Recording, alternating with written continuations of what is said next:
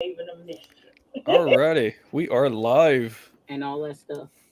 This is the third year, birthday, whatever of Battle for Metagore. That'll Happy Metagore. birthday, Metagore. Yep. Happy birthday. So I figured I'd do a stream since I know Aphrodite's been doing some for Shattered. So Yeah. I'll go ahead and jump on the bandwagon. Good idea. It's I a had good some idea. plans, but I've been persuaded not to do it tonight. Part of it anyway. So it's gonna be a sequel after party for the Yeah, other so goodies that we're we gonna got do like an planned. after party maybe next week or something. Mhm. We'll have to I figure do all have, that out. have questions though. So Do what? I will have questions for you though. Yeah, Oh, we can do questions. So and today? yeah. So and Okay. my first question is, how do you feel that you are 3 years out from getting that book published? Because not from getting Right? it written, but published. Yeah, really. Oh, Feeling special? No I kind of don't know. special? I would have thought I would have had book two out by now, Doesn't even know how that works. and then I just haven't really written anything in the past year until a couple months ago. Started back up, Hey man, but I life, know it took me about 4 years to write and publish that one. I was like, the Well, second book ain't gonna take that long, so I but wrote the it's still first draft beefy. in a year, It's beefy. and then I was going plan on trying to get it out in 2 years, and here it has been three, He's like, and what? it'll probably be about 4 years. Well, it's still faster than George R. R. Martin. I'm just saying. Yeah, I mean, I'm on But fourth draft, I think, right now of it.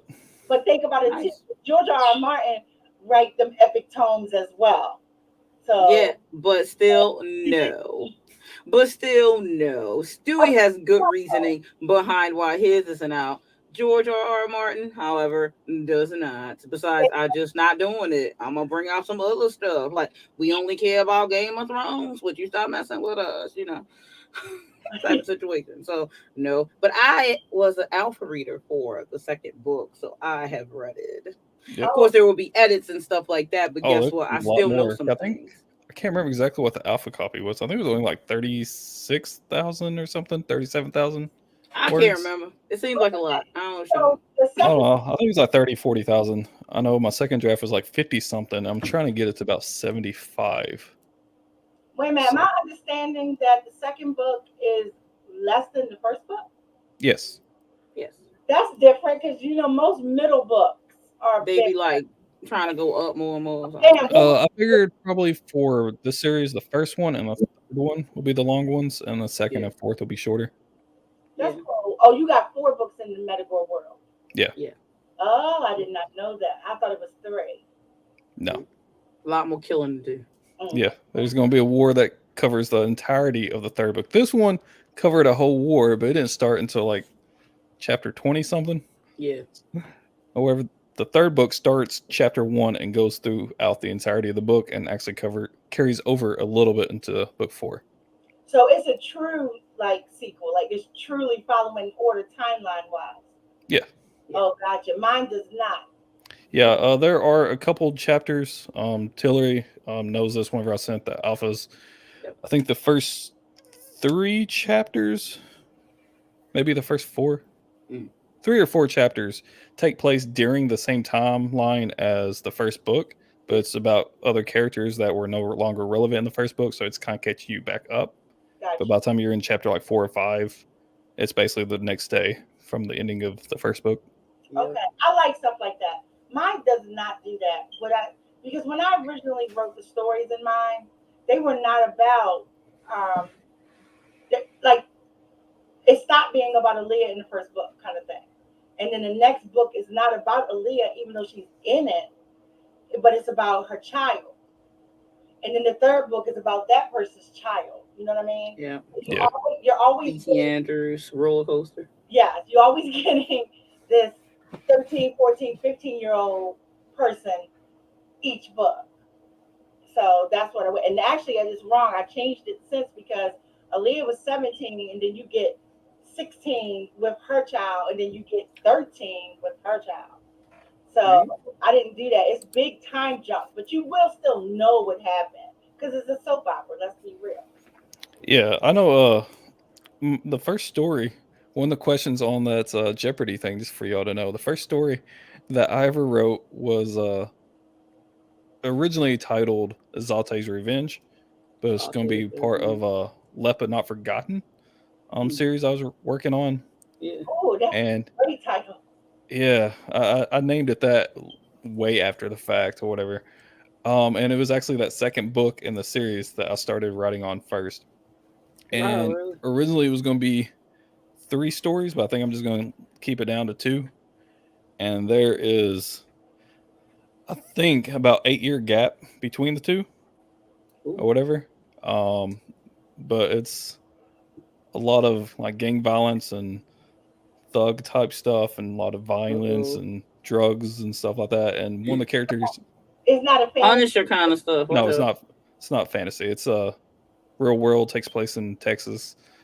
I was going to say something like Punisher, but and the main character gets locked up or whatever, and that's for the whole reason there's a big time jump between them. It's like he goes to jail at the end of the first book, and then when he gets out in the second book or so. So yeah, I mean that one's got a big gap in there. And so it's going to be like a duology, though. It's just going to be 2 books. Yeah, that one is. Okay, gotcha. Because I like stuff like that too. Because did you finish that? I have one duology. I wrote the second book while I was in school. I started it as a 9th grade creative writing type assignment. And I wrote, it was like a page front and back, maybe 2 pages. I got sent to the counselor's office. They told me I needed some help. I mean, it was that, you know me. I know, it probably was bad. You just said it was in school. I'm like, oh man, you get sent to the office. Yeah. And he's like, you got some underlying issues here? So I was like, no, I'm all right. But I had you ready to shoot up the whole school, bro. My mom did that to me one time. I had well, not to that degree, but I was writing some songs, and you know how in songs when you have stanzas and that repeat. And so one of the things was like, didn't I do it to you? And then it said 2 times, and it's on the paper and this was written. And my aunt, and she picked it up, and she got this real baby voice. Her voice is 12,000 times worse than mine. And my mom's name is Maria, okay? And so she looked at it, and she was reading it, and the whole thing sounded like it was talking about having sex.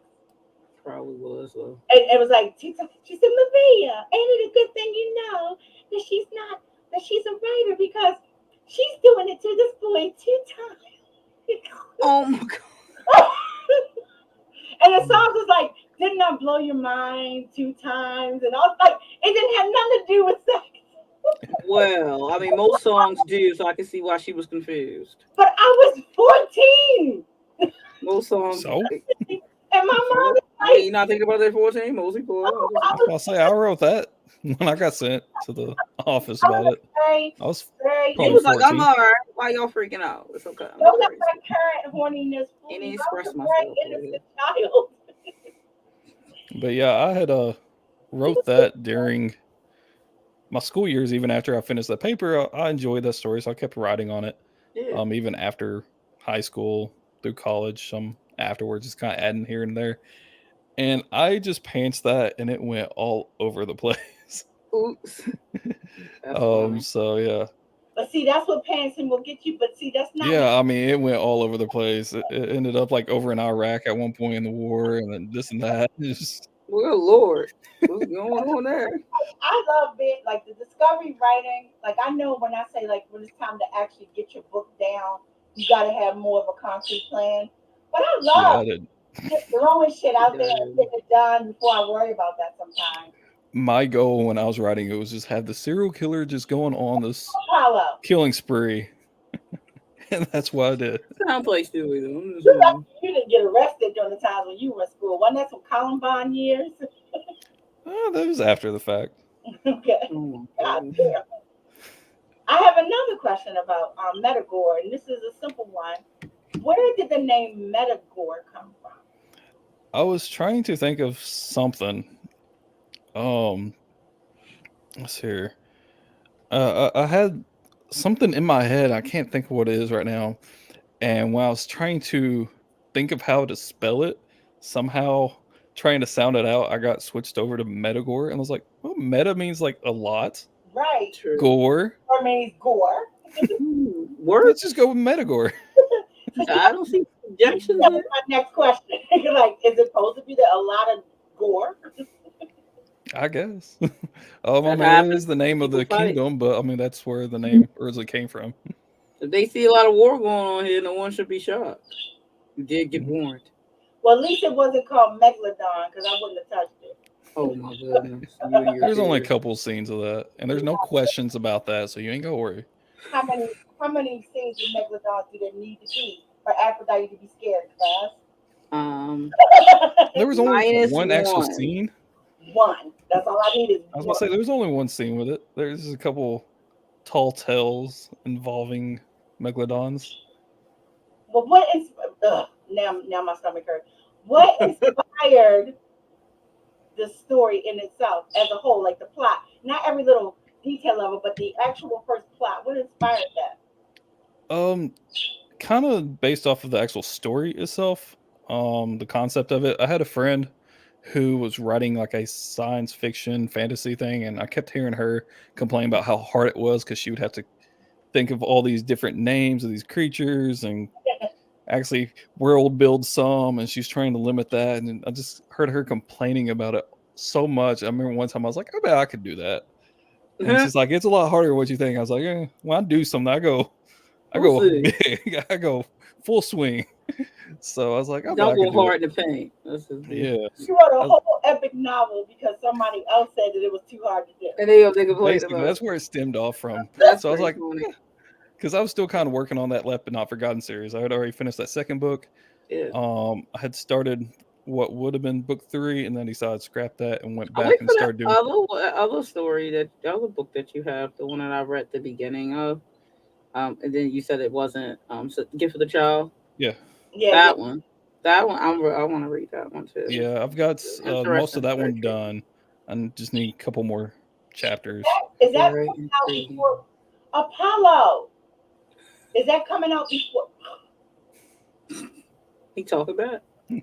He's a smart ass. Like, you have no idea. Anyway, what's coming out next is an easier question than what I was getting ready to say. Probably Sovereign Duties. Okay. Yeah. I'm not going to release any other fantasy until this series is done. I don't like when people kind of release one book in a series, then release another book of another series, this and that. Because after a while, you're like, well, why would I even get invested in this? Because you've never finished the first series. Right. So I'd rather I'll write it around the same time since I like to jump between stories or wherever. But I'm going to wait until all of these are released before I release the next fantasy, which probably would be Gift of the Child and The Ballad of a Child, which I want to release those at the same time. I love those titles, man. Thank you. He's a titling machine. Hell yeah. I agree with you on the whole not interrupting the fantasy stuff. I swear to God, Apollo, you're going in the bedroom. Yeah, I might release my memoir sometime within that time frame. Yeah, I think that's but I'm going to release that under a different pen name, so that way. Yeah, so it won't be really But, in the way, so to speak. But what I was going to say, even though I agree, 100% agree, I'm probably not going to actually do that. I'm probably going to release Gemini Rising before the other two books come out within the Glass Corridor. But here's my thing. I'm not going to make anybody wait. I'm going to put both the last two books out together. Since they had to wait with such a big gap, I'm not going to put another gap in between the third book. So I'm going to try to every year release a volume of Cagliostro till it's done. But I am releasing other stuff during the same time. But all my stuff in the dark fantasy setting is all in Cagliostro's world. So everything you'll be reading is going to be in that world anyway. So it's not like you're going to be detached too far either way. Because even Fractals could be in Cagliostro's universe. I just didn't mention it because it was no need to. Room Within, everyone knows it is. And then when the Night Cries come out, that series is in Cagliostro's world. So it's like I'll be releasing stuff similarly because people are going to be like, if you wait too long and then you start releasing other novels that's like the same type of genre, everybody be like, what the, I was in the middle of reading that. What you doing, right? They be getting mad at you, Yeah, that's why I was going to go ahead and just do all the Metagore books first and then start others. And the Ballad of a Child and Gift of a Child are going to mirror each other, going to have the same number of chapters. Yeah. Maybe roughly about the same length. They're going to be novellas. They're not going to be anything no way near this thick. Yeah, So, no Metagore. yeah, it's going to probably be about 15 to 20,000, somewhere in there, maybe. I have a Metagore question. So, when you were writing it, and after, I guess, did you outline Metagore at first, or did you later outline? Yeah, I was going to mention that a while ago until we got sidetracked talking about kind of the idea for it. Like I said, it kind of brought about just listening to somebody else complain about how hard it was. I was like, I'm going to do that. Prove you wrong. How much did you do at the beginning? Did you do I like all the world fully building first, outlined what I thought was going to be outlined. I was like, you know what? I drew out the map on Paint on the computer or whatever. Started labeling stuff. Came up with like the Grand Dukes and the Lord and some other character names. So you were like world building first. Yeah, a little bit, and kind of outlining at the same time. Right. And the reason I was kind of world building, so I can kind of be like, all right, this is about how far it's going to be, so this is about how long it's going to take. Was I've redone the map multiple times, like distance wise, so a lot of that stuff kind of got changed. But I had originally outlined it, and it was 20 chapters. That's it. The entire story. One book, one and done, 20 chapters. And here it is, 50 something chapters, one book out. I was going to say it grew a bit there. It did. Well, the side plots and other things. One of the characters that was not even in the story until I was almost done with the first draft was Kalama. Oh, really? There was not a character in that place or anything until about part way. I was pretty good ways into it. Think about that final dragon fight or whatever. I was about that far into it. Damn. Before I decided to make that a character. That leads me into my other question too. Like, how did all the characters get decided on? Like, did they just grow out of when you were outlining? Because you have a good library of characters in your book. So, like, how did that happen? Like the Grand Dukes and stuff did, because I knew I wanted them to be different races, because I wanted to showcase all the races. So I was like, you know, I'm going to make each Grand Duke a different race, and kind of play off of the stereotype, even though I always say, you know, the characters in my story, I don't try to make demons just automatically bad or these people automatically bad. But the Grand Dukes do kind of play into that. Darius is pretty aggressive and headstrong.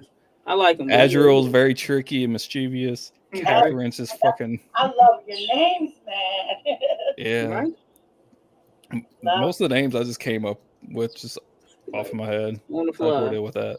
For the places, I did kind of start doing some fantasy name generators and tweaking them a little bit, or whatever. You know, I wish I had found like fantasy name generators back when I was naming shit. Like I sent her that generator. You could put anything in there and it come up with. I can't wait to fool with. Yeah, I did that with a lot of the places because you can kind of put like a certain word and it would kind of go off of that word, the different names or whatever. So that's what I did with a lot of the I like that cover creator Aphrodite showed me that new magical thing that she came across where you put different words and type things in and it makes a cover. I'll send it to you. I'll put Stewart, you gotta see it. It's crazy. It's off the hook. It's crazy. She was like just trying to come up with my poetry cover and I was like, look, can I use this right here? We should be scared of what the hell he'll think of and put it. Well, he put something there, but I didn't even want to look at it. Shut up. Yeah, but yeah, I originally did outline it. It was 20 chapters because I don't know. I like the number 20 whenever I'm trying to do stuff like chapter wise or whatever. That's my go-to. Like every time I made an album, like music wise, I've always started at 20, and then it either grows or shrinks or whatever kind of. 20 is the magic number. I never thought about that. Like I never think about like the amount of chapters or nothing like that. I never ever do word count. I hardly ever actually try to go for a certain chapter, but that time, since that was the first time I actually ever outlined, I was like, I'm going to do this right. I'm going to do like 20 chapters. I outline based on my acts, but I do like if I do short stories. I'm just like, all right, this. My act was act 1, 2, and 3. That's just so I know the beginning, middle, and the end. But I usually do chapters on my short story outlining. So when I short story outline, more than likely my short stories are going to be anywhere from like 3 chapters, more than likely. And I usually like the acts are going to turn into my chapter. So like the See, beginning, I middle, never know end. what So that's what I do with that. Not my full novels though. I never know how many chapters it's going to be until I actually get the outline. Well, when you do a novel, I can Yeah, I see mean that. that's how I am. At So a that point, I story, wanted 20 it books. ain't gonna be long. It's not. It's Yeah. just, And so the thing is, like, because when I'm doing it, like, I'll work out every single solitary scene in my head. And every time the location changes, I got another scene. And so I will put a sentence for each scene. I think um, when I first did the other story, it was like 83. So then when I broke the outline down into the 3 acts, I divide them as evenly as you can with 3. Mm. Then inside is how I figure out, oh, well, this is going to end up being 4 chapters, and this part's going to end up being 6 chapters, this part's going to end up being 3. But I never know, like, until that's literally the last stage. And even then it changes because I think, now don't quote me because I can't even remember my own shit. I think I ended up with 21 chapters, but it ended up being 14. You know what I mean? Like, even with the outline, it's not written in stone. You never know how something. Well, yeah. Look at mine. Because then when people they say, well, I can't do that because I need to have the freedom. You still have freedom, honey. You're still writing it. I mean, my stuff changes. Like when I was writing the first book, there was like some stuff like foreshadowing, like the letter that Azrael wrote with the hex over it and stuff. And some other stuff I just wrote just because I thought it felt good for that scene, just to kind of add to his character. I had no idea what the fuck I was going to do with that until later on. And I was like, oh yeah. happened. I was like, yeah, Well, I'll I do remember. outline, you don't really have that stuff in there. When I outline, it's pretty. Yeah, I didn't put that in outline. That was as I was that's writing. not going to be in there. That type of stuff not in there. Really, I mean, when I do my outline, I don't know what Stewart, you could have been in your outlines. Your outlines be straight up like a novel already. But like when I outline, it's like very basic for the scene, and then it leads into the fullness of the scene while I'm writing it. So it's kind of like I may not know what their power is. For instance, like when I wrote Ladrega recently, and I did like I didn't know. I knew what the creature was since I made it up, but I hadn't really written out what he looked like really yet. So that wasn't going to be an outline. So when I put the description section with like, telling what he looked like, then it was just like right then and there, or what he could and couldn't do. I didn't know that he could do what he could do until he was doing it. You know what I'm saying? So yeah, I totally get that. You're like, I don't know what I'm going to do with this later, but it's here. Well, this seems cool. I'm going to throw it in here. Cool. And there was a couple of times that happened in the first book. It didn't happen in the second book or whatever. Right. Of course, I outlined a little bit thicker in the second book than I did the first. So. Right. And by that point, I already kind of knew the world building and all that kind of stuff for the most part. Yeah. Most of the characters already kind of knew. Do you think it's difficult as a person who writing a series? Do you think it's difficult to, make sure that you follow through with the lore and then like some of the world building things? Like do you have like a system to keep track of stuff so when you do write the second book, you don't have to keep going back to the first book to make sure that the connection? Do you have like keys or something in another document? All kinds of documents, specifically for each land, not necessarily each kingdom, because Metagore's got 6 kingdoms, so all that's within the Metagore document.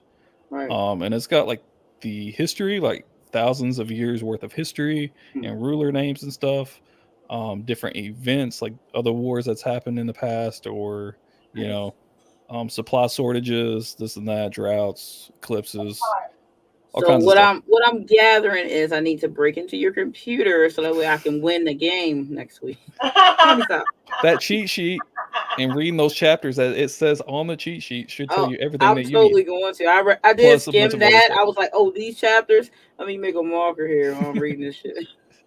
Yeah, because I was trying all right, this question asks about some characters or whatever. So I was like, I'm just going to go and name off all the characters so they're there. And I was like, I don't know how I can incorporate this part. Read this chapter. Read this chapter right here. It's in there somewhere. But that's good. Like my teacher used to do that. My teacher, like when I was saying, he would give us, he said, this is all the information you need that's on the test is here. But I'm not telling you which questions you're getting. So he would Right. pick You us just need to out. read it all and He would remember. pick us out. He would give us like 50 questions, but only 10 of them was going to be in the test. So you had Right. to know the answer to all 50 questions. Exactly. And That's how testing works. I told Aphrodite whenever I first made that, like a couple months ago or last year or whenever, when I made the Jeopardy board, that some of the questions it's got like an actual question for those points, and then there's like bonus Yeah. part or whatever. Mm. Like one of them, I'll let you know, is how many Viscounts are there supposed to be, Nice. You see? and the bonus question is name them, and you get a certain amount of points per each one you can name. All right, all right, all On right, top of that, all right, okay. I like that. I have to put my memory bank to and work. then there's a couple others or whatever that it asks something and is like get more specific or actually list them or whatever Oh, for God. extra points. But if you Yeah. if you can't list those, you still get the base regular points if you at least know that portion or whatever. Nice. Yeah. See, we need to read for sure because I want to try for them shits. So I need to refresh. It's been a minute. Look, my Metagore is taking a beating. So you see, when I read a book, what happens to it? Oh, you know what though? I don't have a physical copy of Metagore because at my book signing, I get my granddaughter actually won it. So I was like, yeah, staying in the family. So I thought, I would go like, okay, hey, baby. Can I borrow Metagore? Like, what's up? I said, have you finished reading that book? She's like, no. I said, can I borrow that? I just knew she was gonna give me the book. She's like, no, it's my book. I want it. No, you can't touch my Metagore book. I knew I was getting that book. Like, I'm not no library. Don't be showing me your card. Apollo. He said, I want to be on the stream too. What's the problem? No, he wants me to give it. Oh my God, I'm gonna hurt him. Oh, he's really making noise. What? Yeah, he wants me to give him. When you heard him quiet, it's because I was over there playing with him. And when I know you would just walk away from me. When I come back over here, he's like, "Where's the crack, mommy?" Because it's this treat that they like, and they lose their mind over it. But he's trying to hold my hand in the cage. I was like, "What is this? This is a stream, Ryan." I knew about Metagore. All right. I knew Yeah, this is a birthday stream for my book. Yeah, it's right. 3 years ago. This one. If you don't have it, you need to go pick up a copy. Joe McGirt. I knew a guy named Joe McGirt. Apollo, really? You going in the other round? He said, you keep threatening that, but... Because he knows that he got a mansion, so it'll be hard for me to pick it up.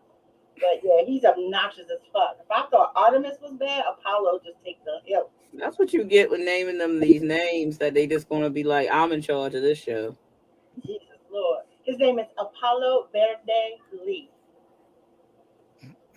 The names, I'm telling you. Belly is green, so I had to name him Verde. I mean, you knew who he was going to be when you went to the store, like the place to get him. And he was like trying to escape, going underneath stuff. Stewie. Chasing him. This bird was so determined that he was not leaving whoever it is he was leaving behind. That and a wife did or something, bro. Parakeet. That the guy, he jumped out of the guy's hand and ran because he's clipped, which I don't think that's cool to do. It's gonna be like 5 months before his feathers grow back. But anyway, so he jumped and ran in the enclosure, and then went up underneath of a macaw cage, and then he just stood there like, you can't reach me. It took that guy 20 minutes to re-catch his little ass. He caught him, get ready to put him in the container, and Apollo Verde jumped up, bit the guy on his finger so hard that the guy was trying to shake him off the finger. He was still holding him. Cause what was he, a rock wall? And so then my friend Pam looked at me and she said, "You sure you want that one?" Right though, but no, she would want that one though. I was like, after all he went through to get his little ass in the container, yeah, he coming home. I was like, no, he can stay. I should have changed my mind because he is absolutely obnoxious. Yeah, right. See, we tried to, we had that talk about your pets and you picking your pets, and then your pets turned out to be crazy or local, and then you were like, well, I don't know what it is, and I was like, maybe it's just like they drawn to you, but maybe it's you drawn to them because you could have just put him back. I swear, I was like, if that guy hadn't gone through that man was on the floor crawling up under cages to get this damn bird. So I'm like, no, I'm gonna have to shut up. I'm gonna have to get him. My wife used to have some birds. She had a little cinnamon cheek conure for a while. A conure. Oh God. It's like about that big. Yeah, them little teeny tiny. And then she had a rainbow macaw. A macaw. Now, I wouldn't see a macaw couldn't come to my house. They have a tendency to want to go. I said now, correct. Them bitches fight you. You know you get hit. And then her sister had a dove or a pigeon. Dove? A pigeon. It was white and it looked like a dove, but it was a pigeon. No, She had a pigeon. It looked like a dove. Yeah. Thank And I have a video. I was over at her house while we was dating, and one of the guys I used to rap with, he was out on the front porch, and the pigeon flew out the house onto the porch and landed on his head or whatever. He had a hat on at first, and you could see his butthole just puckering like it was about to poop on him, and it did. And he's like, "Get this bird off of me!" Oh my God! And she came out to get it, and it flew off and landed on top of the door. And he took his hat off to look at it, and then flew back and landed back on his hair. Oh, that's no. Because see, birds are assholes. They are. They are. People like, oh, they so no. She and that bird would have to fight that day. But pigeons and doves are the same breed. Yeah, I was about to say, I always thought it was a dove when I first think it was just straight white and stuff. That's the way in the world that people do that. They like them crazy extravagant weddings and they fly off some doves or something. I'm like, you flying off some pigeons, you know they are assholes. I'm just telling you. Like, did you not see Animaniacs? Did you not see the pigeon little cartoon they had in between? Did they seem like they weren't assholes? Yep. No, they absolutely are. Plus, I would let off balloons before I did birds because I don't want birds shitting all over people. I know. After they've been held in the cage for always taking aim at you and stuff. I know what they doing. No, they fully understand shit. Don't get it twisted. Literally. Hence why they try to get it on you. Mm-hmm. I got a Metagore question, and I know this is a hard question to answer for most people. But who's your favorite asshole in Metagore? My favorite asshole? Yeah. Yeah, that's a hard one. I got three. I've got three. I would say Capron. I wouldn't really say he's an asshole, but he might be a little bit. He grinned when he said it though. but yeah, Capron, I liked him. Afria, I love her fucking attitude and stuff. Mm-hmm. And then I guess Darius, if you want to classify him as an asshole. Like Darius is my favorite character. My favorite. Well, Afria probably is my favorite asshole. Like, who's your favorite good guy? I mean, sweetheart, not good guy. Sweetheart. I like Millar. I feel like me and Millar is pretty similar. I've always said that. Or Darius. You're more like Darius. I like Darius. Everybody gonna say Darius. He's like, I like Darius is so silly. Come on now. Well, let's just be honest. Our characters are us anyway. Oh yeah. And if we have multiple characters, on how many we got, it's just pieces of ourselves. Honestly, that's so true because I can. No matter how you slice it. Yeah, I know. Whenever I was trying to divide the kingdoms up, I decided 6 for whatever reason. I don't know why. I was like, all right, let's make each one a different like biome. So there's like fields, forests, a swamp, mountains, desert, and like a volcano wasteland. Love that. So they don't mind too. It's just a lot easier to try to remember, especially since I knew there was going to be so much in here. I didn't do that for all my other lands within this world, but for Metagore, I went ahead and did that. And then, like I said earlier, I wanted each of the Grand Dukes to be a different race. And then I made their personalities completely different in that aspect as well. That way, a little bit more memorable since there are so many. Right. So Darius was the power-hungry, angry, aggressive type. Azrael was the mischievous, backstabbing. Capron was just the loud center of attention. Gallic was the too humble and loyal, doesn't want to step on anybody's toes. Cornelius was just overwhelmed. And Millar was just the hardworking, doesn't really see himself in a position of power. He just kind of sees himself evil or equal to everybody else. So. But you got to have a little bit of gumption in you to run shit. Sure does. So yeah. That's why, I mean, he's got that warrior mentality. Yeah. You can kind of see that with some stuff. But yeah, I mean, he's not really. I'm not better than you. I'm more well off wealth wise, and he offers people money or whatever out of his own pocket or his kingdom's pocket or whatever. He goes out and actually helps farm and stuff. He goes out and actually assesses the damage. Hands-on leader.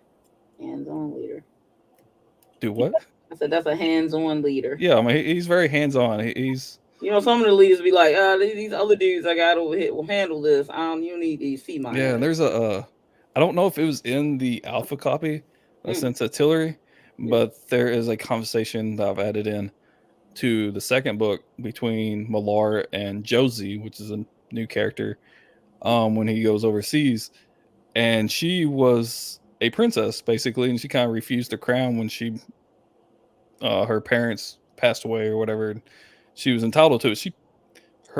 She was too young at that point, and her uncle took it until she was of age. And when she became of age, she's like, I don't want it. She's like, I don't like the royal lifestyle. I want to run away from it type ordeal. And Millar is talking to her. He's like, I never wanted to be Grand Duke or Lord or whatever. He's like, that's something my dad or whatever always kind of pushed me towards, wanted me to be something. I'm just like, I don't want that. And then I just kind of happen to fall into it type ordeal. So there's like those two characters. One was royalty and ran away, and then he was not royalty and now is type ordeal.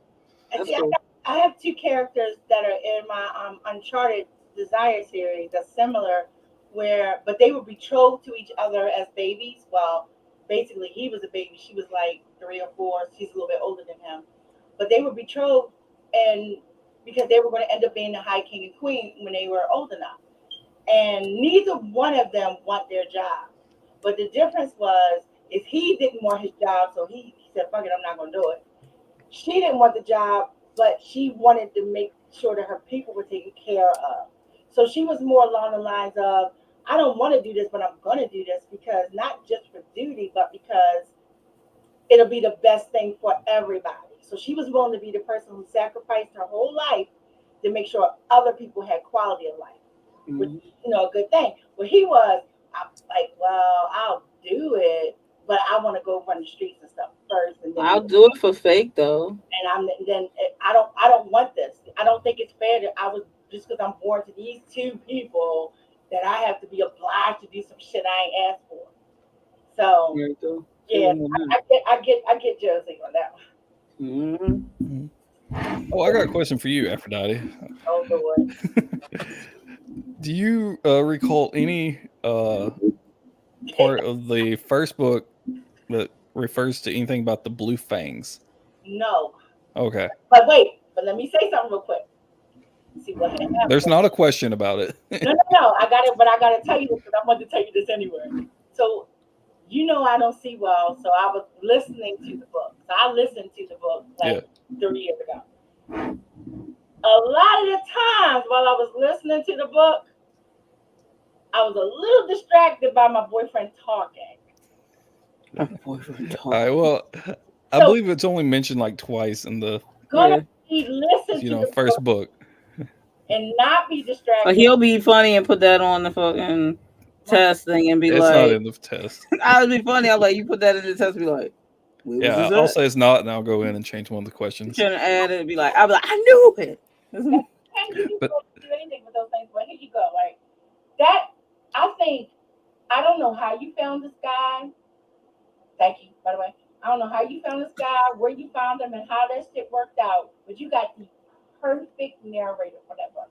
Really? Oh yeah, and I told him whenever I asked him to do the first book, I was like, I want the same person to do all 4 books of the series, right? Or whatever. So anybody out there listening, if you got Metagore already, please get the audio version as well. I wanted somebody that could do different accents and stuff for the different characters, and came across him. I was like, yeah, like it works. If you're a horn dog like me, you might have to listen to it twice, because some of the times all I could hear him saying was, "Aphrodite, me and you need to hook up." I don't think that was in there at all, but because that voice is amazing. I did follow him on Instagram after. I did too. Stalk his Instagram. I was about to say, I figure you do that. I got him on YouTube and Instagram or whatever. And he's always posting videos, especially when he does those Spartan courses and stuff. Yeah. Wait a minute. Wait. What YouTube?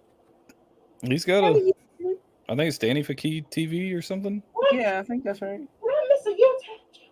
Or D for key or something. I don't There know. she goes. I'd have to go look it up. Send me the link because the brother need to be, just like. I mean, he doesn't post that much on there. Probably Like about she as much as need what a he new does on boyfriend. You got Instagram 15 or whatever. boyfriends, girl. Stop. But yeah, I do have a lot of boyfriends, but my boyfriends are understanding of each other.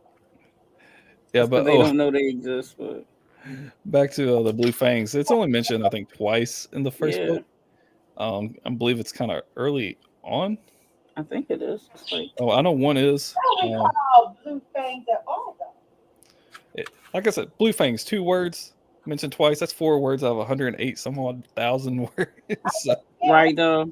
but it's mentioned when you're first in Metzelir about Caprin, and I think it's in part of the prose about how Lucan is You better not. doesn't know why Caprin became Grand Duke or whatever. He's not qualified, and it's because of the Blue Fangs, but he still doesn't really appreciate it or approve of it too much or whatever. And then later on, it's also brought up again, maybe by a lore, possibly, or whatever, about Caprin being a Blue Fang, and that's the only times it's mentioned. I didn't really want to go That's to. going to be in the second book later or something. I don't remember. Stop it. Yeah, it was brought up more in the second book, In the not as second much book? about Caprin. I might a couple times with Caprin, but you start finding out there's more, and you kind of start learning a little bit more about the Blue Fangs. And I know some of my revisions of the second book after the Alpha run, incorporated even more. But you start finding out all of these little things, and they kind of actually become a big part of the overall story. Yeah. Or whatever, as the series progresses. I like because that because then you can go back and go, nah, it was mentioned. You just missed. yeah, I mean, Yeah, it's people like I will said, be it's in there like- twice, and that's it. And when it's a series, that's what you got. That whole thing. People like, oh, make sure you wrap this up. Be like, I don't have to wrap up anything when it's a series. I'm just I hate saying. people say that though. yeah, The main plot, the main plot is just progresses to the end of the book. Like that doesn't really apply completely when you're talking about a continuation of series because there are like little Honestly, drops that you throw in. but it doesn't really apply to anything in all honesty because I mean, everybody says it. You know what I mean? And open-ended where you're going, but wait, what? And then people form their own opinions based on what they read, and I love that. And Yeah, it does happen. yeah. Everyone's always like, wrap up the things. I'm like, you don't have to wrap up everything. On my history thing on my website, in the blogs, I've made the post a couple years ago, whatever, maybe about around the time I released this book, like the Kingdom Histories.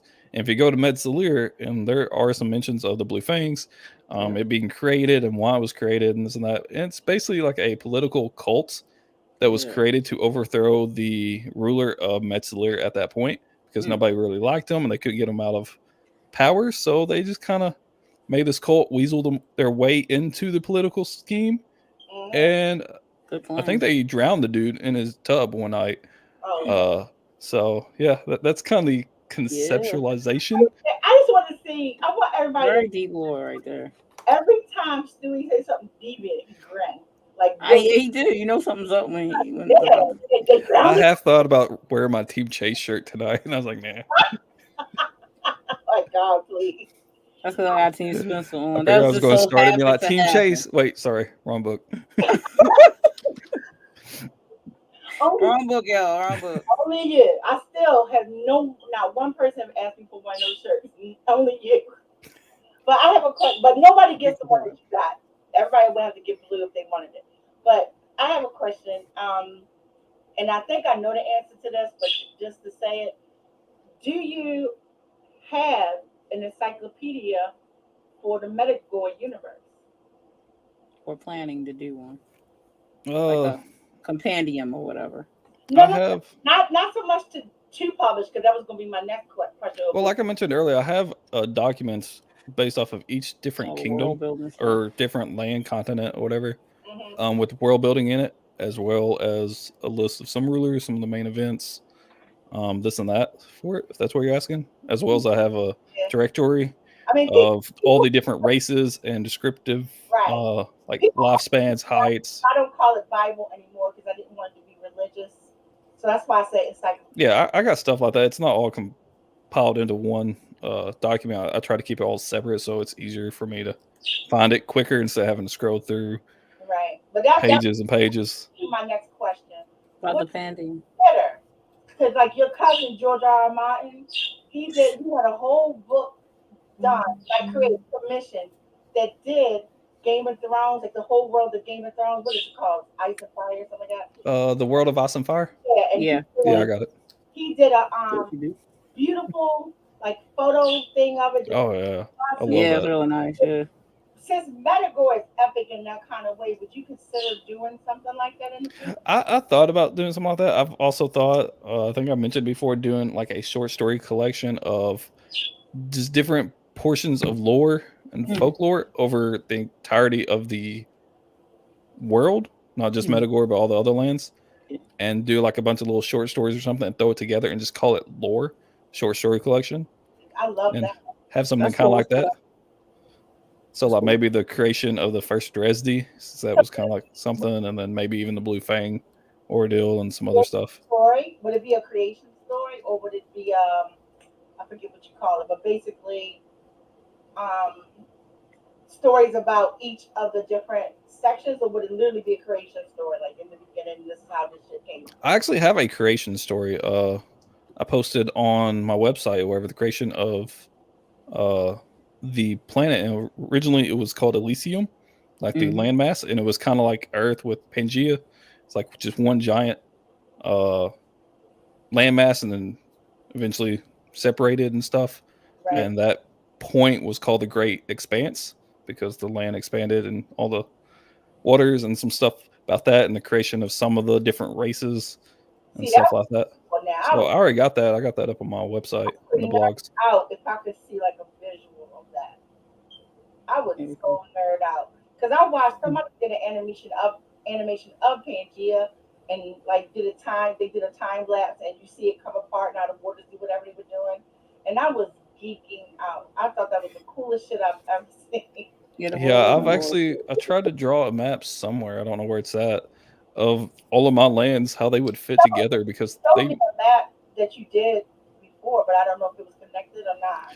I don't think I've showed you that one. But I have one somewhere, and it's only certain lands because part of that Great Expanse, basically everybody had to flee land and go on ships for the first time or whatever.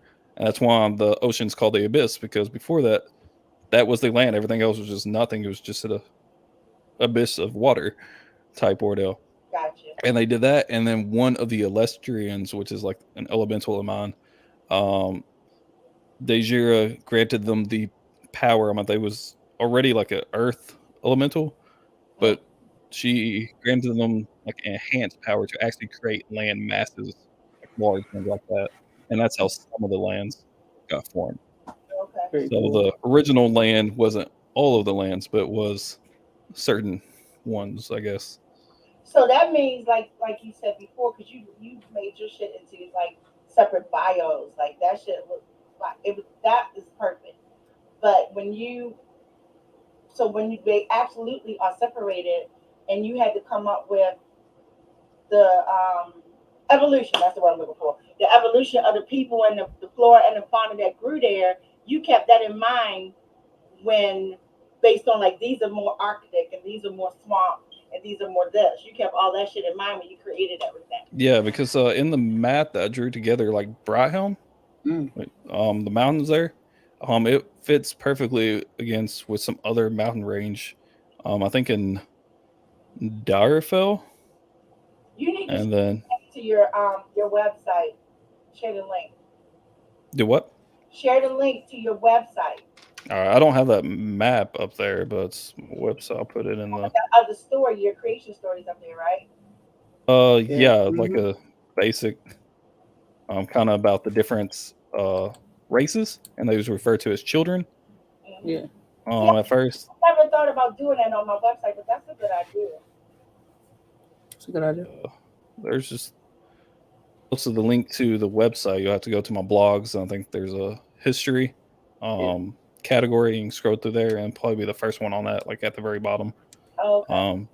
Coming to existence or something I can't remember exactly what it is, but it talks about the different races. And the first race that was actually created were the Jinns, or Yeah, not the Jinns. No, what was it? I love the The Jets. Elestrians. The Elestrians were the Lestrians. first ones because they was given certain powers. Electrials are elementals, though, Yeah, right? elementals. I call them Elestrians. Yeah. Okay. That was the first race, so they're referred to as the first children, because that was their God's creation. And after so many years, they quit worshiping, or they became like Lucifer's, like we're just as good as you type ordeal.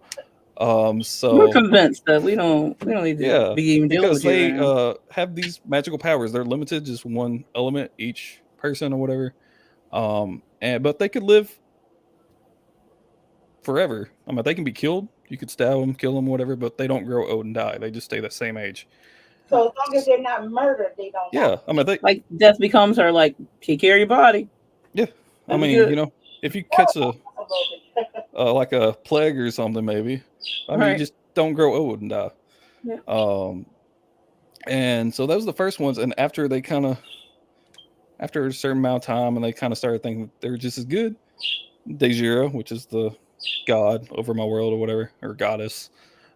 She's like, you know what? I'm going to create another race and kind of rub it in the Elestrians' face. So she made the Jinns.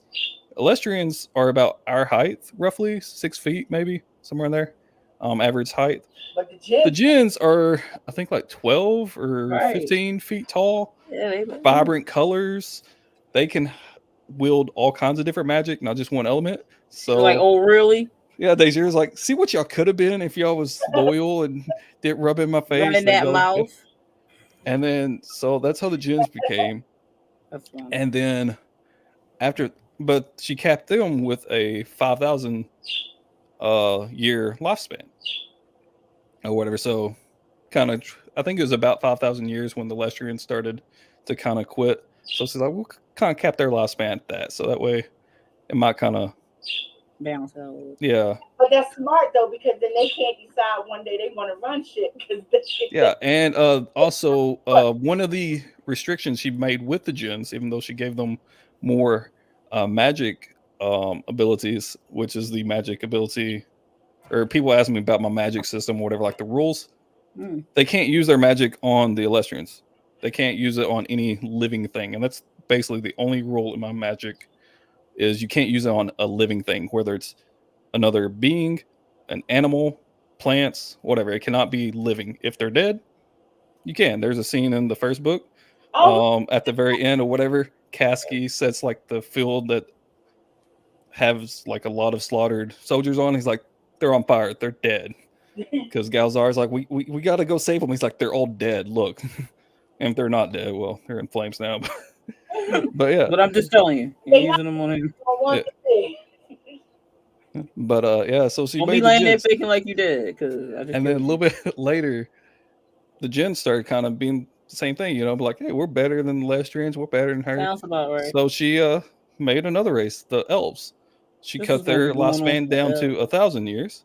So if you actually look at all of my races, I have them like I have a They directory. all start running their mouth. She was like, all right, let me go. Lifespan slowly goes down all the way down to, I think, imps, which only live like 44 years is like their average lifespan. Make sure that my memory is not wrong. Don't you have a video with all the characters up with that information too? I have some. Or I have a video. I don't know what all information. I think I do. For the races I had invented at that point. Yeah, I remember seeing that. Yeah, and I also did one with all the wildlife that had, or I think there's like 3 for the wildlife. There's a lot. But yeah, that's on my channel.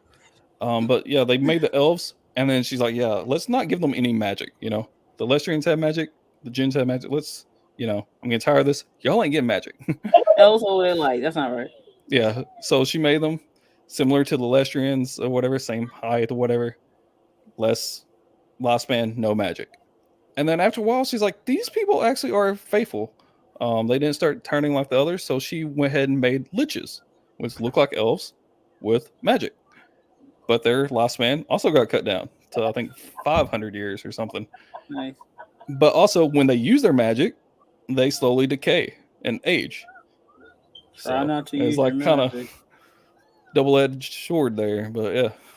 So that's how they all kind of started. This is like every so often she'd make some more and this and that, and then after the Great Expanse, which is when the world expanded and they became more lands and stuff, she created like a handful of different races just to help populate all the new lands and stuff. Wow. That sounds like, I don't know if you ever seen the movie The Covenant with the boys of Ipswich. The witch Yeah, the boys. craft, yeah. Yeah. It's like filmed like their cameras. Yes, but if they use their magic, Yeah. it slowly robs them of their life. Yeah. That's how my liches are, and it's like you see that with Kasky a couple times when he does stuff or whatever. There's one point like towards the end it mentions like his flesh on his arm just kind of starts falling off. Yeah. And it doesn't really kill them like if they pass their age or whatever like that, because they're magic, but they become just skeletons. They can still move around, do stuff, they can still live. Just not But as pretty because I'm skeleton. all their organs have failed or whatever, or completely gone at some point. And they are always hungry, always miserable, always thirsty, and nothing they can do can help or whatever. About organs falling out and stuff, because certain people who shall be nameless don't know what to say out their mouth with their crazy stories. I don't know what you're talking about right now. Mm-hmm. I guess you must have read Ladriga. Have you read Ladriga, dear? No. Yes. Oh, okay. Certain people who shall be nameless are gross. And it wasn't really all that bad. First two goddamn seconds. It's a Ladriga DL is a werewolf type creature. The werewolves in my world called lycrans. And a werewolf and what else? So it's not a werewolf in this case. A Ladriga is a mixture of a lycran and a free Daggeroo slave mixing. And a Daggeroo slave is from the Daggeroo worm that is in Cagliostro's world that is on the Vale side and it tends to eat human souls when they come over to pass through. To get caught by that, you probably will never passing over, so to speak. So they can be in the human world, but usually only at places like accidents where people are near death and stuff like that. So in this case, a Daggeroo worm inhabited a woman who was near death, and she became a inhabited and possessed by a Daggeroo worm, which means you have an unquenchable hunger for human flesh type of thing. But you don't look like a zombie or a ghoul or anything like that, because no one knows if you're starving for that. So if the person motherfucker coming towards you, you know to run. If the person survives this ordeal, then because there's a certain amount of time that the Daggeroo worm will have to be in your body. So it's kind of like a husk that has to fall away type of thing. So if you survive that and not get killed by somebody who's fighting you off, you're trying to eat them and all that jazz. Oh. So if you survive it, you become a free Daggeroo slave, which means you no longer have that hunger in you to that level. So you could get away with eating just raw meat and things like that if you're a free Daggeroo slave. But if you have children with a lycran, let's say, then a Ladriga could occur, which means they don't awaken until they're about 30 years old, and they will have an insatiable hunger for mortal flesh, and they can't eat anything else but that. So they turn to like a half type of werewolf form that is mixed with what a Daggeroo worm looks like, which a Daggeroo worm kind of looks like just a meaty, long piece of flesh that looks like a worm, but its mouth is mostly teeth within teeth within teeth. So it doesn't really have any eyes. So in that case, it's a mixture. So the werewolf form, imagine a werewolf that had nothing but the hair from the hairline all the way back, like a mohawk that goes to the tail. And then the rest of the body is muscular, like a werewolf that stands on, two legs, but it's more slimy over the muscle instead of fur. So that's what a Ladriga is. So Aphrodite's talking about, because he does eat a lot. Yeah. He does go to Taco Bell a lot. Mortal Taco Bell. Mortal Taco Bell. We'll talk about. So he does eat a lot, But that makes a short story for in Cagliostro's world. So the veil gets mentioned in the story. Doesn't go into too much depth, but you know about it. His father is a lycran, so it's like that type of stuff. So I had fun writing that one, Well, especially I when I got to feel do all sorry for him All right. eating because he don't know. things. He's not aware of his nature. Let's just put it that way. Yeah, Because I'm reading the story, and so I felt kind of sorry because like you don't know, and then somebody got to explain to you, and what they explaining to you is gross, and you're like, wait, what? Like, wait, I can't eat regular food no more. Just kill me. I eat people. And he was like, he's a detective. He's a bounty hunter. So he's kind of like a bounty hunter, but he's also like he's going to come into the deal like, if I eat the bag guys, it's not that big a deal. Yeah, I've been for that lore short story collection I mentioned earlier. One of the stories I was thinking about throwing in there is the creation of the Dresdes, which it's in the first book. The Dresdes and Carry On's a race. I hope you go through with this, because that would be really nice. And the Dresdes, Dresdes aren't born as a Dresde; they are a lich. I don't know if it's really explained too much in the stories. But basically, a lich, whenever they are about to die, they can use the last bit of their magic to make them into this immortal type creature. Again, just like the Lestrians, they can still be killed. They just don't grow old. Right. But they change kind of a little bit form wise into the Dresdes. The paler, they're very cannibalistic, always hungry, stuff like that. And they can't speak whatever their normal language was. They forget that, and the only thing they can speak is Akari, which is why that's in the story. There's mentions in the first book, I believe, when Solaris was talking. Why is that though? Why? What about the language and stuff? Yeah. I'll get to it, but don't tell me that. No, never mind. I'll get to it here in a minute. But that's one they can only speak that. And in the first book, when Solaris is talking to Freya, she's like, he mentioned something about the language of the gods, and she's like, that's not the language of the gods, it's the language of the dead. She's like, what you talking about? Referring to the Dresdes, because it's basically, liches, as they've died, they decide to become Dresdes instead. And that's the only thing that they can speak is Akari. Or not Akari, fucking Gortys. Akari's up here, my bad. Gortys. But why did you make that decision? I'm just curious. I'm getting there. I'm just a little bit of backstory. But I love it. I love that idea. That's why. Cool. Yeah, and so they can't do that. They lose their memory of like their old life, so they don't have any connection to like their family or anything, or anything like that. And they are pack creatures. That's why every time you see them, there's multiple ones there, and they have to be in a pack. They can't defend for themselves in a sense. They have to have somebody who's not a Dresde that knows the Dresde language that can communicate with them. That's why they're so dangerous, because not many people actually know how to speak Gortys. That, right? That was in the first book, if I recall. Yeah, that was in it, because that's why Solaris had that I'm curious though, dictionary. Yeah, exactly. They or whatever. Can't speak anything else but Gortys. But can they understand anything else?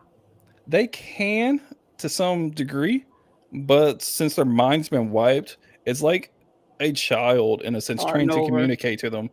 And they are loyal, which is mentioned in the second book, to basically the first person, like almost like animals, that imprint on them or whatever. Right. So they will be loyal to fuck with one person.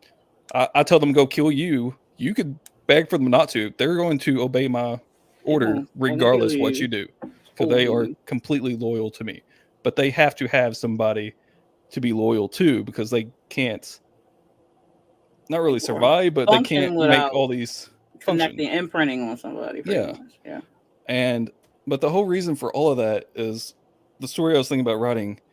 At one point, a lich who had used his magic too much, trying to cheat his way in games or whatever, trying to make himself all wealthy and scam people and shit. Yeah. And he's like, I don't want to die yet. And then he prays to their God or whatever. It's like, don't let me die. And she just kind of mocks him at first. She's like, cut off your lips and then maybe. And Dresses don't have lips. That's why if you actually look at the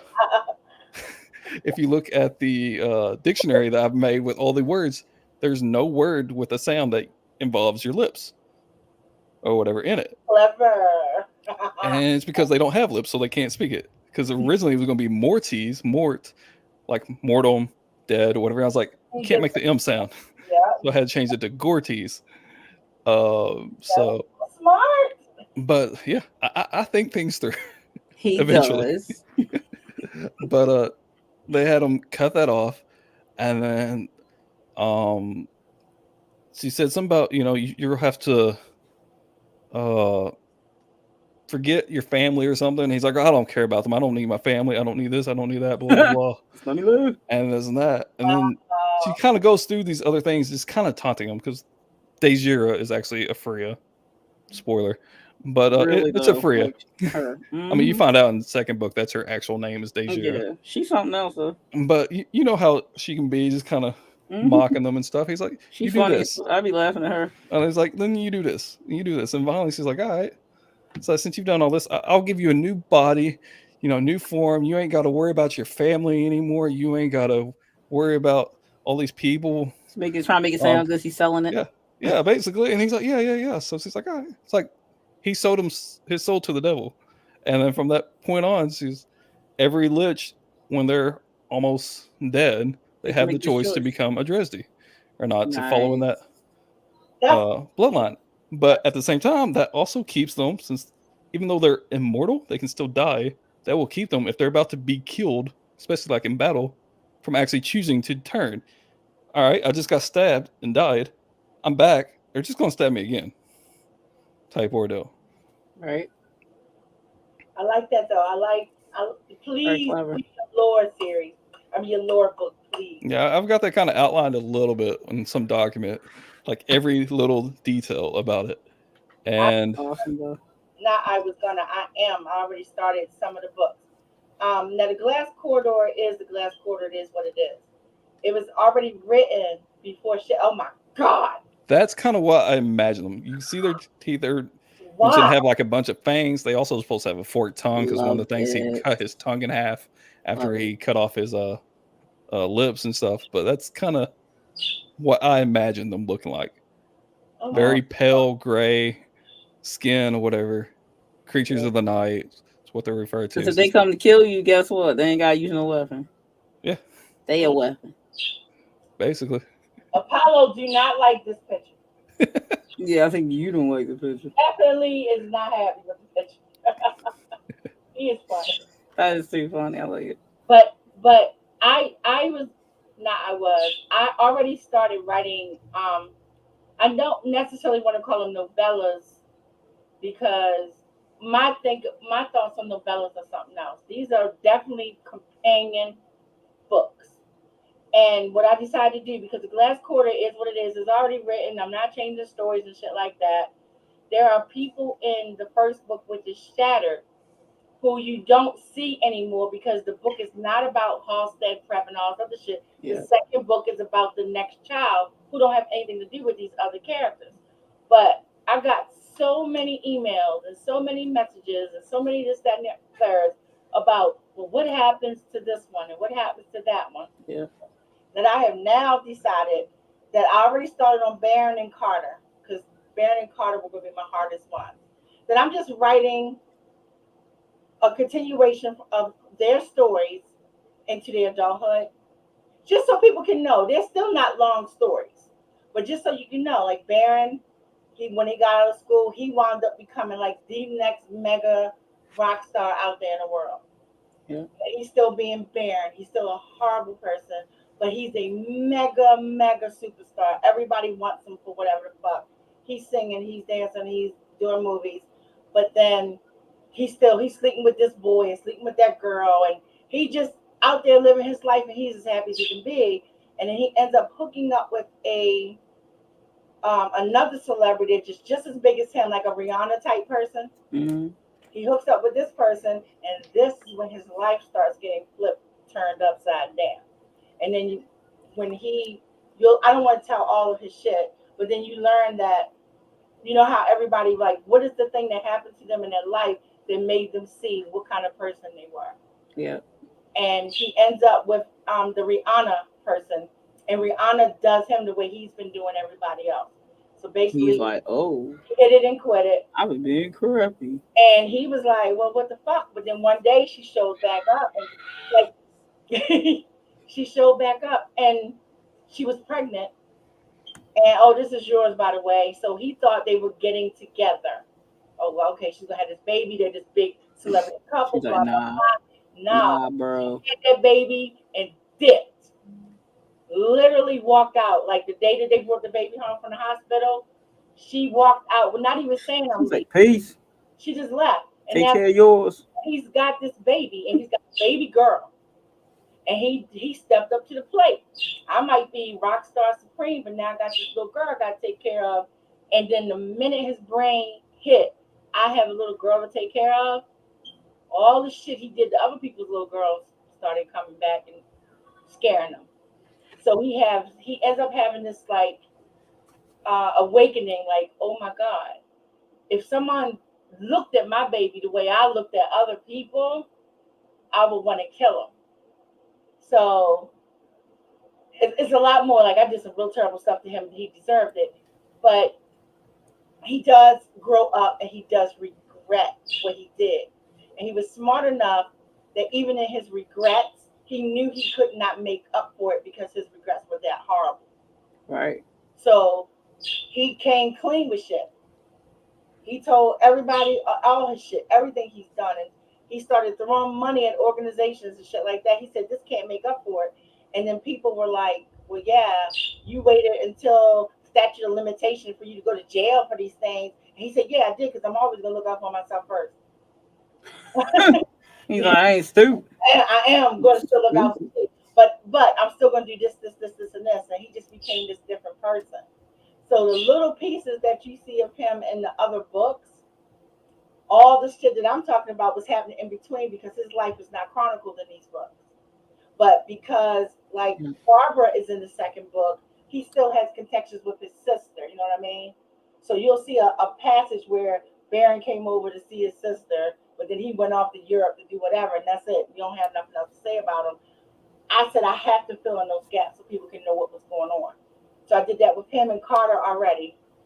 And because I picked the two that would be easy and hard at the same time. That makes sense? Yeah, sure. Like, the stories were easy. Like, I knew what was happening to them. I knew what was happening to her. But Carter's story is hard to write because it's psychologically crazy.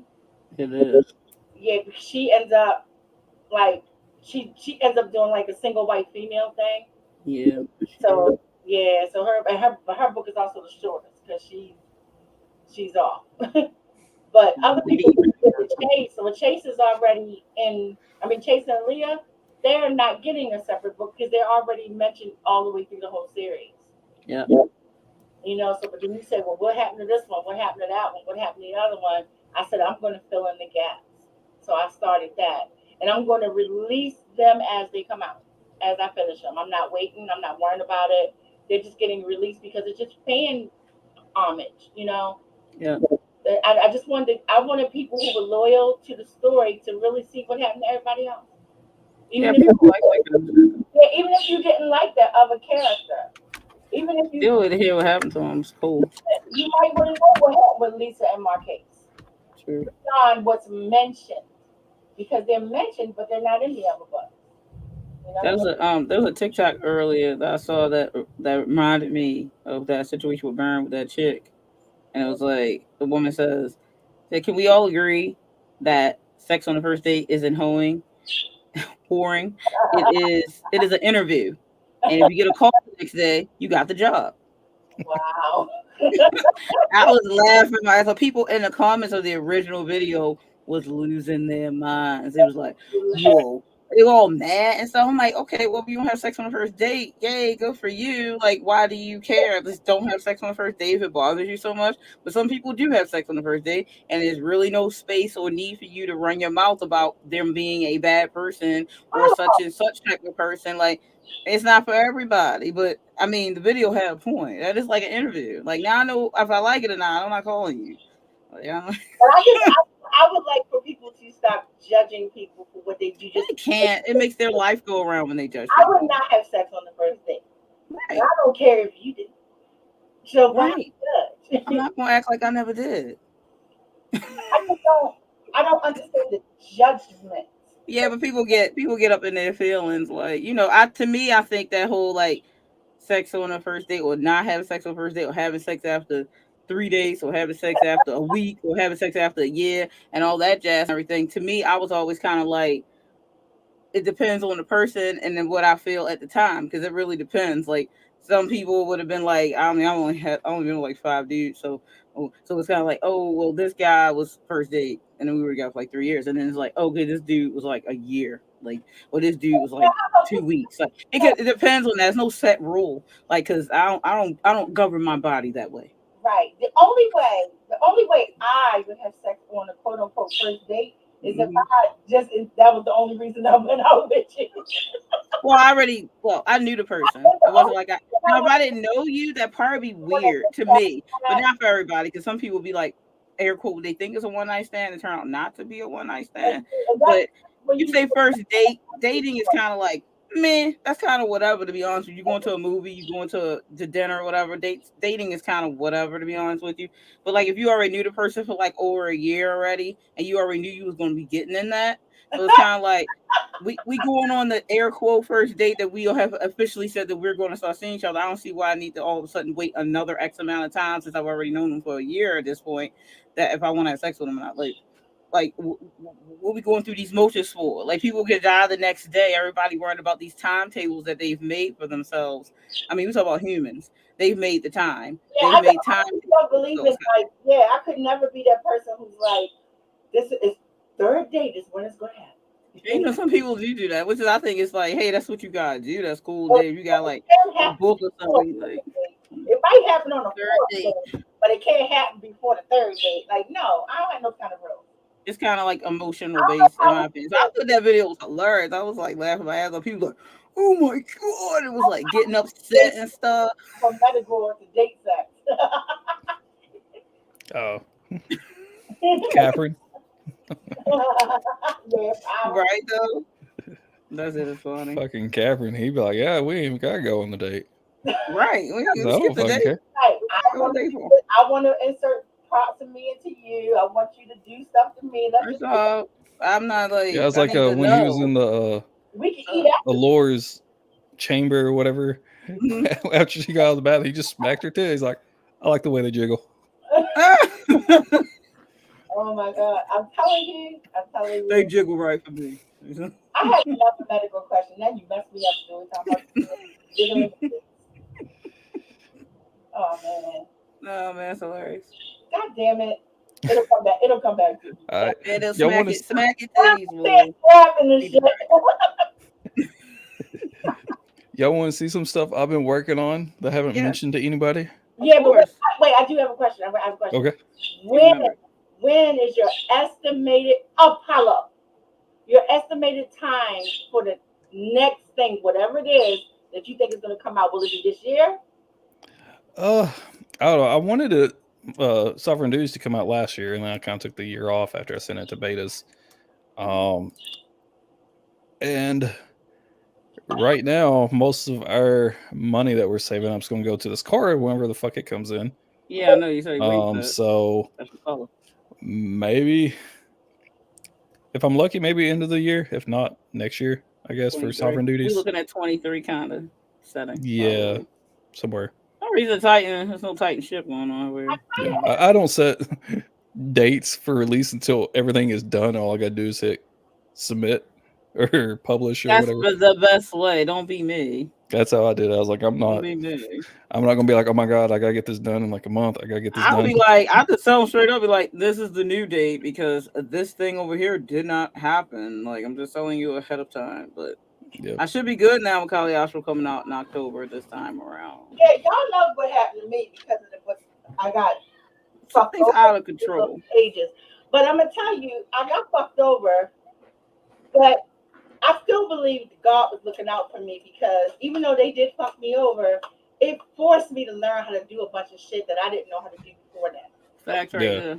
And Yeah, after fucking how long it took for them to do my cover, I was like, I'm glad I didn't set Dude, a that was date. crazy though. I, and Y'all both been through that. I put it 9 months ahead because this is when they told me, oh, it'll be 2 weeks. I mean, that's a good amount of time. 3 weeks for that. That's So plenty of I time. figured if it was going to take a month, Yeah. I was told about 2 weeks for the first set, and then revisions would take about another week or so. So right. So I said, if it's going to take a month, I'm giving myself an 8-month leeway. So you can't, then you know they're wrong. It's even in their own time frame, they didn't have that shit ready. Yeah. It was 9 months total. Because how they had told me, thinking about a month, I think it would have been done in October, like mid-October is when I should have had it. Right. And I Where'd didn't you get the thing back until almost February. I think it was still January, but it was at the Wow, very that's a end. big jump. So that's right there. But see what you what, see, 3-4 months, something like that. but Yeah. I was thinking along those lines too. I was thinking just they're saying a month, but what if it takes 4? I still got 5 more additional months.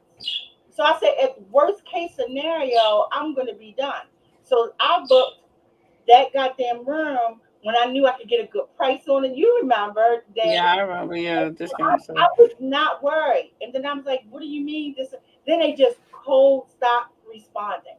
Yeah, and you all like, what the? But I didn't know what was going on. They could have at least said, I know Had that you I was gonna say, I know already? there's a Had couple you weeks paid them already? for You me. had put the money down already, right? they had it in full months before. You had paid in full. Yeah, because they don't start unless they have the money. Mm-hmm. I mean, that's not a lot of cover artists don't do that though. They take a down payment and you give them final full payment when they're done and they show you Yeah, the that's final how thing. But that's more Mibble. fair because this kind of bull crap can happen. Well, honey, that's how Meeble does, or how Yeah, I was about to say Mibble Art or whatever that did All the of second them book. I've dealt with do it that way. They take a down payment, or Yeah, I some paid of them be half like up front work and then on it half and then afterwards. they get you to pay them. you mean for my book for Gemini Rising, they didn't even do that. They said we can make your cover, you'll like it. If you like it, then you can pay me. That's what I mean. The ones I've worked with, another one she did the compendium for Cagliostro's World, and you worked with her too, Aphrodite. I believe she did your other covers for Shattered. Yeah. She didn't charge me until she was finished. But granted, she's pretty fast. This will be clear. She like less than 2 weeks fast. Like she done a couple days fast. Like she's pretty fast. Whole fucking series in like 3 days. She fast. She don't play. So it's like that type of thing. Most people, it's kind of like a down payment, or they'll do like, they'll pay because they figure they can sell it either way. That's probably why they're like, oh, it's a digital piece of thing. I can sell it, rather you buy it or not, rather I spent the time doing it or not. Now, in some cases, like the person who did When the Night Cries cover, I had to give her like just the scheduling fee, like to schedule the spot. So I give her, and that comes off the final total. So that was just for her to start and to hold the space because she's booked up type situation. So that way, at least she got something if you end up falling through or some shit like that. She worked all the time. Plus she has to buy like models and stuff like that. Because Meeble didn't charge me anything. And I know that's pretty cool. I'm gonna use them at some point on something. Because I think I paid half up front and then half. Yeah, I wouldn't have done that if I was them. Like I came through after they did all that work, and you see what they did, and I'm like, cool. That would have been fucked up. What if I said, "Oh, never mind," after all that? They would have just sold it though. I mean, I'm sure they would have, but I'm glad that they did that. Yeah. But that's not how I would have did what like they did with Stewart. Like, you got at least give me something. That way. Yeah, some people do that. I remember I told you those covers I was great to buy, the duology with the heart and the roses coming out the heart. Stewart, did she show you them covers? I didn't. I ended up not getting them, so I didn't show them to anybody else because I was like, I'm gonna try to get them Thursday. I was going to, but like I had a lot of shit going on, so I was like, because he wanted half down. Even if I would have said half down for the ebook duology, it's still what I had to still would put like still would have had to put about 100 down on it, but I would have payday was Thursday. But then I was like, well, if they're not there, because it was like up, it was pre-made, but they like one time pre-made, and I was like, okay, well, if they're not there, then I'll just be like, okay, whatever, it is what it is. But so he was like, well, you gotta have half down, then you could break the last amount up into 2 payments. Oh, that was nice. which is cool. But I was kind of like, I'm not, even though I could at any time be like, I'm gonna put money down on something. I don't like to use my backup income Right. for me to use on something that's kind of just like all of a sudden purchasing type of situation. I can So I was make like, I would pick that, and I was like, it kind of went. I was like, it wasn't meant to be. It's okay. I can make you something similar to that though. Yeah, I know. It was kind of just. I made a story based off of seeing that advertised. So it's not like I need them. You know how I am. What you talking I have about? a problem. How do you think Dark Amethyst came about? I saw that cover, and the story just bombarded me. I know. So I had to have the cover. That Yeah. story did not exist the day before that cover existed. Exactly. So you see the cover, sometimes the story comes to you like, oh wait, So yeah, I'll just say about. I was thinking about putting, once the erotic anthology comes out and 2 erotic stories I have in there, I was thinking about like releasing them together into I guess. I was thinking about that too, because I was like, Yeah, so I might do that, and that'll be like a little short like book, because it's like they both like, one is 8,000, I can't remember. Whatever I've gotten to in both of those, I think. I didn't look. I think one is 8,000, the other one was like 7,000. So I didn't want to be, because I have to run everything. I didn't want to have no kind of prejudice whatsoever. So I don't know what nobody's story is. Yeah, I know. And I did let RC read the first one. Well, I was thinking about asking RC if they wanted to be a part of the beta run of it. Yeah, he might. He might be into it. But everything is in dark. Some people's are dark, some people's are funny, some people's are mine. He was like, he thought I read his short horror, and he was like, he said he had some erotica in it. He doesn't mean like sex really though.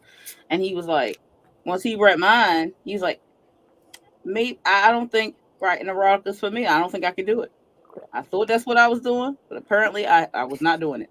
I was like, this is my first one, so thanks, I guess. I was like, I did tell him though when I read it, I was like, I mean, these are sex scenes, but like he was like, they kind of like, I could have went a lot harder in the paint, honestly, but I didn't. But that's I kept it. He probably wrote an erotic scene, but he didn't write an erotic story. Right, and to him it was erotica, but it was more like, it was probably like horror. Just like, I guess he was trying to do like a horror erotica type of scene, because technically it's like murder and death going on while sex is happening. So it's kind of like, okay. Any story can have a sex scene in it that won't be erotica. Like it's gotta be erotica. It's like a tease, and it's kind of really a lot of stuff. It has to be erotica. Has to be for the sole purpose of titillation. Yeah, and that's how you know the difference. Like if you read George R. Martin does not write erotica. He writes action adventure shit. Yeah. But he has explicit sex scenes in his book. But he doesn't write erotica. He has erotic scenes in his book. And there's a difference. He also has gore scenes in his book where people getting their heads bashed open with axes and brains falling out. You know, but he's not writing gore stories. There has gore in them. They are very real. I am writing gore story. Metagore. Gore. That's right. I could not wait to ask you that question though. That's a lot. Like the name. But, yes. So his story is probably just horror. Yeah, his story is horror. I had to explain a few things when I did his I was doing like an alpha read for him, and I was explaining some things. When you have, when you're writing horror, right? No matter what you're writing, in horror, huh? What is that? Oh, Stewie pulling up stuff he needs to show us. I'll talk about that in a minute. Stewie, go ahead and show us your thing. All right. I started doing floor plans. I was trying to do one of each of the castles. Okay. And stuff came up and I didn't get to this week. But I got 5 of the 6 done. The other one's mostly done. Yeah. But this is Alberin. Hey, the throne room? Do what? Does that throne room? Mm-hmm. Yeah, the throne room. That's a big ass motherfucking throne room. Well, it's like a throne room, like a big hall, not really a dining hall, like a dining room, but other type of ordeals, like a ballroom type ordeal. Yeah, because throne rooms can be like very massive in some sides because of Yeah. them having the dances or whatever the Yeah, hell in different there. stuff like that. And then like they see the leader or whatever may be in there, but you can't be all close up on them and shit. So you need Yeah. to be. But this is Alberon, so Malar's manor right here. You got that. You got the stables over here from the outside attached to it. That's You got the kitchen that can go on both sides. Wait, get the buttery. king out of here, and then you can run right out there with the horses. Yeah. That's my idea. That's what escape. You got buttery and the pantry over here in the dining room. A bunch of beds for like the house servants and stuff, some storage. They actually have a water closet. Most of the manors don't. Prince quarters are on the same level with the throne room. The throne room's on the ground level, which is more of a public room or public thing. So that's when people come and speak to the king or lord or whatever. So where he see people. Yeah, that's where he would see people. Usually in the throne room, yeah. Usually they would have private halls or private whatever on a higher level. Yeah. But this is ground level. You have the larder right here, which is actually downstairs some, as well as an ice room to help, keep the insulation, to keep the meat and stuff cool. But I didn't want to do a separate floor plan just for that little room. Right. He's like, and then you got the second floor here, which you get up. You got another water closet, a small little treasury, a private buttery for the. It's a war room. Yeah, the war room right here, the Marquess's chamber. Yep, and this Duke's chamber over there. And the Duke's chamber, Duke's cabinet, which he actually has a door. A private hall, so if they don't want to be by everybody else, the Lord's cabinet, and the library. Yeah. I'm starting to think my house, original house I had you design for me was a castle. So anyway. Why do they need a private buttery? A buttery is like a bar. If you didn't know that. No, I know, but I'm saying they like their drink. It's like I said, the ground floor is like public. The house servants and this and that. The private is just for the Grand Duke's family or the Duke or the Marquess and stuff like that. You can't be mixing with them servant people and stuff, drinking with them. That's that a dinner. The service bringing that shit? Do what? The service is bringing the drinks, though, right? They are. I understand. I lower class people. Yeah, certain servers would be working on that, but if the servers get thirsty or hungry, they would go to the regular kitchen or buttery or something. Yeah, as well as if they are having like his shit on the same level as them, Yeah. No, you're confusing people. I'm just kidding. I can't be mingling with them. I guess my brain couldn't picture the bed chambers and the bar being on the same level. Yeah, that's what happens. This is not this is the top floor. It's only 3 stories. That's the Lord's chamber. It's got a little bit of a balcony and a boudoir, and the 2 other beds. I just did 2 because Malar has 2 kids, Athena and Onan, so that'd be their rooms, and then a parlor, which is kind of like a living room type quarters for the royal family, as well as another water closet. What program did you use to make this? AutoCAD. Well, I use for all my blueprints and stuff. That's what I do now for a living. So there he does. He transitions. So I like to think I had something to do with that. Let me stop. I went to school for him and everything. I was just bothering him about building that darn mansion I had him do. The element had to hit you up again too, by the way, because actually something that's feasible. I told you when you had me do that, I was like, you realize how big this is going to be. One day I could. And you were like, yeah, I know. And then I still gonna get it built. I'm just saying, like, I'm something feasible I could do in a couple years. For right now, the first one, and then I hit you up for real for something I'm gonna have built in a couple years. Like it got out of hand. How the hell did you do that? Look at that. That's cool. This is the 3D version. I had to draw all that. It's not actually made in 3D. Yeah, I figured that. I could tell. Yeah. Wow. It's called an ISO view because it's isometric, kind of. Yeah, it is a certain angle. Yeah. And you kind of see this right here is the throne room. Are there any I don't see any turrets. Any what? Turrets. I don't see it.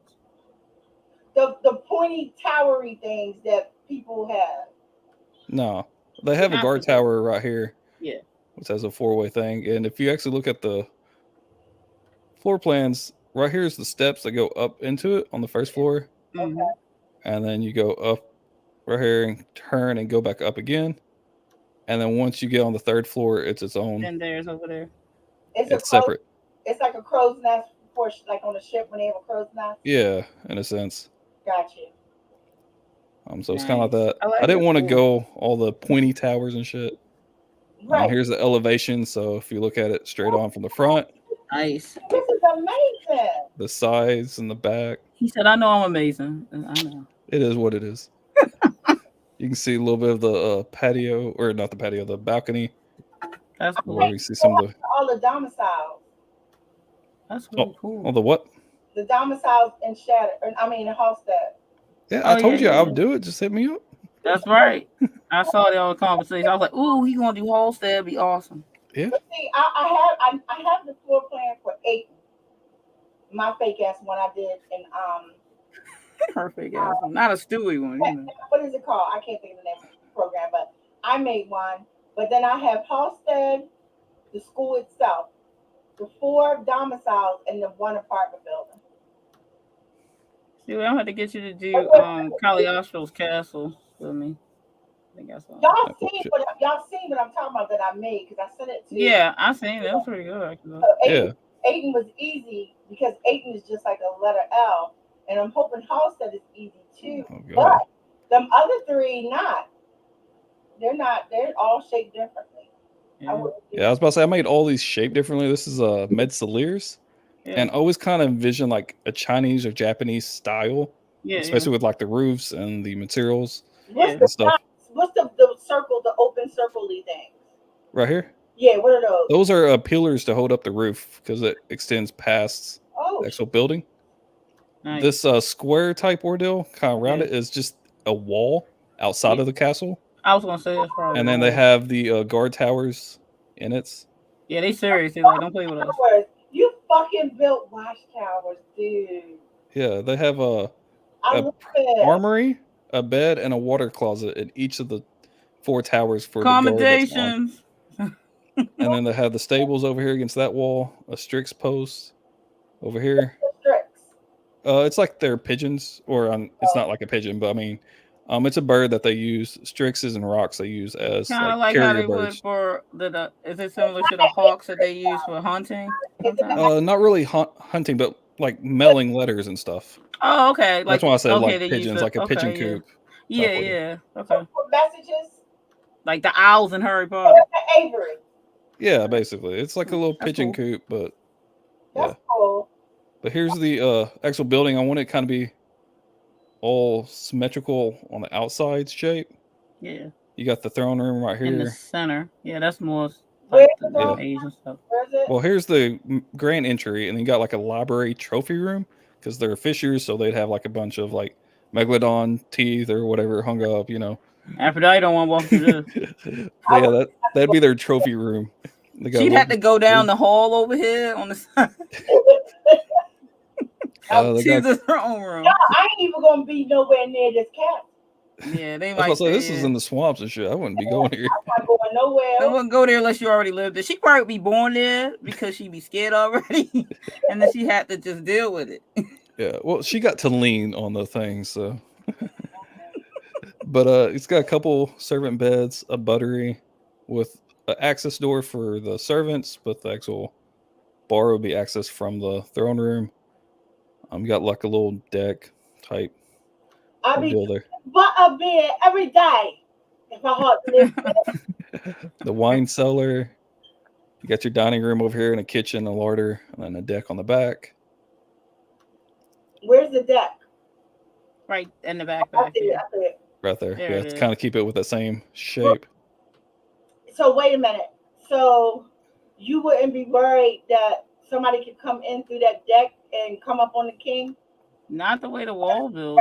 Excuse me. No, because you got this the castle wall on the outside, that big square, and then you got only one entrance into these courtyards around it, which is right here in the front. There's no side entrances. There's no back entrances. They got watchtowers and stuff. They got a watchtower in each corner. Yeah. What if somebody was so clever and breached all that shit? Hey, that's what happened. That one dude got drowned in his bath. So could you? Somebody breached, right? Yep. You wouldn't. The king wouldn't be worried about. The duke wouldn't be worried about that. Well, I mean, this is Capron, but no. Basically, What's this back here, Dio? What's that all the way in the back behind? yeah, this right here. It's mentioned in the second book. Yeah. So you probably read it in the Yeah. alpha. This is the cesspit Yeah, I was or going to say, trench or is whatever. that the cesspit or exit? Oh my god. Yeah, so like She said, "Oh my god." but that's what that is. Ain't This is nobody like getting to that deck. See, who won't be getting? and then I retract my question.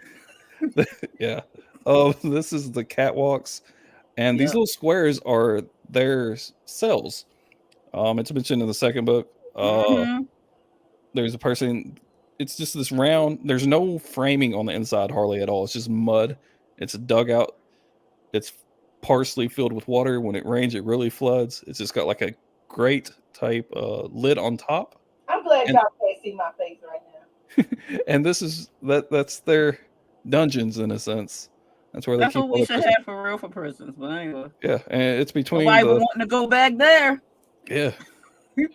So that's what that is. And what it smells like. Yeah. Well, not pleasant. I was about to say, and it's swamps, so you know it's swamp water. You know, no sweet. Guard tower goes up on the second floor. The outside wall is 2 stories high. Nice. Here's the second floor. You got your war room, your Duke's cabinet, a small little balcony, the Marquess's chamber, another balcony, storage, water closet, another storage, and your stairs. And the water closet, is that where they go to the bathroom? Yeah, it's like a bathroom. It's a toilet. It's Yeah, I just figured. It's more private or whatever. yeah. When I build my house, my bathroom and my elimination room will not be the same. I want a water closet and then I want a bathing room. When I had DL create my original house layout, I like to usually have a door or a partition wall in the bathroom where the toilet would be Yeah. separate from everything else. Because if ideally in a separate door room, like a small room with the toilet, the loo or whatever it is, and then or a partition depending on the size of the bathroom or not. My friend Nisi has that. If you go into her master bath, Yeah. first of all, it looks like this big, giant, luxurious bathroom, but you don't see a toilet or anything. Yeah. And if you once you go in and turn to the right a little bit, that's where the door is. That's actually where the toilet is. Exactly. One's called a water closet. It's like a little closet. It is like a closet, yeah. It's literally a water closet. And A few of my clients had that. Cheryl, whose house was about 6,000 square feet.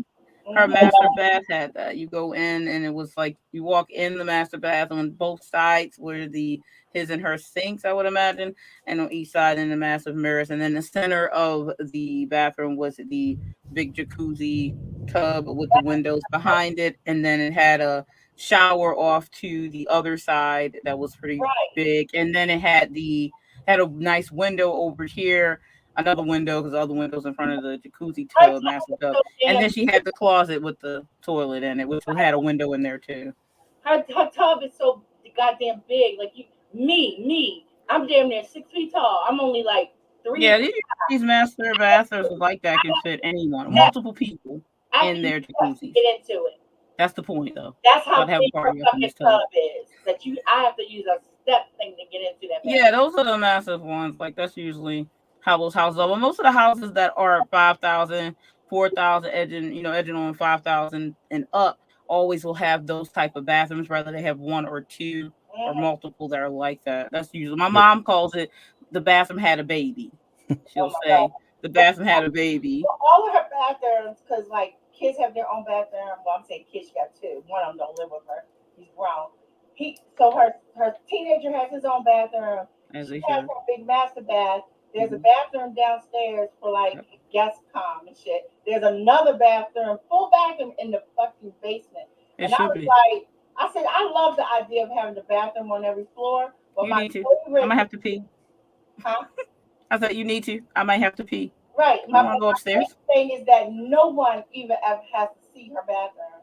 And her bathroom is as big as my living room. Yeah, man. Like now, I'm not one of those people who have to have grand, big, giant bedrooms and big, giant this, that, and the third. I like giant bedrooms. I want bedrooms. my bathroom to be huge. My mom's like that.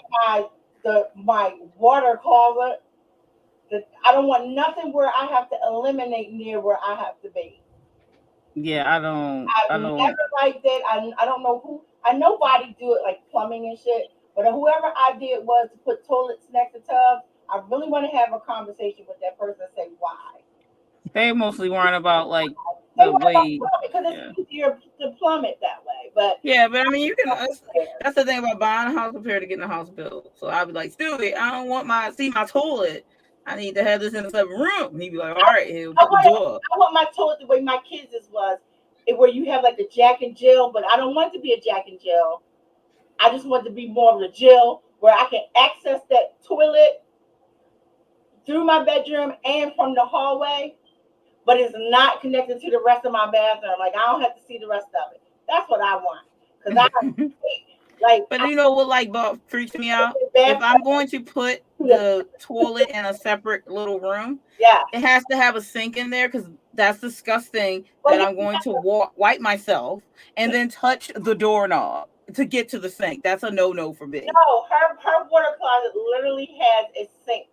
Most of these do not. When they're in the bathroom, even like Cheryl I was talking about, it's a massive bathroom and it's nice. The toilet is in a separate little closed off of the door and all that jazz. But seeing me being a germaphobe, that's not going to fly because I need to wash my hands and I need to wash up immediately after I get off the toilet. Oh, okay. So why have a door then? Like I can see having a. That's because that's usually a couple setting. That's why they got a door because maybe the husband's taking a shower, the wife's taking a shower, and then the husband's pooping or the wife is pooping or peeing, and they need to take a shower. That's what that setup is for, really. Multiple people using the bathroom. But I wouldn't want a door where there was no place to wash my hands. Because if you're by yourself, you wouldn't need a door. That's why you can put the little petition. Some people just have the petition. Yeah, though, like why I wouldn't want to go to the bathroom and then touch the doorknob. That's what I'm saying. So they really should put the sink in there with the toilet. So Stu, you already know what to expect when I tell you I want that. So you know I'm gonna want a sink in there with the because it pretty much would be like a half bath separate from. I know the first one we just did the partition walls between. We did because it made sense to me to have it in the same room as the sink. It has to have a sink with it because there's no way I'm touching nothing until my hands are clean. Treat it like we gonna add on everything. No, we're not doing that. Treat it like a powder room, and then a bathing room. Because I want my shower and tub shit, not even a. And I had Stewie when he did my my closet was connected to my bathroom, so I could go out of the bathroom into the closet. To me, it makes sense to have where my wardrobe is accessible from my bathroom. Attached to the actual bathroom. It was attached to the laundry room.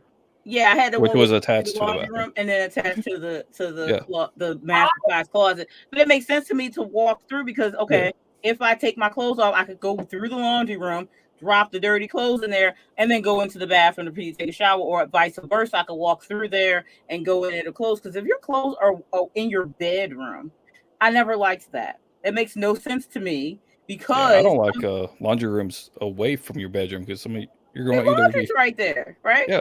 They got them in the basement in a lot of houses. Have to carry it all the way through the house. Just right. put it up.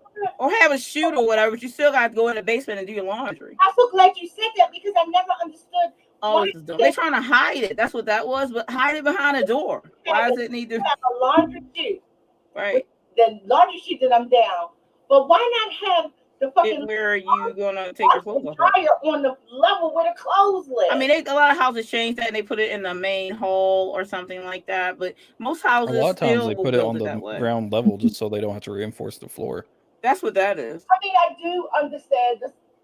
But it costs a little bit more money if you want it that way. You know what I'm saying? Like I would rather I gotta carry my clothes all the way down to a basement and all the way back from a basement. No. I want to carry my clothes from the machine. We gotta be thinking about when we get older. Nobody back want to do that. Now, unless I have, and Stewie, keep this in mind because I want these two things. I still want the laundry chute. We putting in order, Stewie. But I want a dumbwaiter, and I want an elevator. I already said I wanted the elevator, but it was a little expensive for that. Write this down, Stewie. I think your house is a little expensive. It was already really super expensive, so elevator wouldn't break me. My house is little. Mine is little, but I need a dumbwaiter. I need a elevator, and I need a laundry chute. Because I have other reasons why I want the laundry chute. Why do I feel like something dirty is happening in your head? I don't know. When it's earned. I get off the dirtiness. Here's the third floor for Metagore. You got the Duke's chamber, which would be a Laura's chamber, Yep. her boudoir, her own private water closet just for her. That's how she thinks. She ain't sharing it. Yep. And storage, you got the Lord's cabinet, a balcony over here, balcony over Really here. nice, long, Another storage and a public water closet up there. nice. Why? Just in case somebody else needs to go up there. You can't So I don't use know. hers. Yeah. Go There's ahead. another one. And look at her water closet, man. This is the fourth floor. Oh, It's fourth basically floor. just Apollo. balconies, a parlor, which again it's like a living room, gathering spot, whatever for the royal family storage. What do you Another think water about closet. everybody got water closet on every floor? See, you know somebody who thinking. Like, look, Yeah, I got pee, man. She didn't have a library. I think that was down lower. The right? library was on the first floor. Oh, The oh, trophy room that you said you wasn't that going you in. wouldn't go through. that's why I forgot. All right, go ahead. And then you got the fifth floor is just the there. Lord's Chamber. floor basically. You go up the stairs, go through doors, you're in his chamber. It's got 4 balconies, storage, the treasury, and another private water closet and a small Is the Floor. treasury high enough? so Yeah, you ain't getting to that treasury easy. Just telling you now. Look, you get over the You moat. gotta get through the Lord's chamber to even get to that. Yeah. You deserve the money if you was doing all yeah, that. and that's on the 5th floor, so you gotta go up all those floors.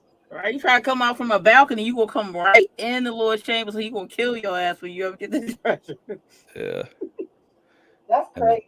Oh, Here's look the- at the outside. I can't wait to see this. This is the ISO view. Asian. Yeah, that's Yeah, what like he I was said, it's saying. very like Japanese, Chinese, I love it. with the type of It looks Japanese. symmetry and the type of roof. I figure those little ceramic tile type ordeals.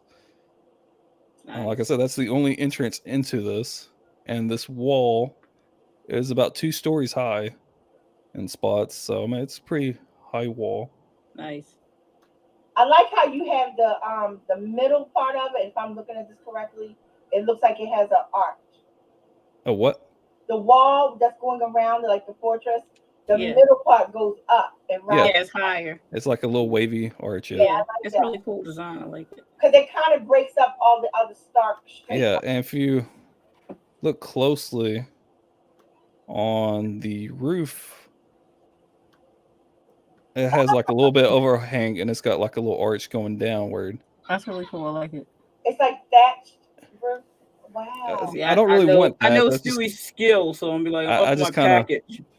I just kind of toss that on there, but I was thinking those little curved I like that. It's cool. shingles or Yeah. whatever type ordeal, Yeah, you like like you Yeah. see in a lot of Asian style. Mhm. Okay. Y'all know I can't. I also added little snake details I like that. I saw that. I'm crazy. Those snakes. because that's their on their flag or whatever, serpent head. So All on right, all that's pretty cool. I Look don't at you. think With the details. on the corners, let's see if I can Zoom in some. zoom in some more. It took me forever to try to get them look decent. I like it. It look good. Yeah. You can definitely tell it's snakes. I can't, but that's okay. Send me a picture like in our group. So see if I can. Zoom in there. Oh, come on, scroll over. It's like I skipped a little. Look at that snake head like looking I at see you. it. I see it now. Yeah, side view. I'm looking in the right place. See the top snake head. Yeah, I see it. Nice. Wow. All right. Good work there. Yep. Yeah, that's and then the People front must view. be coming at you for like everything, really. Not even just real world shit. They gonna coming at you for like this shit and books and games and everything. You can That's do what all I'm this. saying. You need Yeah. to really do a book. Oh yeah, and if you notice on these, it kind of comes out a little bit. That wall, it goes Yeah, I on saw both that. sides. Yeah. So on the front view, it almost looks like Nice. that's the actual. Like that part of it because the way that is. That's cool. Yeah. I like how you made that. Very nice design. That's hilarious. So far, it's my favorite one. I like that one. What we got going on over here? A That's- circle type octagon shape going I on. was over here? crop circle shit. This is a ringwood. No love. So this is Galax. It's got a castle wall around here. That's what this thick border is, but it's actually attached to the castle. Oh, that's kind of medieval. Yeah, you got Their shit attached. Yep. You got an entrance on each of these corners through the wall. You see where the doors are. Yeah, It's on each of the. I see the armories, and they for serious. They ready to go. They got how many armories? They got 4. It's right here on the curtain wall. Wait, what is this? Which one is this? Ringwood. Ringwood. Okay. The forest. They have steps that go up here. Yeah. This is like a Spiral parapet type battlement or whatever. Right. Yeah. So Well, they be coming at you with them arches probably. Like. Yep. So they got the stairs that go up to there. That's one of the armories right beside it. You come out the building, go in there, as well as the bed for the guards, and then you got towers in each of these corners. I can't wait to see the 3D part of this. Dude, this need to be like this is a video game. I'd be all over this shit. This Also, is the throne room. You have like a little hall that goes, or archway that goes underneath the stairs, so you can get on both sides. Nice. Danny, You got these that is beds. a great idea. Because I was thinking a Metagore game, but a Metagore video fucking game. It would be something. Yeah. I can be Video game, I'd be all over that. You know that shit. Fuck. You can pick one of the kingdoms and shit. Nah, man. Don't listen to give me ideas. I'll be Darius, and I would just go get everybody. But yeah, you got your servant beds. You got storage. You got your butchery and your kitchen, your wine cellar. Over here, you got your larder and your ice room. So you can come in from the back and just take it straight there. You got treasury down here. Probably not the smartest, but well. Is this one level? Everybody can. Yeah, this is the first floor right here. Oh, no, this is only the first floor. Okay. Yeah, this the Strix post. They have a separate one, while Metagore was actually attached. They have a separate. They got stables over here. Let's see here. Gotta go sideways, I think, on here. Yeah. Ooh, shit. Screw back down. Shit, I'll be back. I gotta get this bird. He's trying to break out. All right, the second level of the towers is just spiral staircase all the way up. Yeah. You got, when you're going up the stairs from the ground floor, you're going this way or the other way. Yeah. You got your Duke's cabinet on one side and the war room on the other. Nice. And this is just like an open area that oversees the ground floor. So there's not anything right here. Yeah. You got steps going up to the third floor. Again, you got the guard tower, and then you got windows all the way around it. Nice. You coming up here, you got a little opening, and then you got your solar, or the Lord's chamber, or whatever. You got your Duke's chamber, your Marquess's chamber, and the Lord's cabinet. Yep. Nice. And then let's fill up the screen. Nice. This is cool. I did a little something different with the roof or whatever, a little bit. Just one flat side on the back and then multiple sections on the front, since as the floors go up, it stays lined up in the front, but it gets shorter in the back. That's really cool. And then you can see the towers with the little and the walls. Openings. You see the Strix post. I see the opening where you say you can come through here. Take you to make that. I did each of these in about a day a piece. Did you have paper designs? Yeah, I've designed them on paper a long time ago, and I kind of based it off of it. Okay. But yeah, I did it. I came up with all the actual measurements as I was building this. So yeah, you can see those stairs that like kind of go up here. You can see it go right here and then goes around. And it does that on this side and this side, and then the other two sides just a straight run of stairs. And then from the front, kind of got a little curve to the roof line. That's really cool. And it kind of wraps around a little bit. So talented. As you can tell, kind of right here or whatever. He don't need nobody design shit for his boy. He's like, I do all the things. And then the back, you can kind of see what I was talking about. It slopes, straight line, and then you can see each floor. Yep. And that's what the back would look like. Nice. And then centuries. Oh, come on. So I'm going to get a bit bigger. wish I could use my mouse right now. I got all my USB ports plugged up right now. So I'm having to use my mouse pad on the laptop. This is I labeled it as basement, but this is the dungeon area. You see all the cells. Shit, they about to lock a whole bunch of people up. Torture room. Yeah, you gotta have a torture room. Yeah. I was about to say that's where he was torturing them at in the first book. Yeah, that's supposed to be the torture room. I remember that one. Yep. And you go up on the second, the actual ground floor, the dungeons. You go down that steps to that. This portion right here is outside. This is that practice area. Oh, yeah. You've seen him in the first book, Darius, when he's kind of beating up that mannequin and stuff. Yeah.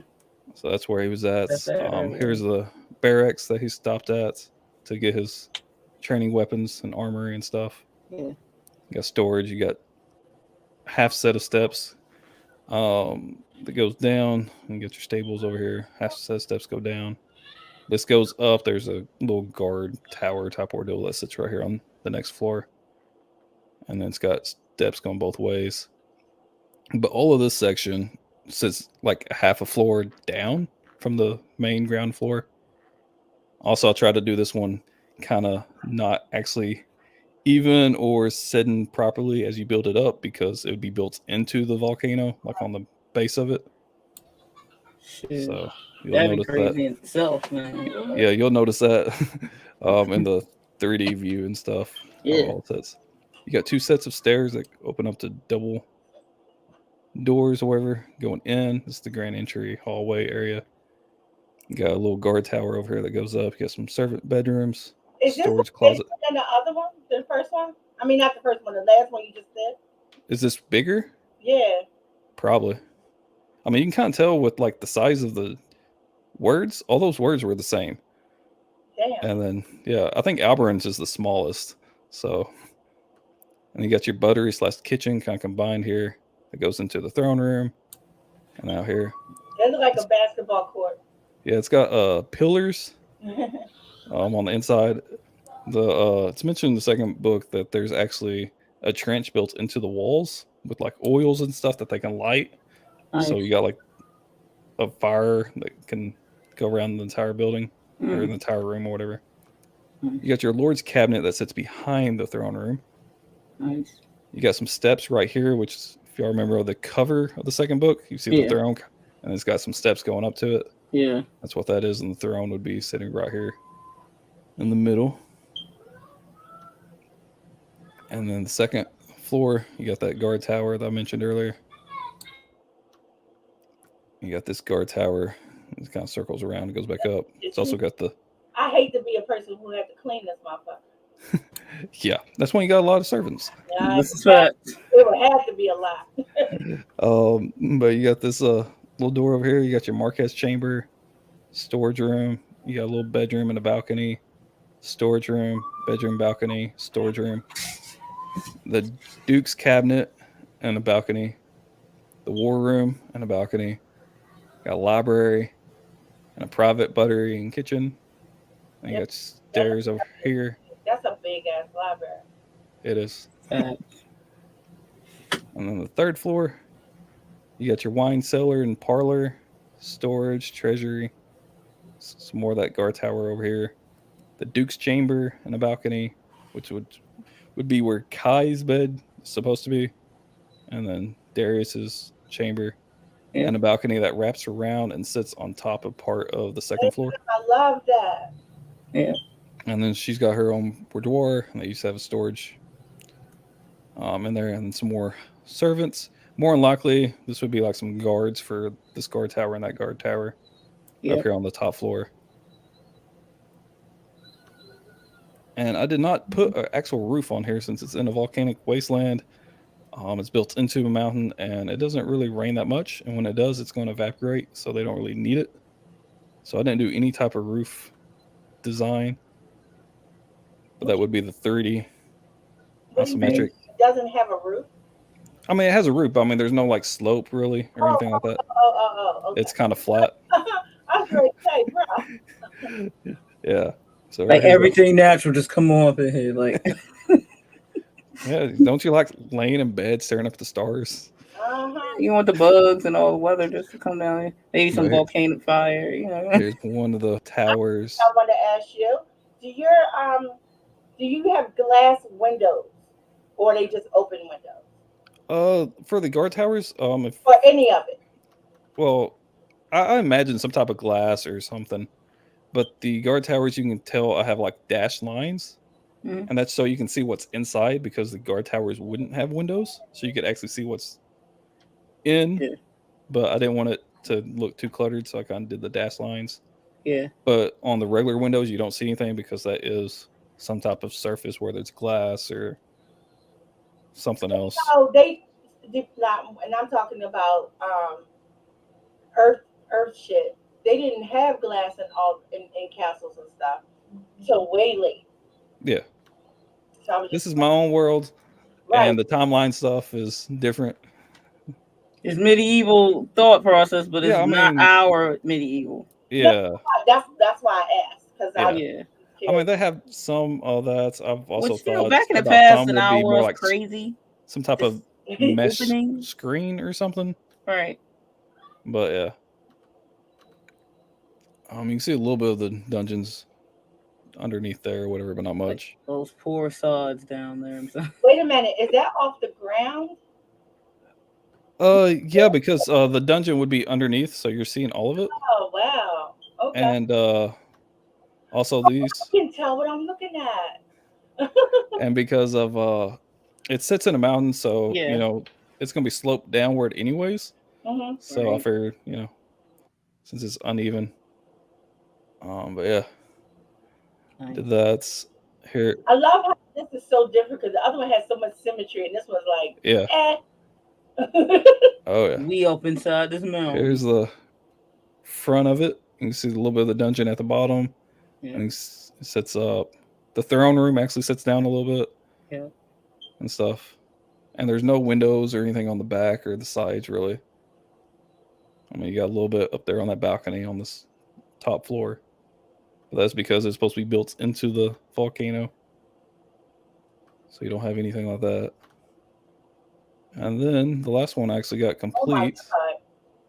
Come on. I thought the other one looked like alien. This one definitely looked like This is Tulane. To lean. So the deserts and stuff. Nice.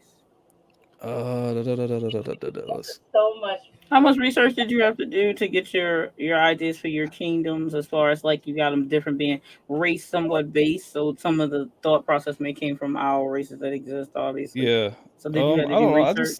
I didn't Or do what much you already research. know of?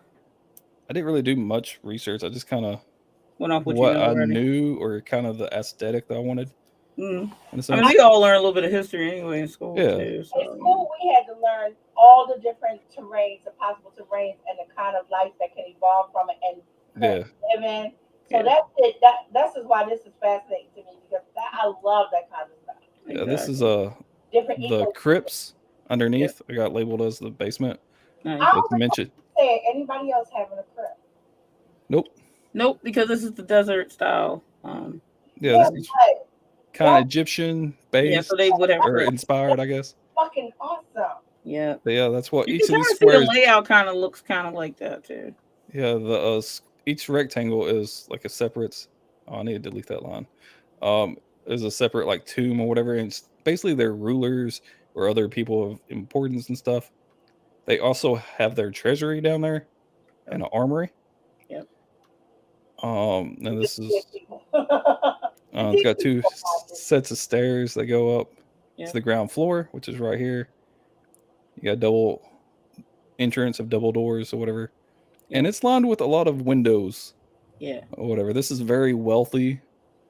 Tulane's very well off and You know how stuff. Egypt is. So yeah, you got your steps going over here for like a guard tower, another armory, a bunch of beds. They have a bunch of servants. Of course, they're very wealthy, so they can afford it. This is But true. you can see all of these beds God damn, those on are both servants? sides. Yeah. Yep, servants, royal guard, stuff like that. Yeah, they little rooms. The Yeah. cruise ship shit. And then you got your storage over here. Somebody's coming in. stairs that go down into the thing. You got your throne room, which is basically this whole middle section, but it'd be more pushed in the back.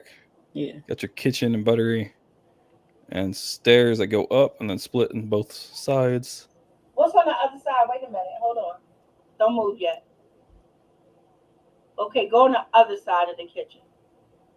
Buttery. No, the other side.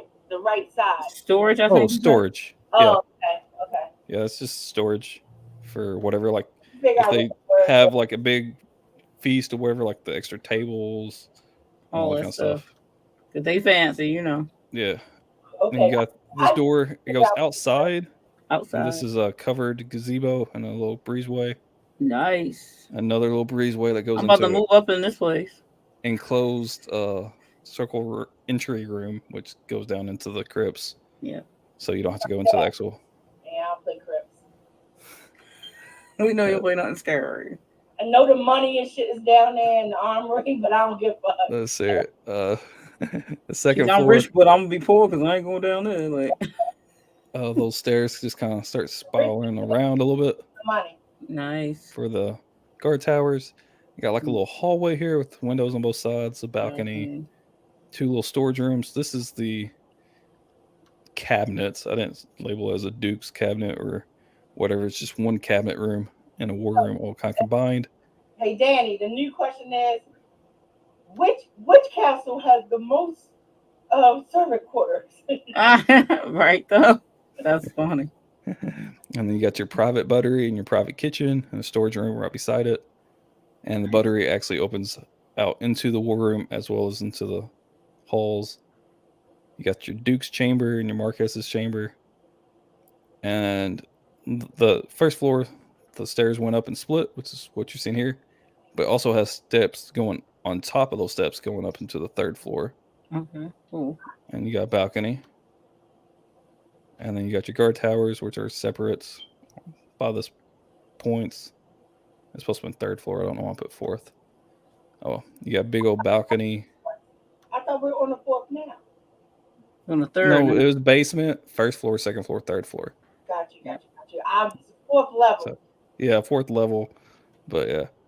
So when you're coming up that, you're coming up this way, and you got this little hallway, and this goes into the solar, which is Yep. the Lord's chamber. And then you have this Wait a minute. balcony that We gotta walk all the way to the motherfucking third floor That's right. just to chill. Protected. Yep. That is. All right, so now if I live here, I'm being carried. Because I ain't seen no elevator nowhere. Well, you can. You're Egyptian. Of course, you're getting carried. What are we talking about? Being carried. Yeah. I'm gonna And be then- Egyptian style. You only will be carried. I'm in a litter and I'm being carried. That's right. and I that's like the this style. It's cool.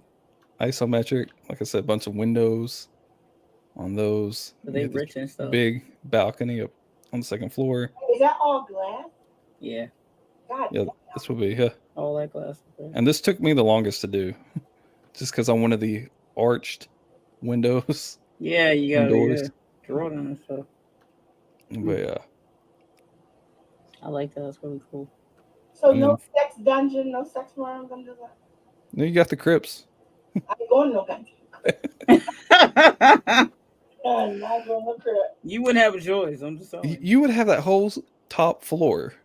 It's just one giant room and that balcony Yeah, to do whatever you want. balcony is amazing. All Don't kinds of stuff on that balcony. give me no idea. She don't need no ideas. I'm already thinking it for her. Yeah. Oh shit! I got a really good idea now. Okay, so Look at her. I can't share it with y'all live. It'd be so cool if like, you know, the world wasn't crazy and pandemic-y. If you had like, if Metagore had like a freaking like book signing for like one of the other books, and then people get dressed up as like one of the people from the other kingdom and shit. I'm picking the Egyptian style. I'm like, Oh, look, I'm saying. I'm Yep. saying And then I got you having yours, Danny, so I could dress up like this one. yes, I know. I was going to do about 3 more, and I got one mostly done, but it's not completely. I got the actual floor plan done and parts of that, the ISO view done, but I don't So you have still the got other 3 design. more to design? I still have Brighthelm's Castle, which is the one I've got mostly done. Yeah. And then I was also going to do the City Hall for Braham because that's where they actually have their throne room. Yeah. Since it's not actually in the castle, See, Yeah. I separate like building. I like that. So I was going to design that. That's Right. where like the Viscounts go. That's like their courthouse type ordeal. Yeah, yeah. I remember that. And then I was also going to do the Bank of Tulane Oh, cool. or whatever, which is almost shaped like a baseball field. Right. How it's kind of like almost like a diamond with a curved back end type ordeal. So yeah, I'm going to do those at some point. That's cool. Wow. But I haven't started on those. But the Brahams I did. I was trying to get all 6 of them done before the stream so I could show you. When did you do these? This week. Oh shit! Are you kidding? All right. Like I said, about 1 a day. Impressive. And I was doing Brahams today, and then things kept coming up. Either way, well, you can show them when we do the game. I had a well, Stewie know the people, my Charm City directors and stuff. Well, we had a directors meeting today, and it was the first in-person meeting since 2 years, since all the COVID shit.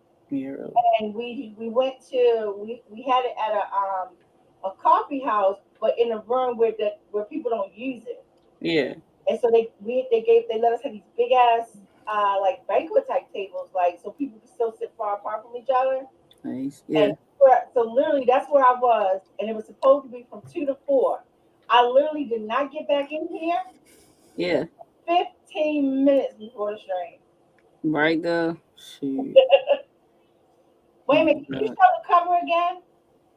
Oh yeah, that had the cover back here. I can't really minimize this right now. What's loading? It's like I'm in charge of this. Okay. I was going to show you what I've got done so far for Braham if I can. I had AutoCAD. Oh, after we get off here, check your messages on Facebook because Mitsuo was asking something. Okay, I will. Yeah. So. Is it a voice message? No, it's me. It's me writing a message from what he said, but I can voice message it to I you. can make the computer read it to me. Don't worry. I was say I can always voice message Come it to on. you. He just was asking about. I know what you wanted to send him. He's actually like, can he see any of your previous movies or anything like that? So Okay, I'll send him some links. yeah. So I didn't know if y'all had even talked again. He might not have heard from you a while. That's probably why he's asking me. Not talk to him at all because I did not forget him. Yeah, I know. I just don't want to be like talking to him and then but I can't do nothing right this second and put a big ass gap in between. Right. I guess I was assuming that's probably the case because that's probably why he's messaging me actually was there any. But I'm gonna let him know that. So he Yeah, go ahead. Yeah, you can let him know. Because I didn't reply back to him because I didn't know what you want me to say. What do I need? I literally just got the green light for the next 2 projects Okay. today. Cool. And I wanted to have like sincere talks with him. Yeah, you probably can let him know that of course you still need to talk to him. And I'm glad I didn't because of all the stuff I went through with my just utilities and my computers and stuff. I'm glad I know. Yeah. And that way I can talk to him and not have to worry about missing anything. You know what I mean? Well, Yeah, I get you. But I didn't reply back to him yet because I didn't know what you want me to say. All right, I'll send you some links, but what I need for you to do is not in the chat. Even if you could put it in our group. Yeah. Put the contact information there so I can find it. I don't remember how to do this with my mouse pad. Yeah, it's so annoying with the mouse pad. Anything. Because wait, there we go. Here we go. Pan. I know with the actual mouse, you use the roller to move around and to grab and everything else. Oh my God, Apollo! I'm not giving you no more. Come on, you zoom in. Why are you not zooming in, bitch? It's like I don't want to. Zoom. Zoom. Or not. Actually, wait. Zoom to window. Let's do it like this, maybe. Yeah. I can't see this at all. Okay. Yeah. Let's see. Let's go. Let me see it. Come on, go over here. Go. Click it. I clicked it. It's contrast, but it's not enough contrast for me to be able to see it. It's like when you're trying to use that mouse pad on the key on the laptop. It's such a pain in the butt. It is, especially for something that requires nothing but the mouse. And I hate this Windows 11 to quit. Dude, tell me about it. I don't even. I still have Windows 7. Yeah, it just updated for 11 me is just a bunch of glitches on it. couple days ago, and it's been a pain. Yeah, everybody says it. Window. Let's do this again. All right, this is the dungeons. Oh my Aphrodite probably can't see it, but this is the dungeon for Brahhelm with the cells. And this is how I draw everything, Aphrodite, in actual color. This is whenever I print it off, it's all black and white. I would probably see it if the background wasn't black. Yeah, it's easier when you're working because you're staring at the screen for so long. Facts. That's why they got it like that. Yeah, I was like, you go to the workspace, you can tell will show you the white background because it shows you what it's going to look like on paper. Right. So that's why I was trying to click on that, but like, no. it didn't want to. It's like, no. No, I get it. Don't get me wrong. All right. I'll show Tillery then. It's got the outside wall around the castle. It's also got curtain walls that attach to the castle, kind of like ringwoods. Yeah. You go in the front, so you got kitchen on one side, butter on the other, your wine cellar, your larder, a couple of beds, storage, 2 sets of stairs in the back. You got a dining room. Nice. This is your grand ballroom. There's some dancing up in here. And the outside walls go up, I think, 3 floors. The second floor is nothing but bedrooms for house servants. Yes, a little bit of a storage and a bathroom, and it's labeled as bath instead of water closet because that's where they would actually bathe. That's where they'd have their tub and stuff. So it's separate. What kingdom is this? This is Brighthelm up in the mountains. Nice. And then all the stairs are just in the back, overlapping. The third floor is the exact same thing as the second. And beds, a bath, and storage. This is where the royal family originally sat before, war and all that stuff. Fourth floor, you got a private ballroom, you got a private kitchen, larder, wine cellar, storage, private buttery, and a private dining room over here, and then 2 storages. The next floor, you got a larger bath. I think this is the 5th floor. Yeah. So this is top actual floor. You got the bath for the royal family, the Lord's chamber and boudoir, Lord's cabinets, a storage, Duke's cabinet, Duke's chamber, and the Marquess's chamber. Yeah. And then I'll just drew this because it's supposed to be a roof balcony. Yeah. For the entire thing, whatever. That's where Cornelius was when he decided to test gravity. That's it was funny. Spoiler alert. I was like, what the fuck do y'all when I heard Oh, come on, let's zoom out. It's like, no, I want to. Zoom extent, zoom window. And like I said, I was starting to do the ISO view. I don't really like how it does the ISO view at times because the angle, all these What's the isometric. Isometric. Oh, never mind. It's called ISO for short on here. I actually just remembered it as I said this. Yeah, but when I try to do these walls, you see these 2 walls are shorter and these are wider when it's all supposed to. He's like, what the fuck? I was like, but that's all I've got. I haven't added the windows yet. I got the doors. Yeah, but that's amazing that you did all those in like a week, like less than a week, like crazy. Yeah, about a day to do one castle, and that was in between everything else, with kids and work and all that shit. Yeah. So it's not a day really. It's just the hours that I had to work on. Yeah, I mean, I probably spent 4 or 5 hours, maybe. Impressive. So what kind of work are you offering, like, for people? Because I know it's your business. I assume you work for yourself or you work for somebody else. Right now, for this type of stuff, I work for a contractor up in DC. Yeah, that's right. He does renovations and additions to houses. So you do all the plans? I have to, So he has to submit plans that's like those I sent y'all, the demo plan. Yeah. And then what he plans to do to get approved when he goes take it to the inspector. I assume you making some good bank on that type of job. $500 a project. Nice. But you know all the DC rules and shit then too. Cause I don't have to. You don't have to. You don't have to know the codes and shit? Nope. What? He basically designs the houses. I just put it on this. Oh, that's The house is already built. He's just doing renovations. Gotcha. So a lot of the electrical stuff just is basically mirrored from what was originally in the house. So he So there's just some stuff that needs to be updated depending on how old the house is. Always ridiculous. that's a good job. Yeah, I mean, so I don't have to know any codes. I don't have to actually design like. Yeah, because we was talking about that when he was designing mine about the codes here in Maryland and shit. Yeah, He I had to look find up all of that shit stuff. out. Yeah. And then some stuff is like you can get some of the codes from this place, some of the codes from this place. Yeah, it ain't all you'd in have to one go place so I can know the codes. Yeah, they would be like, you know, Maryland crazy. same as this, except you know, an extra 4 inches. It's like, well, I don't know what that is. You just give me the code number and not a link to the code, so I don't know what that was. And then you Yeah, I have to remember look that. for It was like fun. Maryland state codes, Carroll County codes, and then make a difference. some places even have city codes, which I didn't do that because we didn't know exactly where. Yeah. Well, when I build this like, to get you to do the other one, I'm looking at land right now that's right here in Carroll County that is considered the city line because I would be hooking into the city line for my septic and my water. So I wouldn't have to build a septic underground and you know, and all that stuff because it would be hooking into those lines. So when we do it this time, we know exactly where we're gonna be situated this time.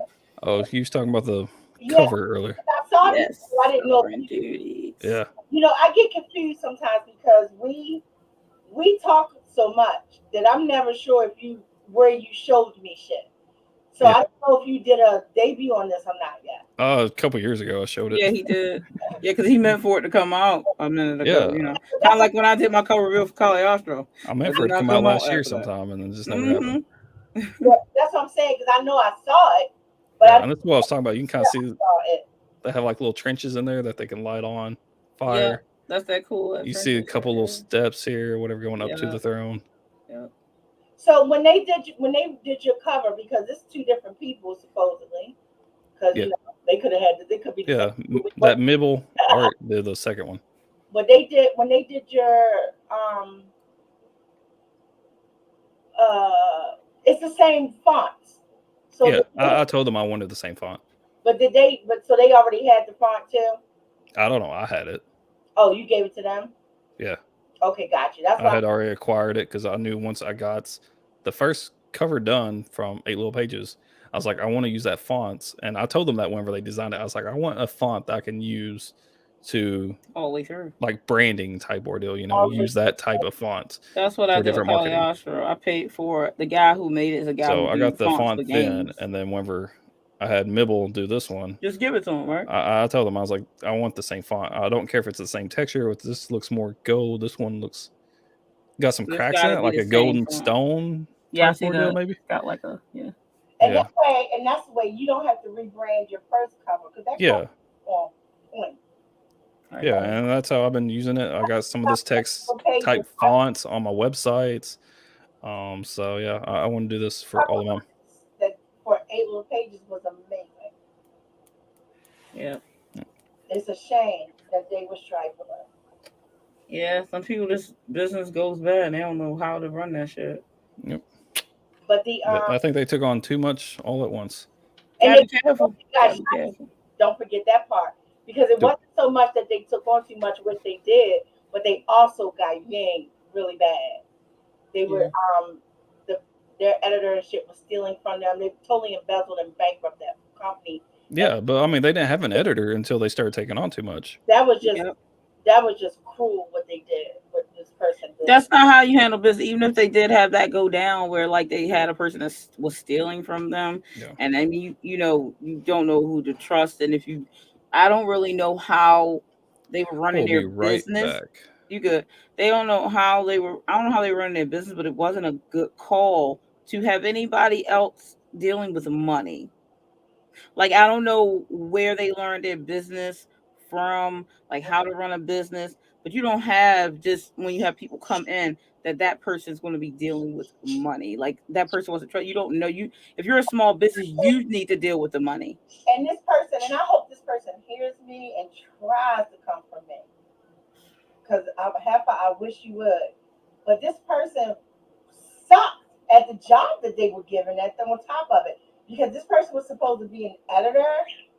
But you can't even edit? How you gonna be an editor when you don't understand fucking basic English? No, that person was just a setup from the beginning. That person was just waiting to get their hands on money. They must have talked a really good game because they was a scam from the jump.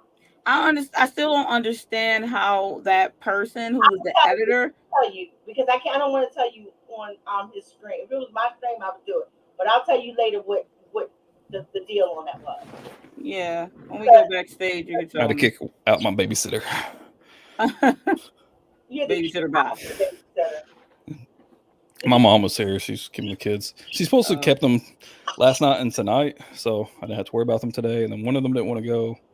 So I was like, all right, well, I'll just turn on a movie for them.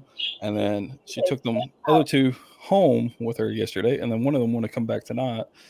So she brought all of them back, which is also why I didn't get as much work done as I had planned on for that Braham one or whatever. You know how that happens. This and that. And then she's like, I'll stay and watch them while you do your stream so you ain't gonna worry about it. And I've told her before. I was like, they're old enough and responsible enough. They're not going to set the house on fire. They might be fussing or whatever, Yeah. but they do that anyways. Just turn on a movie or something. But she came up here and she's like, I'll stay. And then she asked me originally, she's like, how long is it going to take? I was like, I don't know, 2-3 hours, probably 8-9 o'clock. And she's like, all right. And then I got to look and I was like, I was like, it's 8:30 here. So I was like, yeah, I'll go. And she's like, I thought it was supposed to be done at 8. I was like, I said 8-9 o'clock. I told you before, you ain't got to stay here. I was you all hateful and left. I was like, bye. Not check you later. Like, I don't hear what back she came over. I was supposed to have a phone call with my boss about a project, and I talked. My boss, man, I think he's like an older black dude, just kind of how he sounds. Mm-hmm. Either that, he's older and he's got that gruffy construction worker type voice. Yeah, he's been doing this for a minute, even in that field. Yeah, I mean, you can tell with his voice, very gruffy and rough, but he will talk forever about the same thing or about nonsense. I was on the phone with him the other day. I was supposed to just go over some plans or whatever, kind of show him what I've got done, any changes, because I've done some plans where he doesn't send me the original plans. He's like, this is it. So just kind of base it off of the others because a bunch of row houses. So they're kind of built similar. Oh, yeah, it's DC because DC got row houses. Yeah. Baltimore, row houses. Yeah. So he's like, they're basically the same. Some of them might be different sizes. So just kind of scale it down. So I was trying to scale it down and it just didn't work that way. So I just kind of tweaked it some. And then I was going to go over it with him, and we was on the phone about 4 or 5 hours. Oh, please. And most of the time we wasn't talking about that. He was talking about other stuff.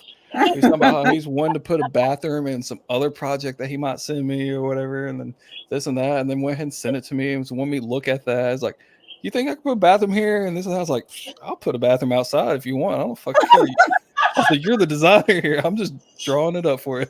Yo, crap, you're like, I'll put it back on your roof. I told him, I was like, I'll build an outhouse. I don't care. Whatever. What you want me to do? It was just he like, said, I'm gonna get louder. You call my name, girl. But yeah, I was on the phone with him, and my mom came by and was doing something with the kids or something. Took them somewhere, came back, and I told her, I was like, I'm gonna be on the phone back in my room or whatever, on the computer, on the phone, talk to my boss. Don't bother me. Don't bother when me. you bring them home, you just whatever. They're good. They know how to turn on the TV. They had already had supper that night. They got hands. I was like, my son. Do what? Are they out of school yet? Is school over? They go until Wednesday of next week. Oh, okay. So they still got a couple more days. I want to give my grandson a And then my daughters are going to summer school. So. Oh. Well, summer camp is what they call it. I got a great deal with these kids. People's houses. It's a like a athletic camp. They do a little bit of math and reading, but they go for like 4 hours a day, 4 days a week for 4 weeks. Out of those 4 hours, they do 2 hours worth of sports, 1 hour of actual work, and then the other hours for lunch and breakfast. That sounds just like my camp. I love camp. I was about to say they wanted to. It's free. They offered. I asked the kids. They was like, yeah. They did it last year. So I was like, wasn't free, but it wasn't like because we could get scholarships and stuff from the archdiocese. So my mom would always get help because we were. I would always win. You can't. If it's an opportunity to win a scholarship, I'm gonna win one. Yeah, but I was supposed to talk to my boss that night, and I told her that, and she had took them somewhere. I don't remember what. And then she stayed in there for a while with them. And then it was about 9 o'clock, which she lives about not quite an hour away, maybe about 45-minute drive or so. Hmm. And she goes to bed like 7:38 every night. Oh wow. Should have already left. Huh? Yeah, I know, right? She I came ain't in here do stuff. about 8:30, almost 9, and she's like, "I'm leaving." I was like, "I didn't even fucking know you were still here." Of course, I was on the phone with my boss or whatever, so I didn't say anything. She just threw open my door. It's like, "I'm leaving. I'm going home." I was like, Oh, Like "Okay." you like here? waving his hand like you're I know. still That's what I here. did because my door's right over there. I was sitting right here. I was just, He said, "Wait, why my door open?" I'm on the phone with my boss. Fucking leave me alone. Go. I don't fucking care. And then she called me the next day complaining about how late it was when she got home. I was like, "You didn't have You to stay stay." here by choice. Don't complain about something you made a choice about. Stop. But okay, my thing is, she knew she could go, but she didn't. So she got something to complain Yeah, about. You know I those guess. You people. don't get to be mad. No, Yeah, that's I know. not it. You got people I mean, who actually do I've things told so they her complain multiple about times. I was like, "Yeah," because she knows there's a bunch of times she'll call me. She's like, "What are you doing?" Of course, she doesn't believe I actually work. She just thinks I'm playing around my computer. So that's what I tell her every time she calls me or whatever. You know, she's like, "What are you doing?" I was like, "I'm just messing around on my computer." So I don't hear the kids. Where are they? I don't know. Probably in the living room. Where you at? Back in my room. And they ain't gonna tear down the house yet. No. No, they're well behaved kids. Yeah. it. Crack me up. I was That's like, what you want to hear. I'm just gonna tell you what you want that's what I to tell her hear. all the time. And then she's always like, "I'll fucking do something." When we did that shower, what, 2 years ago or some shit? She's like, "How'd you get the money for that?" I was like, "I don't know. I had it. Last year, we got a bunch of tax money. So we went on our little anniversary trip and I did some other stuff. I went back to college, got my degree for this and shit with it. And she's like, "You just blew all that money, did you?" I was like, I "Sure went to did." Home Depot and If stole that's it. what she want to say, you be like, okay. Hey, there's a TikTok that I saw with a woman. She said, the interviewer was like she had an interviewer like she was talking to her, and she said, what's your opinion on what's the key to you being happy or staying positive, being happy? And she said, never to argue with stupid people. Yeah. And then she That's how goes, me and my mom well, is. I don't really agree with that per se. She said, oh, you are absolutely right. And smiles at her like that, like, because she's just said you're the stupid person. So it's kind of like, don't argue with stupid people. If they want to believe the thing, let them go ahead. Oh, that's what I tell her all the time. So I agree with you 100% on that. Yeah. It's constant. I've told y'all before, me and my mom don't get along. She thinks we do, but Well, I she can can be think whatever civil. she wants. Apparently, she can want you anyway. I know. It's like, because I had asked her, because she keeps the kids every other week because she's got every other weekend off. So she usually keeps them Friday night every other week. Oh, she's still. And this was going to be her Friday night, last night or whatever. And I hardly ever ask her to do anything for us. I'm one of those people. I don't like fucking asking people. Yeah, because then they get I all know up she's in their constantly trying to act like I don't want to be around my kids or something, especially when I'm back here working and shit. I was like, it's comfortable for me to sit at my desk with the mouse than sit on the fucking couch with the fucking mouse over to the side, my arms all weird or whatever while I'm trying to work. be like, But I know that's the world we live in today. A lot of parents work from home, yeah, and their kids may be there or they may be in school, and they come home and they go do their thing and all that jazz. She don't know the era in which we live in. It's not us neglecting our kids. Apparently, according to her, I haven't worked in 5 years now. Yeah, supposedly, because when I was doing those transcriptions, that wasn't real. Whenever I did this, I'm just doing it because I mentioned that I had designed your house or whatever that one time. So she just like, you're just making houses for your friends. I was like, I get paid for it. Who fucking cares? I don't know what she's talking about. I paid you your money that you told me what you charge. I paid you, and so okay, Mom, I'm not making no money. I'm just sitting here. I know. And then every time we go somewhere or whatever, like every so often she'll take us out to eat, and she'll be like, oh. It's like, it costs too much to go out and eat or whatever, because the kids always want to go to McDonald's or some shit. Yeah. And there's like 6 of us with me, my wife, 3 kids, and her or whatever. I was like, I'll fucking pay for it. No. You need to save your money. I was like, you don't know how fucking much money I got. So what the fuck are you talking about? I can tell you exactly what I got right now. You just sit there and play at your computer. I got at least 5 digits in the fucking bank right now. I got another 4 digits in cash in my closet in the safe box. Exactly. And then I got another 4 digits on my fucking PayPal from my job. because Exactly. it doesn't go in the bank. Okay, moms. I was like, and here you are She with really loves supposedly you, like Mom. $200 to your name for the next 2 weeks, and you're one to spend all the money on all this stuff because she's constantly buying them stupid shit. She bought yesterday. She came up and got them. And her grandbaby though. Yeah, but pointless it's- shit. She but bought she my might complain oldest a about it pair though. I've of seen people do shoes this. yesterday when she has 3 pairs of shoes right now in there. She had just bought them new sandals a week Don't even need ago, to do all and that. they already had a pair of sandals and a bunch of other shit. I was like, they don't need it. I was like, they have plenty right now. See, but you ain't a grandparent. Yeah, but no. It's one thing for her to do it. Yep. It's another thing for her to do it and then bring it back on me because how Yep. broke she is. Yep. And then also trying to say that I expect it. Yeah, I already I knew expect he you was to be doing. a fucking A few of adult. my And when friends I have tell you moms not like to do that. something, No, don't fucking do it. Don't try to act like you doing something Yeah. because one of my And she friends, fucking- her mom did that gaslighting kind of bullshit. Like she said that she was wanted to get her granddaughter something for Christmas, and she said, "What would she like?" And then her daughter proceeded to tell her what her daughter likes, and then she was like, "Well, I'm gonna get her a gift card to this place." Nothing that she said. She's gonna get a gift card to some restaurant that they don't eat at. Right. And she was like, "Okay, Mom, like, why'd you ask? It's fine, but she'll be glad and happy to have whatever you give her." Because I said you didn't need to worry about it. You know, you always play about money. So then she got it, she sent it, and then her daughter was at work. So she was at work. So she didn't reply back to her message that she sent it right when she wanted her to. So then she got all mad and popping off at her, like, "Oh, you're so ungrateful." Because she messaged her when she got home from work. She's like, "Mom, I can't stop in the middle of work to talk to you because you want me to say thank you or have Serenity say thank you that you sent the gift card that we probably can't even use anyway." But you know, and she was like, "Well, I'm just not going to get anything else again." She's like, "Mom, okay, like you don't have to. Like when you do something to somebody just so you could be mad, to stop." Yeah, I mean that's how my mom is, and she's constantly having me do shit for her. That's I've manipulative redone. people. That sound like narcissistic behavior. She Like, is. thank She you. is very fucking narcissistic. Honestly, I'd have sent that shit right back. If my mother had did that to me, she'd get that gift card right the fuck back. Yeah, that shit crazy. She was like, "We don't even need it. Like, why you even like now you get mad like because I didn't say thank you at the same time that you wanted me to. I was saying thank you when I messaged you, and you was like, well, you didn't even care that I said the thing." You're like, first off, you didn't want to give her something that you asked me what did she want. You went to a restaurant specifically that she didn't want to go to. Like, what are you doing with your life? But fucking like my mom asked me multiple times. It used to be my uncle whenever I was younger.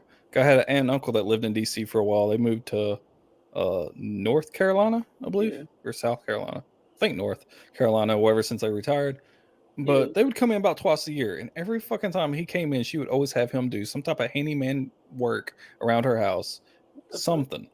And now that I'm old enough, she wants me to do it, so I'm constantly doing stuff. I've fucking replaced electrical stuff for her, stripped the wiring out once. I've redone her roof multiple times. You can do electrical too, Stewie? Of course you can. You can do all things. I used to do construction a long time ago myself. Tell your wife that I might have to kidnap you for a couple of days. As long as you feed me, I'm good. I will feed you. I will take videos. I'll drop off some of that pork fried rice I talked about. You be good. I can molest you or not, and I'll keep a camera on you and stay a couple of days and help me out. But yeah, I've done electrical for her. I've had to re-roof her roof multiple times because there used to be nobody that's there used to be no houses behind her. It was like an empty lot. Yeah. And we'd get a lot of strong winds and tornadoes, and it would always come from that direction. And the back half of her, like all the shingles and shit, would just come off. And now then siding and stuff. I've redone her bathroom. I've painted her whole fucking house. I fucking put new flooring down because she used to have carpet. I ripped it all out and put the I don't know what the fuck it is, like fake looking hardwood shit. What? Yeah, I'm gonna need I've fucking done all kinds of stuff. Worked on her lawnmower, worked on her car. I used to change all of her oil and stuff. Her van that she has now sits way too low and I can't get my fat ass underneath there. But I change her oil in her car and stuff every however many months or whenever. I would sharpen her lawnmower blades, work on her lawnmower. You sound like my friend Grant. Grant do all the things I that do exist. stuff for her all the time, and she never says thank you. But the one time when she asked me to do something, I'm like, I'm busy. It's like, you never wanted to do anything for me. I was like, oh my god. all right. I would make that true. I'll be like, oh, you're right.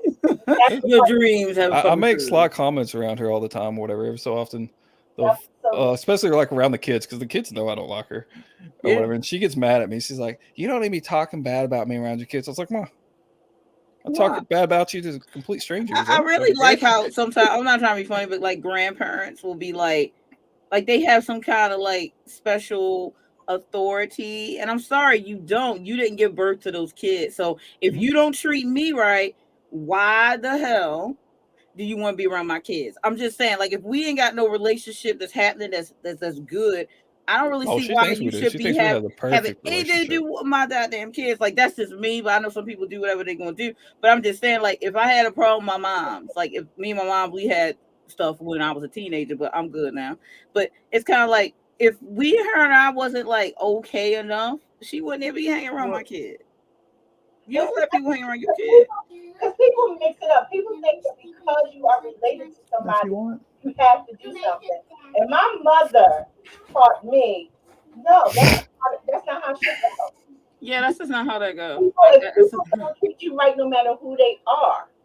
Yeah, so it's kind of like so my I don't mother think that's cool. Like if like I'm supposed to fake. I'm sorry, my kids will know. Like I already knew about my mom and my grandmother. Like I knew that my grandmother wasn't treating my mom right. I know my mom was always never bitching said about my anything. grandma.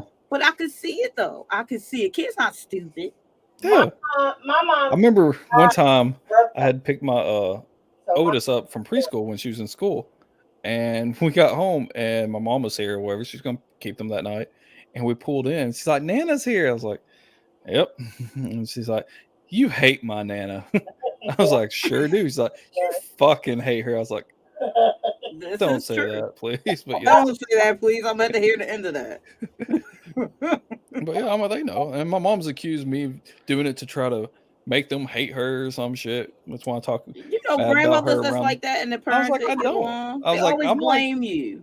Yeah, I was like, if they like you, they like you. You know, same thing with like me and people I don't get along with or aren't friends with or whatever, and other people want to be friends with them. Okay, that has nothing to do with me. I don't fucking care. You can be friends with them all you want. Exactly. I don't care. I ain't tied to them. What's the difference? You gotta guess what I just found out the other day. My grandson did not understand that I was his grandmother. What you mean? When stay with me. I mean, most little kids might not understand the concept of that. Maybe. My son said, "You got to go with your grandmother," and he said, and I'm sitting there, right? What the fuck is that? And he goes, I didn't know we were going over my mom. And he said, "No, not my mom's, Oma." And he said, "Oma," and he said it like a leg. He said, "Not my grandmother." What are you talking about? And I'm like, wait a minute. All of us are like, wait, what? Ptolemy, who am I? He said, "You're Oma." And I said, I'm your grandmother. He said, "My mom is my grandmother, and Poppy is my grandfather, and you're Oma." I said, "But I'm Jeremy's mom. I'm your grandmother." He just looked at me. This little boy thought I was his friend.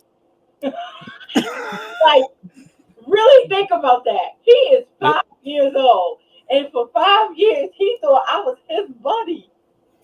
Well, you are his buddy, but in love with him. But yeah, I know I'm always making like sly comments around her, like because we don't let the kids like run in the house. We don't let them spin in the house. Don't let them throw toys in the house. Apparently, that makes us very strict. Because my mom's always like, "You always said I was strict." She don't know nothing about no strict till she met my mom. But anyway, go ahead. My mom was fucking strict, and I've told her before. I was like, "That's one of the reasons I don't fucking like you. You're too fucking strict, and you're overly fucking protective, and I fucking hate it. And you're fucking narcissistic. Carry it too far. Yeah, I was like, no. It's one thing to be protective. Like, you thought I was strict. You're strict on those kids. I was like, I ain't strict on the kids. I don't let them run in the house. And I don't let them spin. I enforce it. That's because you're trying to stop them from hurting themselves. Or breaking shit. The emergency room. Yeah, last time one of them that I've seen spin with my middle child, she spun and bumped into the 65-inch TV and knocked it over. I was like, I know how wild these fucking kids are. I don't want them running and tearing up my shit. I was like, they hurt themselves. I told them all the time, I was like, if you do something I tell you not to, and you get hurt afterwards, I'm just gonna laugh at you because I told you not to. And I've done it not to do that. Or But- my I told you not to daughter steal. plays it. What did you learn? What Yeah, did you it's like- learn? I'm like, I told my Nothing at oldest all that one because they'll time. be right back at it a few seconds She was later. doing something on her bike, and I was like, "You're about to fucking crash into that if you ain't careful, like my trash can or something outside." Oh, And she said, "I won't." I was like, "All right, you do it. I'm gonna laugh." So she did it. She crashed into it, fell down, scraped up her knee or whatever. Stood up and looked at me. Was about to start crying. I was like, "I don't fucking care, kid. I told you." And then Already she went and told told my wife. She's like, "Daddy laughed at me because I fell off my bike." I was like, "I laughed at you because I told you not to do it because you was gonna hurt yourself." and you did And it you was anyway. like, "No, I won't." And then you did it. Because I told you, I knew I could see it happening. Like, I you know know. how kids are. Yeah. Hey, I'm a parent the way you going to parent. You know what I'm saying? Like, moms Yeah. need to be quiet because you ain't raising these kids. Yeah, I know, right? I was like, like this. she My says I'm strict. I was like, I'm not strict, but I do enforce the stuff. If I tell them Oh, not to yeah. do something, they do it. They get in fucking trouble. I'm not going to just keep on. I told you not to do that. I told you not to do that. I told you not to do that over and over. No, they're going to get in fucking trouble. True. They're going to go to bed early. They're going to fucking sit their ass down, or they're Yeah. going to get their ass busted. You I ain't was like, getting they're some going to get shit something. either way. Like, I mom, was like, I got all of those every single time when I was a child. Did anything? I you can't ain't even I was breathe. like, I know. I was like, I wasn't a bad kid. My kids are a lot worse than what I was. You wouldn't even do it. They're like, I've been dead if I did anything to my kids. They're Yeah, like, I know, right? I said that And she about lets them my do it kid. at her house. I don't do corporal punishment, but I'm like this. If I told you to do something and you not going to do it, because if I'm telling you to do something, it literally is because I think you're going to get hurt. Yeah. Or I'm And I teaching told you them, I was like, morals or because a lot of times values they're or like, something why? like I was that. like, because you're going to fucking break it, or you're Right. going to fucking hurt yourself. Right. Or I'm you're gonna hurt trying to get somebody you else. not hurt yourself. So I mean, I'm that's not telling you because I'm trying to be the warden, because I don't care to be your warden. yeah. I just was want to like, keep you safe. a lot of times when the kids fight with each other, they're like, so and so hit me. Well, he did this, he did that. I'm like, all right, sounds like y'all got what y'all deserved. All right, whatever. Arguments happen. That's what happened. I don't have Yeah. to worry about that factor because I I have know one kid. every so but often, one of them will be like, Kobe hit me. I'm like, all right, Kobe, what'd you hear? She took my toy. Why'd you take his toy? Because I wanted it and he was playing with it. All right, it sounds like you need to get slapped. it sounds like Leave me alone. He already dealt with it. Go. listen though. I'm way stricter than my mom was and my father. I'm way stricter, but for me to say way is a big window because my mother and father were not strict at all. No, my mom was super strict with me, and she lets them do whatever they want at her house. You can do And she told me that one time. I That's was what like, they "While they're do. at my house, there's no Grandparents do rules because that. I'm their grandparents, and now that they're getting older, she's like, I've been trying to tell them not to run down through the house because hers isn't. Our house is on a slab foundation, so it's solid. You run through the house, you're not jarring it. But Yeah. when you got a house that's built up on, Yeah, you know, told me about blocks, hers. When you you fix the you floor, fucking go fix the run, floor. it jars stuff or whatever. You can hear it, and they've been running through her house ever since they was born. She let them spin. And then here recently, she's been trying to get them not to run and not to spin. That's This not and that. how you do with And kids. she's complaining to me about it. She's like, they just won't listen when I tell them not to. I was like, because you've let them do it their entire lives. You Now can't it's let too them late do for that. something, and then one day just be like, no, you can't do that no more. Yep. I was like, That's what you made your that's first why mistake. when they was little and they could barely walk, I wasn't letting them spin then because Yep. I knew eventually they was gonna get to the size that I don't want them spinning because they're gonna bump into shit. Yep, facts. See, my mom, we did anything. Well, okay, with my father, we could do whatever we wanted. There was no, you can't do it. With I couldn't even walk down the hall fast, my mom, they let were, alone like a full on sprint. oh wow, that's so sad. With my So mom, you're jarring the whole house. You better walk slower than that. but you knew what you couldn't do with her. Like I'm trying Oh, to, Lord in heaven. like you were not allowed to. I'm making this up. If you weren't allowed to go in the kitchen, then you just didn't break her rules. But she was so lenient that it was like you're not going to break the little bit of rules she had because she let you do so much shit. Like Yeah, we right. literally could write on the walls. Like my mom, if we wrote something on the wall, she would paint it in. Like it's art. Like seriously, she was incredible. My Yeah, my father, on the other hand, there was just no no's. He did not know how to say no. He said, I don't know that word. He just did not That's know. what my mom told me when I had kids. She's like, No. I'm not going to tell them no. They can do whatever they want at my house. I was like, okay. Okay. And like I said, she was very strict. She had a lot of rules for me or whatever. Yeah. Most of them I didn't fucking abide by because I was like, I don't fucking care. I'm going to do whatever I want. Fuck Especially when I got want. older, I was like, fuck you. Fuck you. I'll deal with the punishment because she did not enforce the punishments as You strictly. needed my mom. You needed my mom. I mean, she was strict. She had a bunch of rules, but when I got in trouble, I'd get my ass busted. I'd get grounded, and probably go to bed early. And she'd be like, "You're grounded for a month for something stupid, like My mom real didn't believe minor." I'm like, "All right." 2 days later, she's like, "Oh, you're ungrounded now." So, Oh, well, then I wouldn't have worried. But my I mom, know. So that's why That's like I think that's prison why when you I get was like, out I and don't then you fucking. just I'm just gonna like do it anyways. free rent, you know, Yeah. lifting Like, weights, you you get know, all the food you want. all the food you want, go to college, you know. That's why those dudes be going back and forth. It's like You got health care. Prisoners are treated better than working class. facts, all the facts. She was like, my mom did not play corporal punishment. Now, Yeah, I don't do that. I don't do my mom, she but I don't need used to. my belts. If I had one of those little paddle ball things or whatever, she'd use that until that broke. And you don't use weapons to beat your kids. She didn't it believe. wasn't just whooping on the butt. I would Like have to beats, drop my you get- pants down to my underwear. You was Then getting abused. it. That's I that. just I'm just said, saying. It's true though. Like if you beat somebody naked, Yeah. then you that's like prison like stuff, type of torture stuff. Like if you're going to beat somebody until they like pass out, or you're going to beat somebody until their like parts of their body are bleeding, or beat them until there's bruises, then you know, I don't know or if I beat ever them had naked. bruises because I had bruises all the time. I was very. But like beat them when they naked, you trying to get some pain up in there. You ain't letting some jeans cover that. One friend, you guys, I had one friend, and his mother, and she didn't make him strip or nothing. When he, but she used to make him lay down in the bed and so she could beat him. Yeah, that's also abuse. He couldn't run nowhere. She would make him lay in the bed and he would get beat. And I mean, that's a thin line. That's why some people just don't know. Like you don't know you're being abused until somebody tell you. Usually, because you used to it, you don't know. My mom found that out, and that's the only reason I know, because his name was Junior. I'll never forget her, and his mom name was Alameda. So, and my mom and his mom were friends. Her name, like she ain't even playing. My mom went upstairs because she was on the 7th floor, and she said, "Alameda, did you beat this boy?" Because my mom already was mad about that. I'm sure. But that's not her business. Like, you can spank your children. Right. But then she said, he told me that you made him lay in the bed and you beat him.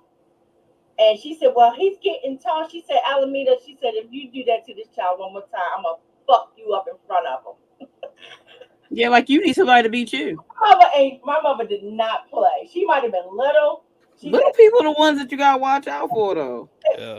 They about to come at you hard. That's above and beyond. He couldn't have did nothing that deserved that. Honestly, the reason why I don't believe in corporal punishment is because in actual, there's nothing, in my opinion, that a child could do that should, get you to be like, I'm going to beat you. Because to me, that's like, what is that teaching? Really? Because in real world, we can't hit people that way. Because if they don't do something we want, like if we tell somebody to do something.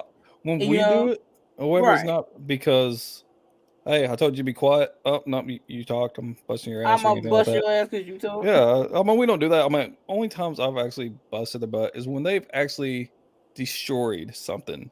Yeah, I mean, but everybody got their reason. I mean, toys into the walls and knocked holes in. I've had to patch up. They've taken books and just ripped pages out. Let's be honest. Kids could destroy a house, and if people who rent houses could say you can't have kids here, they would if they legally could. Yeah. Just like they see with dogs and animals and stuff. Because kids will destroy a house. They can. Yeah, and also I believe when I do it, I only do it once. I know when my mom, she would beat me until I guess she got tired of beating me. That's what I mean. That's like that current. I was like, one just don't do that. But I never impede and say for other people what they should or should not do with their kid. I'm saying my mindset of why I chose not to. Also, I saw it growing up, and it kind of gave me like the third party type of thing abuse. Like I'm watching that. I mean, I had mental somewhat abuse, but I didn't get physical abuse. And I watched my older brother go through it. I saw it. So it kind of scarred me to be very much against it because of what I saw, and it wasn't warranted whatsoever. Not to me, there is no warranting to beating a kid because they don't need to be beat because they're children and they're going to mess up. They're going to make lots of mistakes and everything like that. But teaching them that is like, I see it as an adult. It's not legal for a man or a woman to beat their spouse because they didn't do what they said. So I kind of always take that approach to it because really little children are really they're this little version of us. So like, I mean, if they don't know it, but that's how I took it. Time or whatever. You know, I don't see anything like that being warranted then. But I mean, when something over and over, and like I said, like actually destructive. At least one pop. I mean, that's about all I do. And also, I know how to. You cup your hand like when you clap how to or whatever. rein it You in, can but make some it people sound beat a for lot while. worse. Like, you know what I'm saying? But listen, my thing has always been like Jeremy never got in trouble. He's my bio kid because all my other kids are You raised everybody else's kids. Yeah. But he's my bio kid who was with me 100% of the time. Yeah. The rest of them are only 90s. But he's with me since the day he was born till like 2 years ago. Okay. Yeah. So, but with him, the only time Jeremy got in actual trouble, and I'm talking about actual like old For real trouble. Like, there's a serious you in trouble. You better be able to outrun me, is defiance. If he was defiant. Because making up, like, if he messed up or made a mistake or blah, blah, blah, I'm like, you know what? I'm so tired of talking to you, go sit down kind of attitude. But if you blatantly fucking defy me when I said, you can't go to that party and I found you at that party, I'm going to F you up when you get home. She always started like, try not to do it. Like, don't do it. Just don't not do what she said. Because my whole thing is, like, kids spill milk. And I've seen. Oh, yeah. Like I said, stuff like that, I don't see it. Yeah, I've seen people jump at them. But people will. They'll. Oh yeah, I know other people do. I mean, I know. You know. When they fuss with each other, they fight, they hit each other. I'm like, all right. They need to handle that themselves. Yeah, that's why I tell them. I was like, all right, I don't know why you're telling me. It's like I told them at school, if they start getting bullied and somebody's pushing on them and hitting them, hit them fucking back. Push them back. Don't let a bully push you around because then I know. I was like, you hit them fucking back. They hit you, you hit them. And so I might get in trouble. I was like, you might get in trouble at school, and they're gonna call me and tell me, but you're not gonna get in trouble at home. Nope. And that's where it's meant. I don't fucking care. No. This is the one thing I didn't do. First of all, my son is a gladiator. Really big. So he already looked intimidating. Yeah, he's always big.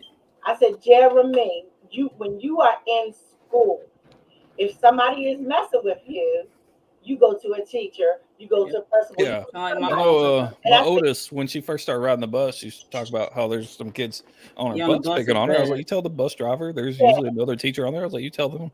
So I did, and they didn't do anything. I was like, all right, if they didn't do anything for that, then whenever they do it again, you just fucking do it back to them. But Jeremy, I told him, I made it clear because I'm dealing with this big giant black kid, okay? And I'm like, they're gonna look at you first. And he's in a school where he's gonna be the one at fault. Without me going to colorism stuff, he's going to be the one at fault. So I told him, I said, on the school property, you go to an adult, and if the adult don't do nothing, you call me. I said, you get outside that school, wax their ass. Yep. I said, my whole thing if you do that, they won't leave. They'll leave the fuck alone. You got to put them in that place. Oh, that's what our kids. I was like, I was like, I don't want y'all going out around and beating up people. Right. But if they start beating you up, can't let people push you around. At some point, there's a drawing point. As a child in school, like you said, tell the teacher, tell the authority. They didn't do anything. Tell me, I'll handle it. Kid mess with you, fuck them up. Why he's in school? I was gonna say, I called the school after she said that she told them, and they didn't do anything. I didn't call them. I was like, no. The only time I was like, I can go get on that bus. I'm sure y'all don't want that. Damn, nobody want me to show up at the school that has been incident. I'm gonna get on that bus. You want me to ride the bus? I'll ride that bus. Rob out. In danger, and I don't care how mad you are and how wrong the other person is. You are not in danger. If you are in danger, go ham. But if you're not in danger, you tell an adult, and you make sure you tell me. I said, but if you leave out the school and this person is bothering you, and they still fucking with you, handle your business. Yeah. My mom was that person when she was younger. I don't know how it is at this school that the kids go to, because it's not the same one I went to.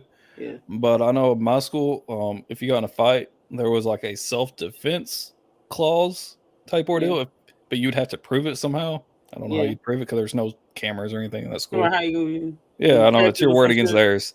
Right. But you had to let them hit you 5 times before you even swung for self-defense. Nope. I was like, bullshit. They swing once. That's all they're getting. I say, if you hit me, you gave me permission to hit you back. I know. That's how I look at it. I was like, I said, you willing to throw hands, you willing to catch hands. So you throw hands, you're going to catch hands. I may not throw the first hit because I don't need to. But if you try to lay hands on me, I might not let you land a hit, but I'm getting your ass.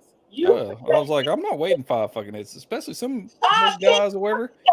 You ain't gonna last 5 hits. You're gonna get So somebody can hit you 4 times and you don't have no defense. Get out of my face. I will look. You put your hands on me because I'm gonna say this as honorary as I can be, and I know I get out the gate. There's some people.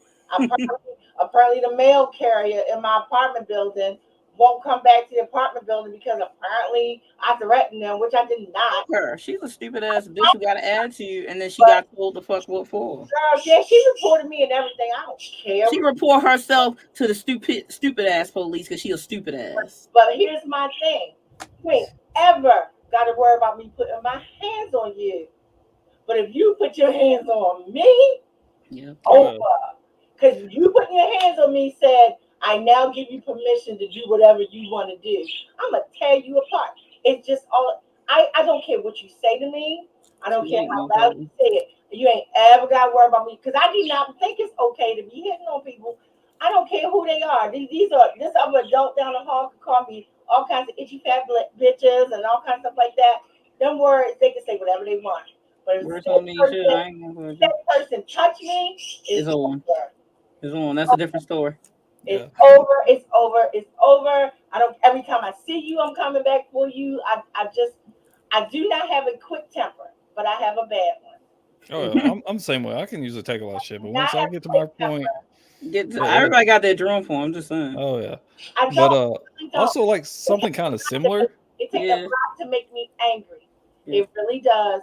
I will negotiate. We can talk things out. We can hash things out. It can be all square. Even after we call each other, but I don't do the name calling. But even after a whole bunch of terrible things is said, I will squash some shit to get it back at 0. I will. Me and you ain't gotta be friends, but we ain't gotta be walking around enemies either. I do not feel. That's not how I am. I don't do that. But if you physically hurt me for the rest of your life, I'm gonna physically hurt you. Every time I see you, we could be at the movie theater. I'm like, ain't that bitch that hit me when we? And I'm sorry. Like it's something about I don't know what it is, but she can't get herself in trouble. Don't touch me. Yeah, it's just not called for. Like who do you think you are that you can put your hands on me? I don't know. No, it's over. The only exception to that rule is if you touch my child. Yeah, then it's all on right there. That's why I said I was no way I wasn't not homeschooling my kid because somebody's kid put their hands on my kid. I'm gonna beat the kid up and I'm gonna beat up the parent. And I don't even believe in laying hands on kids. But if you touch my kid, I'm gonna beat the kid up and I'm gonna beat the parents up because they told that kid to be a piece of trash. So I'm gonna beat them up. They were talking about arresting me in my son's middle school. I told y'all this story before because the little boy, now, like I said, Jeremy's way bigger than people his age. And because he's a big guy, everybody want to show up and try to take like he an adult coming out. Jeremy can just take his fist and go bonk on your head and you be out. And that's why I told Jeremy, you're not in danger, so don't be putting your hands on other people's children.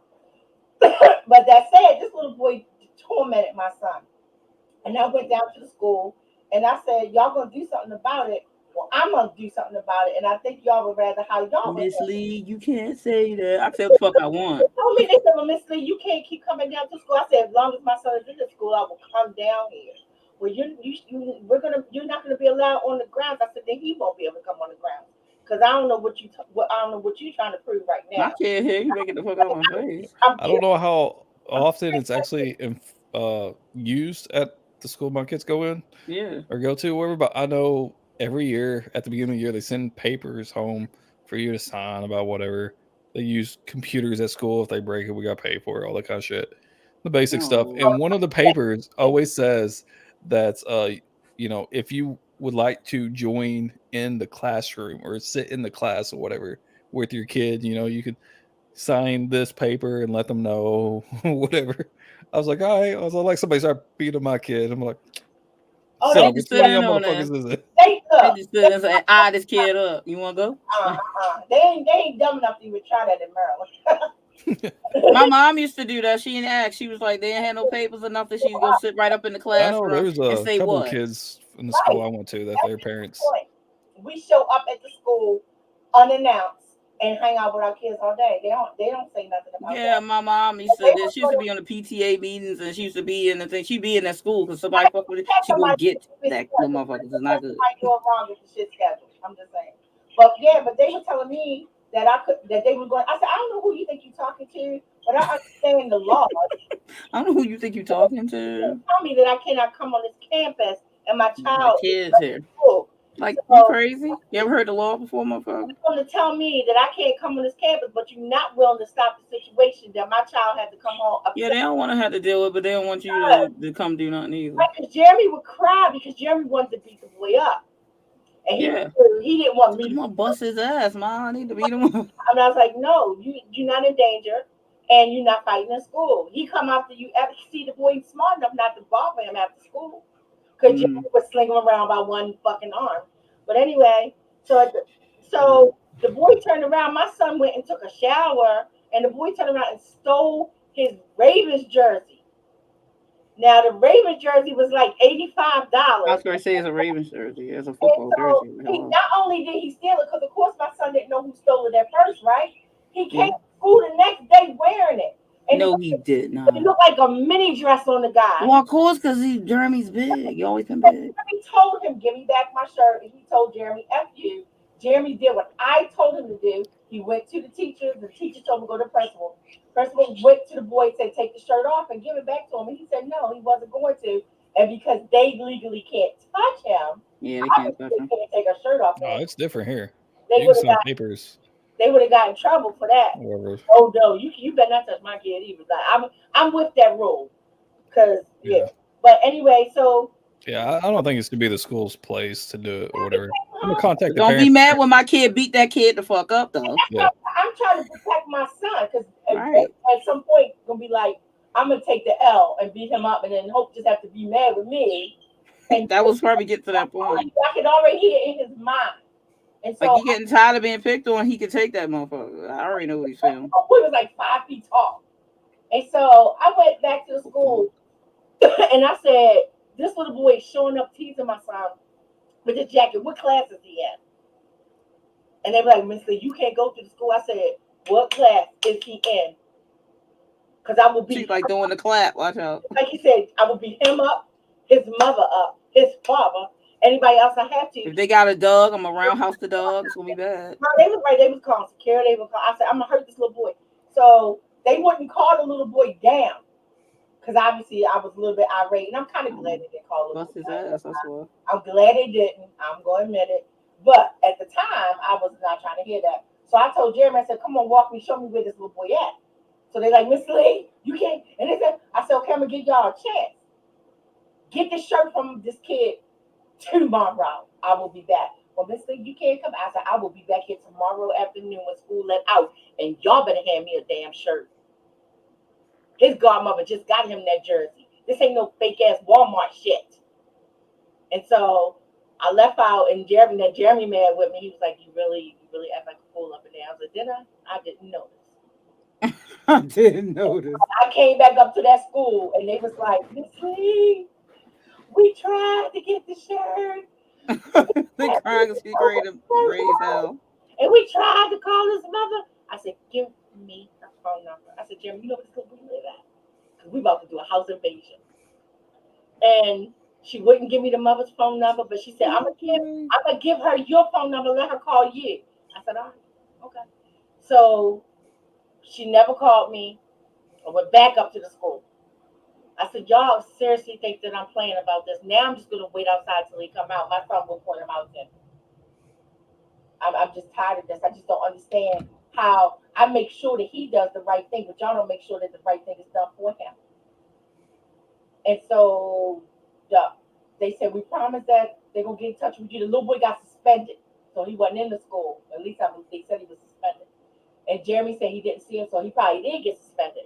So he wasn't there, right? Right. Excuse me. I get a call, and it's the aunt, because apparently I threatened everybody. Now I'm gonna beat the principal up, and this person, and the secretary. I honest to God do not remember saying all these things. And so the woman called me. She's crying. She said, Miss Lee, I'm gonna say his name, like whatever. I'm Tavon's aunt. I said, and she said, please don't hit me. Tavon live with me now. And I said, Miss Tavon, I don't have no intention of hitting you. Give my my son's shit back. I don't know what he did with it. I don't know where he is. I said, I really don't care. I want my shit I back. want to hear your tears. And I said, if I threatened you, I'm sorry. I was mad. I just want my shit back. And she said, his mother, she just disappeared. We don't know who his mother is. And she was going through the whole story. And I did feel bad for her, but I ain't care. Like, I want my son's shit back. And I want this little boy to know that I'm going to beat him up. Because I don't want my son to go to jail for beating his ass. So long story short, they did finally find him. She found the shirt. He got arrested and put into, not Montrose. What's the little boy jail in Maryland? I can't think of it, but he got put in little boy jail because Montrose is the little girl jail. Oh, I don't know the names of those. Yeah, trust. But anyway, we won't tell you why I know all these things. But You got so they found the shirt. They supposedly, now I don't believe none of this, but supposedly the aunt found the shirt in the house. She took it to the school. The school had the shirt, and then the shirt went missing again. So, but the school called me and said to come get it. I went up there, and the shirt was gone, and the fucking secretary was crying. And she was like, Miss Lee, please don't be upset. So I guess I got a reputation at this point. And I said, what? They said, well, the shirt went missing, but here's a check. Here's a check for $75. I said, it will cost my son $100 to replace this shirt. Okay. Better rewrite that check. We'll write you another check to make up the difference, because the check was like $75. And I said, what y'all mean y'all lost it? Because the school now took responsibility. So they may have been telling the truth. I just don't think they were. I think that girl called up there crying because she was scared I was going to come hurt her. Because all the children told me where little Tavon lived. I'm going to go there and bust your ass. And they thought I was going to go around there and just go in that person's house and wreak havoc. I said, I just want my child to know he don't have to be scared or worried. Because I promised him, I can't swear that nobody will ever hurt you, but I promise you I will never let anybody get away with it. Yeah. So you come home with a story, Mr. Jones touched me, Mr. Jones dies later on that day. And he's gone. And there's all there is to it. There's no in between. I never understand how people make it to court, because I would be in court for the murder. Yeah, I'd be in court, yep.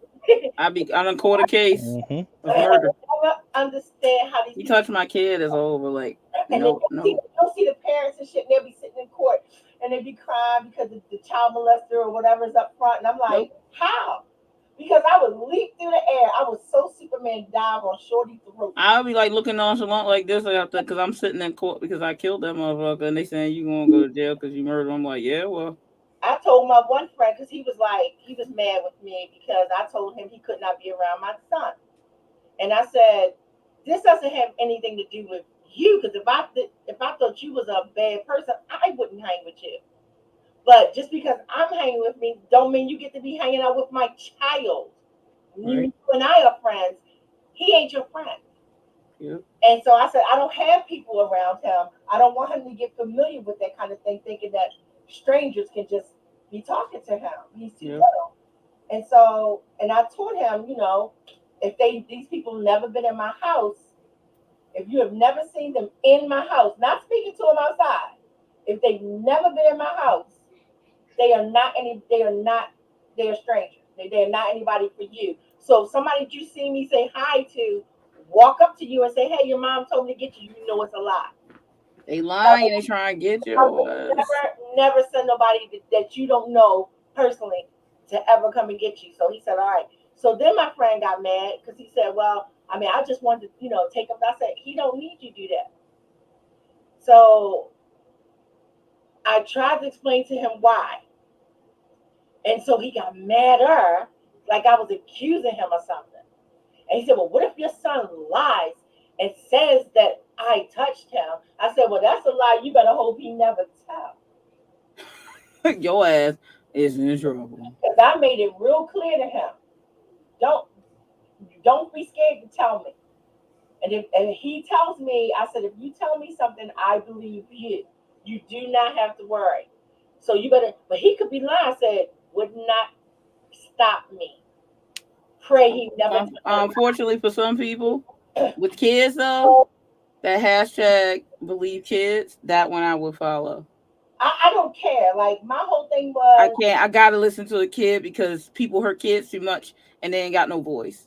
People just be getting all kinds of shit be happening to kids. So no, like no, if a kid said, then we need to believe them right away, and then we can investigate after the fact, because kids getting hurt is a serious thing. So if a kid tell you, you'd be glad that they told you, because a lot of cases they don't tell you because they victims and they feel like that's their fault. So unfortunately, the other day we had a heart attack and died the other day. They said black women are ugly and children lie, and if a child tell you that they were sexually molested, they probably lying.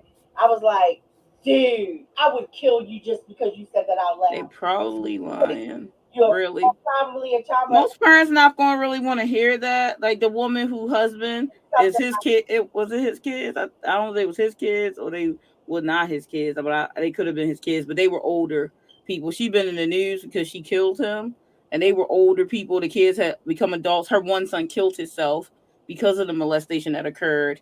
But also he got molested by somebody else that he had hurt, and she ended up finding about that after the fact. But he had killed himself in his 20s, and then his sister told their mother that their father, I don't know if he was a stepfather, he raised them or whatever, either way, and that he had molested them both.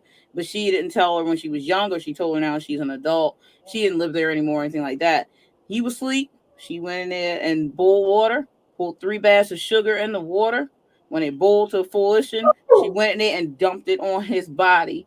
And he died weeks later in the hospital from the pain. But because she told her that, and he died, but she going to jail, of course, because she premeditated. They said that she thought about it, she had time to boil the water and all that stuff. And I'm like, they should let her go. He raped the kids. It don't matter how long ago they fucked up for life. Hence her son killing himself. So we're gonna go with the whole fact that, like, if she got his ass because he died, but oh well, he had it coming. Too late though. He had it coming way earlier than this. But like, she shouldn't go to jail. Sorry, you should get off on that. But somebody's like, she should put grits in there. I'm like, the sugar did the job because it sticks to you. There was no getting it off. If you boil sugar, that turns 3 bags of sugar. That turns into the like how like candy apples and shit. Yep, that motherfucker was a candy apple. Yeah, I was gonna say, I've done that. Make little make it look like glass. I've done that for like Halloween, and then break it, like put it in a cookie sheet. Yep. Break it afterwards and make it look like broken glass. Broken glass. Yep. I've done that for like my horror tape. I was about to say, I've done like a Halloween thing. Put some fake. I gotta add that to something because she was not playing, was she? No, she was not playing. I don't think she should go to jail. Sorry. They're like, oh, you get straight up kill somebody. I'm like, yeah. Do we care? A child pedophile? You touch a child? Fuck you. Cut their genitals off or gouge their, what out. I don't care because they don't get any card of going to jail. Torture is what you get. No, listen though. I am not saying anything in the benefit of a child molester, so don't misunderstand. All right, now. What I'm getting ready to say is if I boiled some damn sugar and water together and killed this motherfucker, I expect to go to jail. Oh, she didn't say nothing. I expect to go to jail, and trust me. I mean, the public was saying like she didn't care about that. She was like, I will do time for my child because it is against the law I wouldn't care to murder somebody, but you murdered. That's not gonna stop me. I know I'm going to jail. Now, if she had done it more like if it was more of a quicker type of kill, she possibly could have got off for less time. A passion kill, she wouldn't have went to jail. Yeah, but since she thought about it, she had time for it to boil. She had to carry it and then dump it on them. Then that gave her more time because of the thought process behind it. So they have to understand too that someone blacks out when they hear something like that, even if they say, "Oh, well, you did this while you were da da da." Be like, that's not really how the mind works. But I would not even sit there and defend it. They'd be like, she didn't. I don't think she defended. The public was defending it, saying like they should have gave her less time, or just gave her mental whatever type of situation. They'll do it to somebody who raped somebody or did something else. They'll put them like, "Oh, I plead insanity," or they'll get out in a couple years. But like, I killed a child molester. Okay. Give them a few years. What's the difference? Sorry, their life wasn't worth much. Child molester would only get like 2 years for doing it. That's what I'm saying. But they destroyed somebody for the rest of their life, so they get less. But you killed child molester. Like, well, you killed them. Like, you didn't give him a chance to rehabilitate. Fuck that. Rehabilitate my ass with his ass in hell somewhere burning. Like, I don't hear that. Oh, like that's got me thinking because like she made the candy. She So did. he didn't die right away. No, he didn't. It took like 2 weeks. He get to suffer and think about why the fuck he got. He was like, when he was on the bed, when the cops got there, they were like, "Oh my fuck!" Like, you know, when they saw it, and then he was like, "She's killed me." I was like, "Not yet, because you still talking." Not to be explicit, but who he pour it on his face? On his face and upper bowel down here. So the skin. By the time they got there, all the skin on his arms was off. Because you know what happens with that stuff. I know. They explained it quite well. I'm a horror writer. You know, I know. That's nice. Anyway, let's let DL take his stream back over, so I'm sure he'll be closing out soon. We get talking about our kids, and you know how that go. But yeah, touch mine. You signed your shit. That's right. You better hope you get arrested before I get to you. We'll just put you in yeah, DL and get murdered. I know one time my daughter asked me what my job was, because I know every so often I get on to them about stuff or whatever, or they want to do something, I tell them no, and they start whining or whatever. And just, you know, being kids, whatever. I was like, it's not my job to be your friend. I tell them that all the fucking time. And one time they was like, what is your job? And it just kind of caught me off guard. I was like, what do you mean? I was like, you know what I do. I work on my computer back there. Like, but you said your job is not to be our friend. So what's your job? Yeah. It's like, you always say your job. I was like, my job is to be your fucking protector and make sure you fucking raised as a fucking decent human being. That don't mean I'm gonna be your friend all the time. You're not gonna be happy with what I tell you that you do all the time. Make you like safe. Right. So it's like, you know, they'll get it one day. Well, I'm my grandson's friend, apparently. Well, yeah, but that's what grandparents are for. They pretty much just to be a friend anyway, to give them stuff and let them get away with things. I just think that's so adorable, girl. My heart melted when I said this little boy don't come over because he thinks that I'm gonna play with my friend. Family, he just loves me. That's it. Mm-hmm. It's so funny though. It was so cute, and Jeremy was like, "She's my mother." You know, like how Kirsten's your mother, and he just kept looking at him like, "All right, I'm not making the connection." I mean, y'all, I'm not sure what you're getting at, Dad, but keep going. Looking like, but I'm not understanding this. You got. I don't think you know what you're talking about over there. I think what it was like, he didn't understand that he has 2 grandparents. He said that's weird. Like, I don't know what you guys have been learning, but it's weird. I got 2 grandmothers. It's weird. 2 sets of grandparents. My kids got 3 grandmothers and no grandfathers. Wow, 3? Wow. I don't. Yeah, my mom, my wife's mom, and my wife's stepmom. Nice. That's cool. So you got bonus grandparents. My daughter, she knows 1 grandmother. That's all she getting. Hell, I'd be glad if I knew about that when I was a kid. But see, my father never had a grandfather though. I don't know my grandparents because my mom was an orphan. Right. Her mom died giving birth to her. Yeah. So she never knew her mother. And that doesn't. Her father probably still was alive somewhere though, but she wasn't a part of his life. Right. Then my father has no idea who his father is because his mother, my grandmother, was a slut. All of our grandmothers were. The only thing about my grandmother, and that's why I call her slut because I don't like her. My grandmother, all of her children, all her other children, their fathers were black. Yeah. So he assumed that his father was also black. That's why we don't stick to the formula. Mm-hmm. So she liked, yeah, she liked what she liked. That kind of meat. But she was still a slut because she had all these kids. She had like 10 kids. And different dudes. 4 different daddies, 10 kids, 4 different fathers, at least that we know of. And the 3 that we know about were black guys. Mm-hmm. So he just assumed his father was also black because she never said who his father was.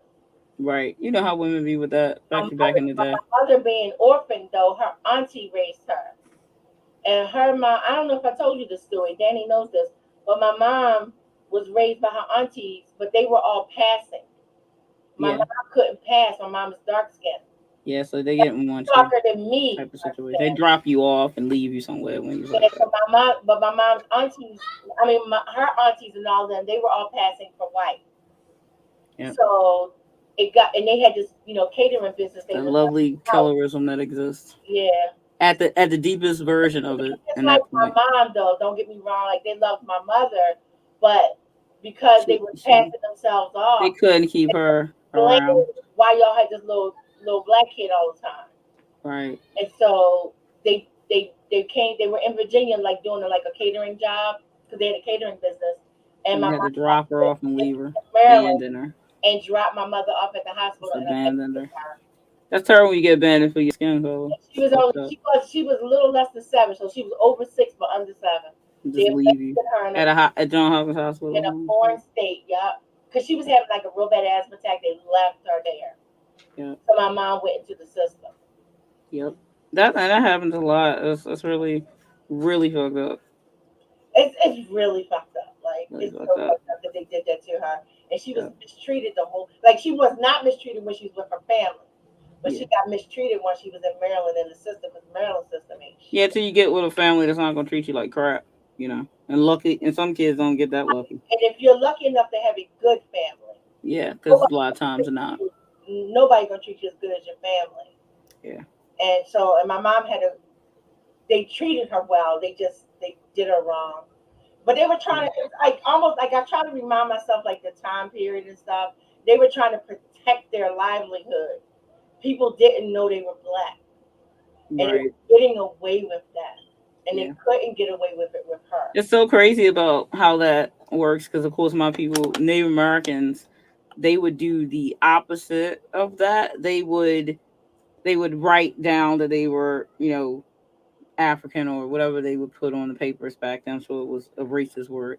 But they would say that they're that when they would, especially the Cherokees, when they were doing the walk and stuff, in order to not be pushed onto a reservation or something, or pushed into another land that they didn't want to be on. They would put that in preferably, because then they could go and do air quote what they want compared to that. So it's like trying to pick the leisure of me getting destroyed. That was forced. Stop it. And one thing, because it's just crazy. It's just crazy. The world is so fucking crazy because humans are fucking crazy. It's only crazy how people just treat other people. I know, so dumb. Humans, like, they ain't got nothing else to do, so let's just torture each other. Because of complexion. But it was so sad. But, and I told myself that, like, I would not have done it. Do not agree. But I do still kind of understand they were scared. Yeah, of course. Everybody got their reasoning. We don't have to agree with their reasons. I think they felt like, they left her somewhere safe.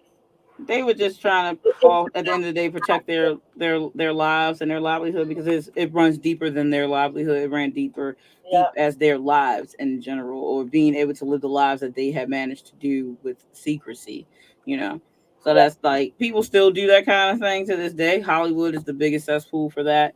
Pretend I'm this race because if my agents tell me I need to pass for white in order for me to be able to make it in Hollywood, then I will. Or some people don't, and then you see what happens to them, because they want you to do that. Like, so just like, if you're not doing it, you'll see some actors who kept adamantly saying that I'm this, I'm mixed, I'm this and this, and then they would slowly push them out, because you know how Hollywood is like one of the most racist cesspools that will happen to any country. Johnny Depp, he's a good case of it. Johnny Depp is like part black, part Cherokee, part something. He's mixed anyway, like most people in America. But people were like, "You're black." Well, they thought the dude from Prison Break was white. That's all they hear. You know that bald dude from Prison Break? I didn't see Prison Break. Well, the guy on Prison Break who was bald, who was like the main character. Everyone thought that dude was white. He is not. No. My boyfriend. I know he's talking about. Yeah. So everybody thought he was white. They did. So he was like, I'm not. And they were like, He never claimed to be anything but what he was. He never claimed to be anything. He didn't claim anything, but they assumed, the assumption thing. But anyway, so let's stop. We're going to stop talking and let Stewie again take over. I'll kind of go off of some of that type of stuff. You've read a little bit of Gift of a Child.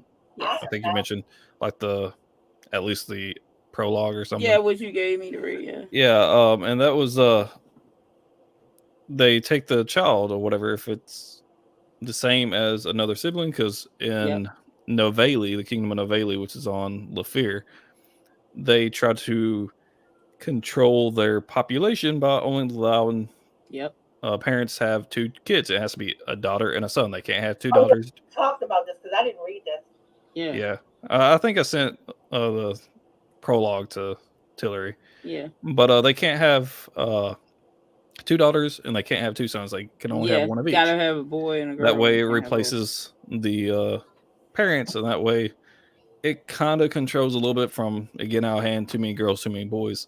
Yeah. It still could happen if people just have 1 child or whatever, but it kind of helps control the population.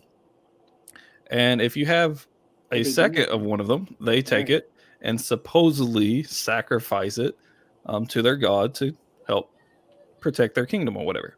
Yeah. That's not what actually happens. That's what they're led to believe. Mm-hmm. And it's actually not that sinister in a sense. I mean, you're still taking the kids from their parents or whatever. But actually what's happening, and you find out through Gift of a Child a little bit. Maybe if not, you'll find out in the Ballad of a Child. Don't talk too much. Well, all right, but basically what's happening is they take the child and they give it to their neighboring kingdom, which is Summerforge. Yeah. And they give it to people who want kids and can't have kids. Oh, okay. Or whatever. So it's like an adoption thing. Yeah, they just don't tell them. Yeah, they just don't tell the. They're dead, people. Just so you know, we sacrificed them. Here's the kid for you. I think it's basically because they don't want their parents going after them. Of course, if they knew they were alive, then they try to track it down. Maybe against it or something like that. Yeah. Try to track it down. They're not against it. They sacrifice. They think they're dead, so it's nothing they can do. So what ends up happening at times is they will lie, even on the paperwork, whose kid it is. Well, of course. Or whatever. Just in case.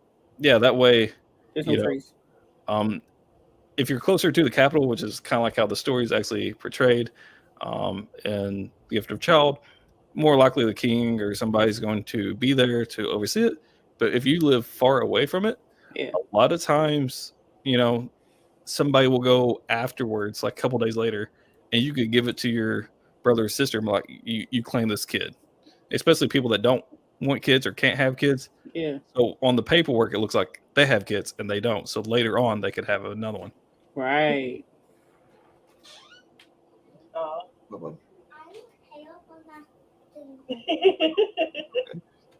Hey, baby. Okay. Oh. Okay, bub. Say hi. Hi. Hi. Oh, let me scoot back here. Don't touch my mic. Hi. Look at my you. little DL. Oh, handsome. What's her name? That's the one you can't see is Aphrodite, and the other one's Tillery. What I see? Yeah, the one you can see is Tillery. Hi, sweetie. He can't hear y'all. I know. They're saying hi. Hi. Hi. Go back and play, okay?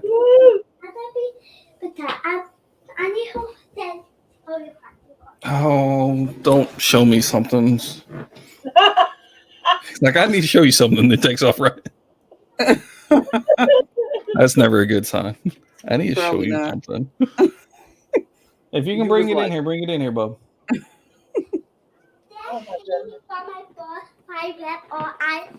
My bra. Oh my God, it's so cute.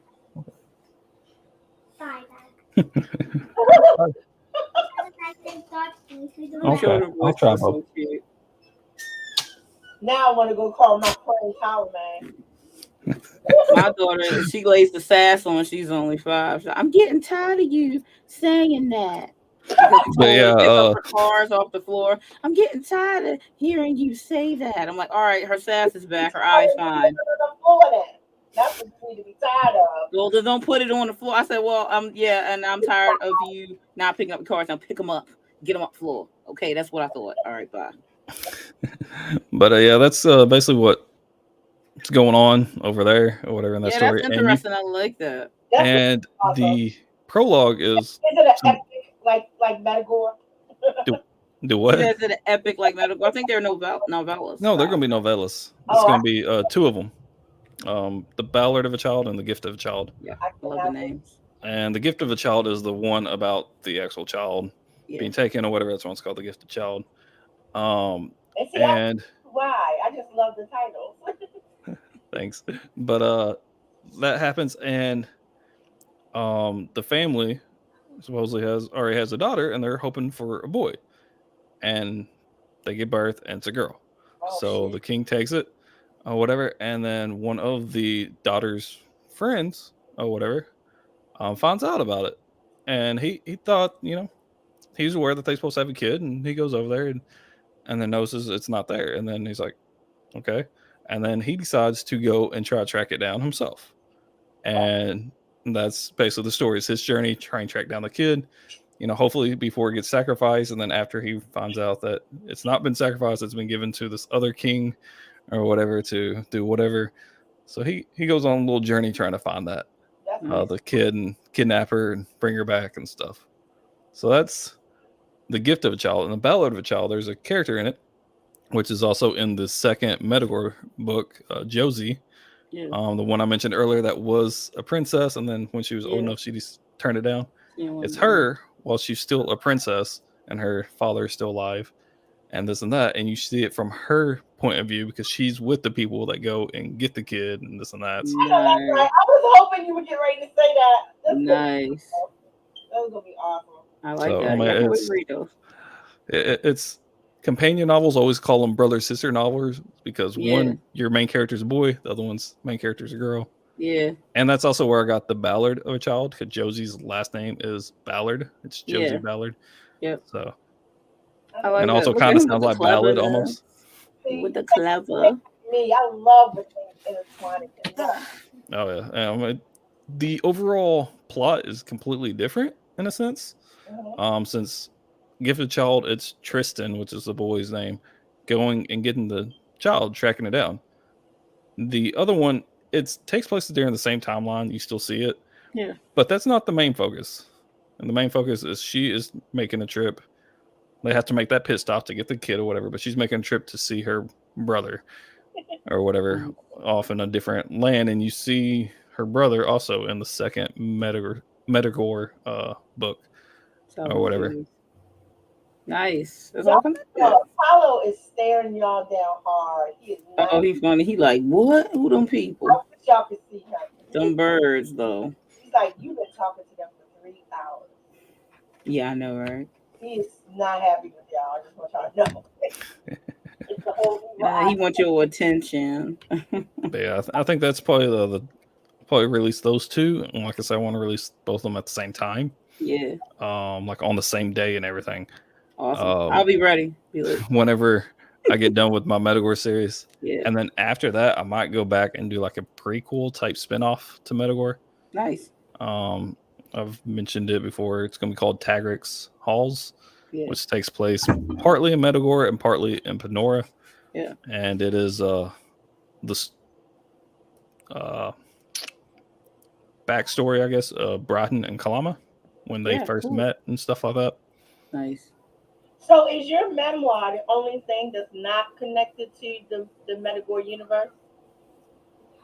As of right now, I guess. Yeah. Like I said, my non-fantasy stuff, I'm going to publish as another pending or whatever. Yeah.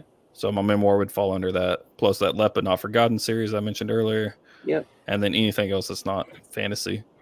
Gotcha. Off subject of books, when is your album dropping? I had thought about originally releasing it whenever I released my memoir. Yeah.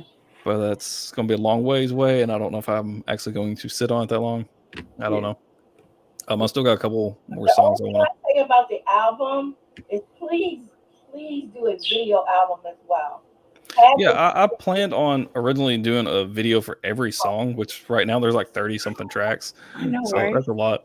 But I don't know if I'm actually going to do an actual video or some of them might be like just lyric videos or something. No, make a story video out of every song. I think I sent y'all some. I was trying to do like an animated video for one of the songs called Pain Behind the Mask. Animated video. It's been a while. I think I sent it and you was like, what the fuck is this? I was like, it's just like a lip sync test when the camera's like fixed on the face and everything behind it was moving Yeah. or whatever. I remember that. She was like, what the fuck is this? Yeah, she's like, what is this? I was like, it's just a lip sync thing. But it took so long just to render those couple seconds, and that wasn't even like proper rendering. That was like just a test type render, so nothing was actually rendered fully. I'm learning now. And it took like 2 days just to do those couple seconds. Editing videos, like anyway, you trying to make any kind of rendering and animation shit.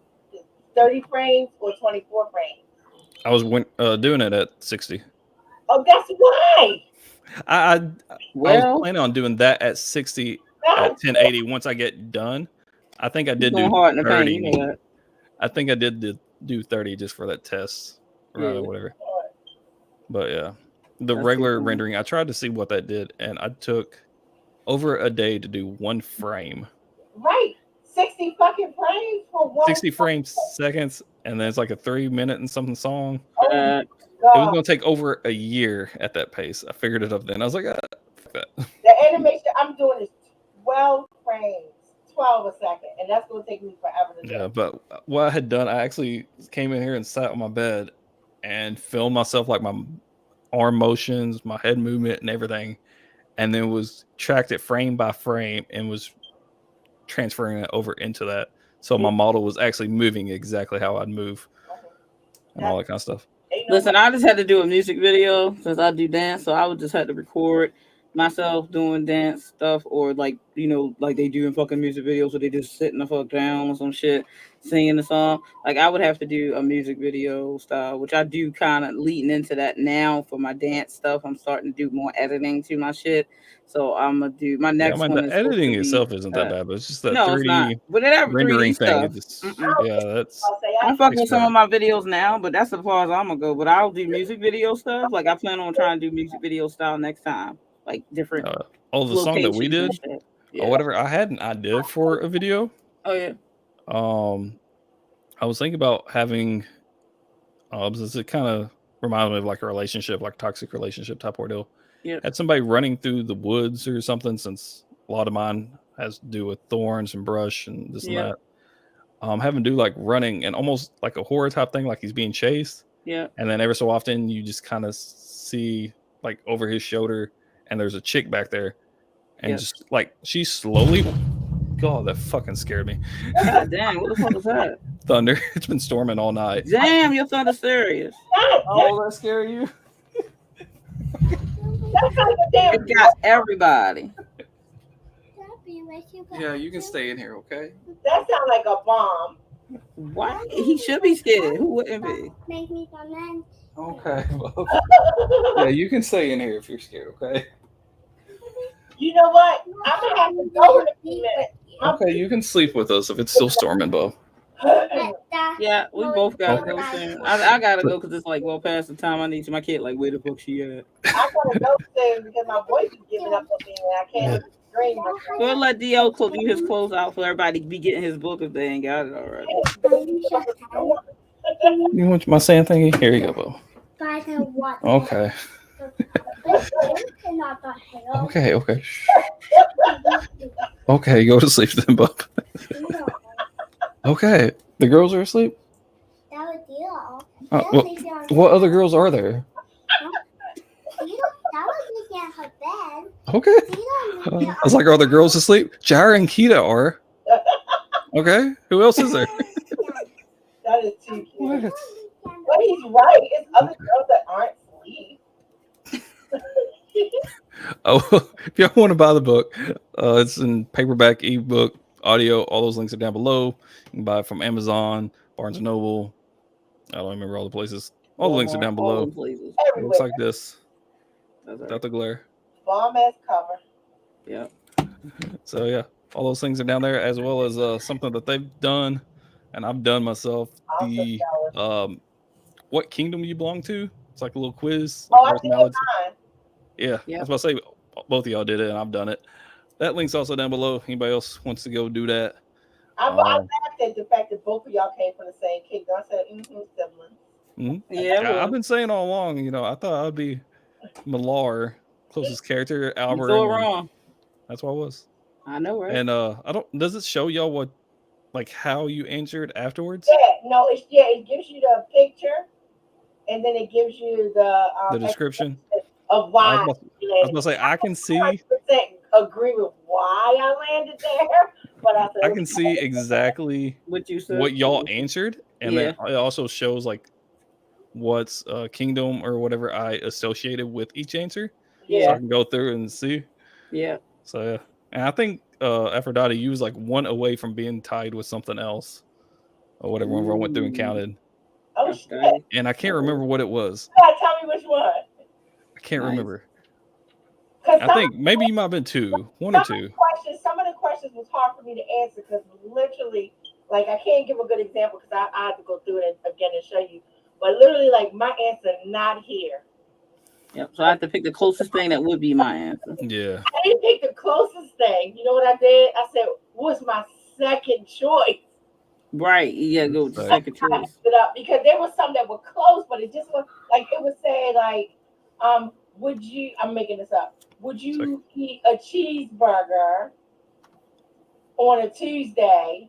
And the closest thing would be, I mean, the next thing would be, would you eat a cheeseburger on a Thursday? And I'd be like, I'm not going to pick that because I wouldn't. I'm going to pick the next thing I would have done. The next thing is, would you drink a milkshake on a Wednesday? Yeah, I'm picking the milkshake. So I was making choices like that because my exact answer wasn't there. Yeah, I see your answers. That's cool. I can't see that. Yeah. Yeah. You already know you answered. We know now. We know your answers. the mountains for Brothelm, obviously because it's mountains. Cakes and sweets, Tulane and Brothelm. There you go, right there. I'm not a cakes and sweets person. So I don't know what the other choices were. Probably something you wouldn't eat. Right. Apparently. That was the second choice, was the cakes and sweets. Coffee and tea, which was Tulane and Centuries. That's definitely tea. Orange is favorite color, Auburn and Ringwood. What was that? What's the question? Favorite color? No, orange. I know that one. What was the next one? Are you more outspoken or reserved? I'm not. It said I can be loud, but also enjoy the quiet. Yeah, I enjoy quiet, but me, I'm not reserved in any way, shape, or form. Yeah. I felt like that was a good medium ground between just being quiet and loud. What's your favorite leisure activity? Reading? See, making love was not a choice. So reading was no. my second She's choice. so funny. There ain't that much in the story. But I'm just saying, reading was my next choice. And if it was. Actually, no, I'm going to take that back. You know why I chose reading? Because writing wasn't a choice. Right. Because I don't like to read that much. I can't lie. Yeah, I don't remember what all the choices were. When do you get the angriest? When someone talks about maybe behind my back. Hell yeah. I think that's probably pick the same thing for them. That is 100% the truth. Yeah. For Centuries. What's more important to you? Family, which is Auburn. What's your fantasy animal? Would you be? Dragon. What fancy race would you be? Shapeshifter. I would be shapeshifter. Oh, you know what? No, but what I would have chosen is what, I don't know what you call them things. All right, X-Men, Kurt Wagner. What is Kurt? Who? Kurt Wagner, the blue boy. Oh, Beasts or Beast. No. So you talking about Mystique's son? Yes, not Beast. I know you're talking about Mystique's son. And I just love he shadow walks. Nightwalker. Nightcrawler, something like that. Or Nightcrawler, yeah. Because he can disappear and reappear somewhere else. Unfortunately, I don't think you necessarily want his power because what he really is doing is opening a portal through hell, and he's walking through hell. I don't give a fuck. I'm just telling you, it might not turn out well if something don't happen. In the ocean, I want to go poof, and I'll walk through hell to land in Paris. You might not land in Paris. But my next choice, I'll be like, no, thank you. My next choice was shapeshifter. His mama. Yeah. Yep. What I pick? What's your favorite? I was like the dog boy. Yeah, the first three you got Dresdy on. Flesh of the Foes. What's for dinner? Flesh of Foes, obviously. That's so disgusting. What's your favorite drink of choice? Blood of the Fallen. Hell yeah. I don't think I picked that as mine, but I do like the taste of blood. Yep. No. What's your favorite color? Purple. Technically, my favorite color is indigo, but purple was the closest one. Mine was up there orange. Yeah, indigo is my favorite color, which is a bluish purple mixture. Are you more outspoken or reserved? I stick to myself. These are facts. Yep. What's your favorite leisure activity? Arts and crafts. See, mine went up there. Yeah, I pick arts and crafts as my secondary leisure thing. Video games is my leisure. Look, we had the same thing, right? When somebody talk about you behind What your do back. you get the angriest? Oh, when someone talks about, yeah, you know. And What's support family up? A phoenix, of course. I will rise. What fantasy race we read? Elf, because I like the elf thing. Choose your weapon. I am a weapon. Well, it's true. I am a weapon. I can't help it. A weapon truly would be my mouth, because I would. I mean, I was like, when I looked at the picture right now, I was like, damn, I'm hot. Like, yeah, this is mine. And we got the same thing, but we picked like different things for it. Each question, right? So what place do you want to fit? Okay, I think wild game is your choice for dinner. Yeah, wild game like deer. Like that. I've had wild game. It's pretty turkeys good. And chickens. I've had bear. That was good. Yeah, around here, a lot of places have what they call roadkill dinner or potluck. Yeah, the roadkill dinner. I heard about that. I did not try that. I was around a bunch of white people, so you know they got me try all kinds of stuff, but I cut it off at the bear. Deer. Yeah, squirrel. Bear was tasty though. I gotta tell you.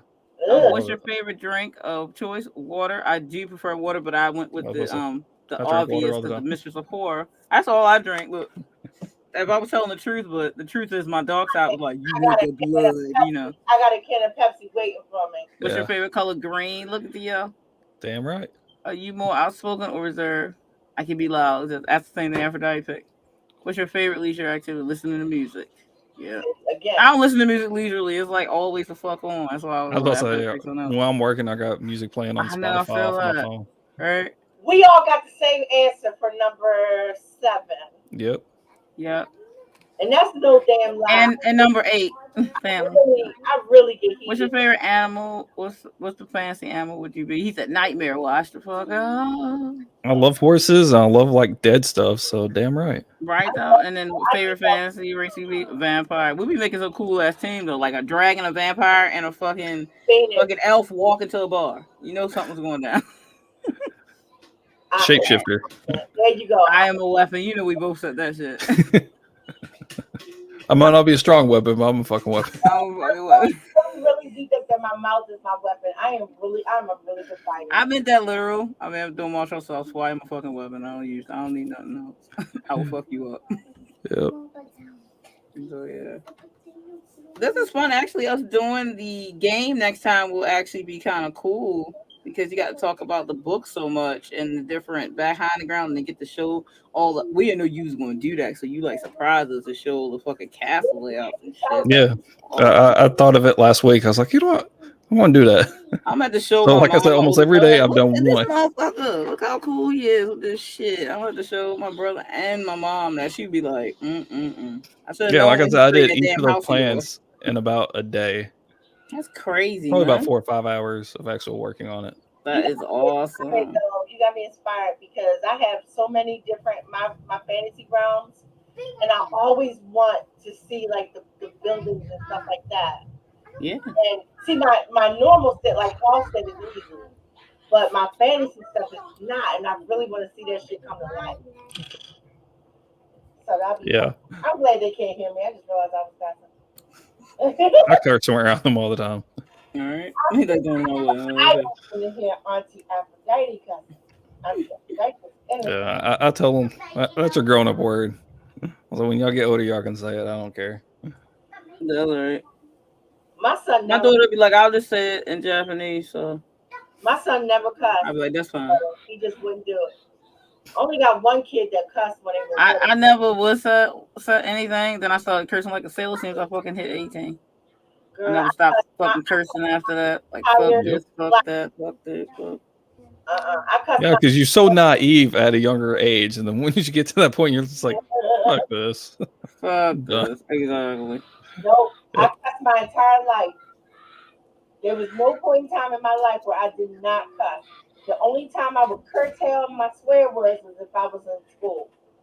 Because in school, we had nuns and you would get in so much trouble. Yeah, of course. My older brother had the nuns thing. They But crazy. other than that, I cuss. I'd be home. I'd be like, what the fuck? I'd be like, I would have never. My mom would straight kill my ass. you know why my mother didn't? And this, I really do gotta go. But you know why my mother didn't? Because honest to God, and I hate to be those people who place blame on their parents when it's like, but it is her fault. It is though. But yeah, at some point you know it is, but you can figure stuff out once you get an adult. But they already done fucked you up. So And my mom said, because my mom was a big cusser, she might have been real proper in how she spoke, but she still put the cuss words in there. And I learned how to cuss from her. Yeah. So we wouldn't get punished. Well, I wouldn't get punished for it. My sister didn't get punished either, but my sister's a different story. Yeah. My brother, on the other hand, the reason why he would get in trouble because he would cuss at us. Yeah, that's different. Right, because if I told my daughter, as long as you use it in the right context, I don't care. Yeah, I cuss. Yeah, that's what we told our kids. I was like, that's a grown-up word or a big person word. I was like, once you're old enough to realize when you can and cannot use it, I don't care. I applaud my daughter. I'm not gonna be getting called from right. school. She used hell right. She used fuck right.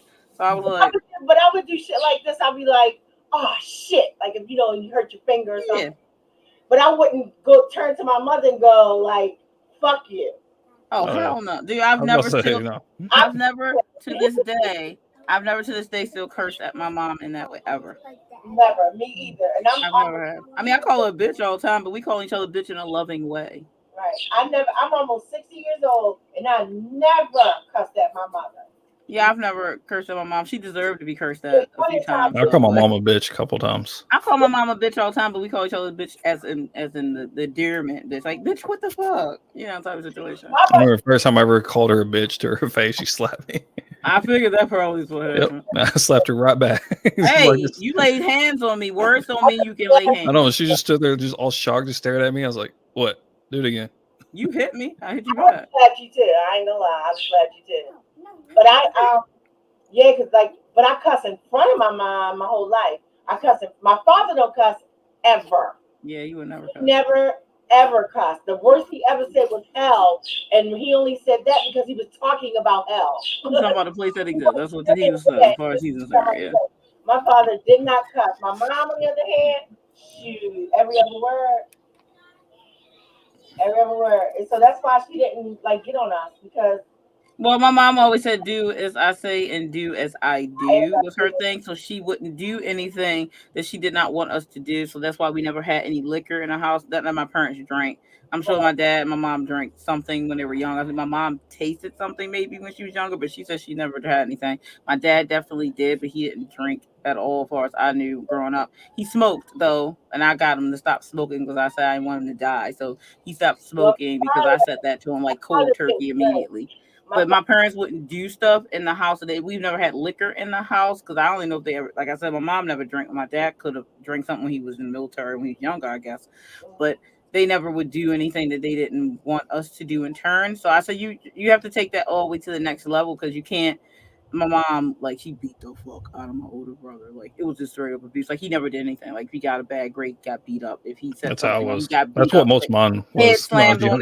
Head slammed on the table, beat for out so you pass out type of situation, real abuse. But she had a whole bunch of shit too. But there's no excuse for that, no matter how. But that's why I said children shouldn't have kids. So if you're 17, 18, having a kid, I don't think you probably should even roll up with kids in your 20s because your mind is going to be completely different when you hit 30 than it is in your 20s. I know I completely thought differently in my 20s compared to my early 30s. So that's why I waited till I was 32 before I had a kid because I was like, I don't want to have my kid in my 20s because I know my head isn't, I'm not where I need to be to have a kid this young personally. So I was like, I'll wait till my 30s. My brain is done developing all the way. I'm finally a real adult, even though I felt like I was an adult already.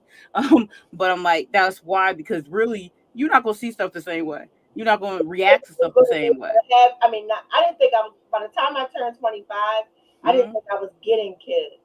So I was. Yeah, that's a whole different. So I didn't think I was either, but I decided I was going to go ahead and just have one. I was been around 21 when I started having kids. Yeah, my mom started early. Lots of kids. My mom was 31.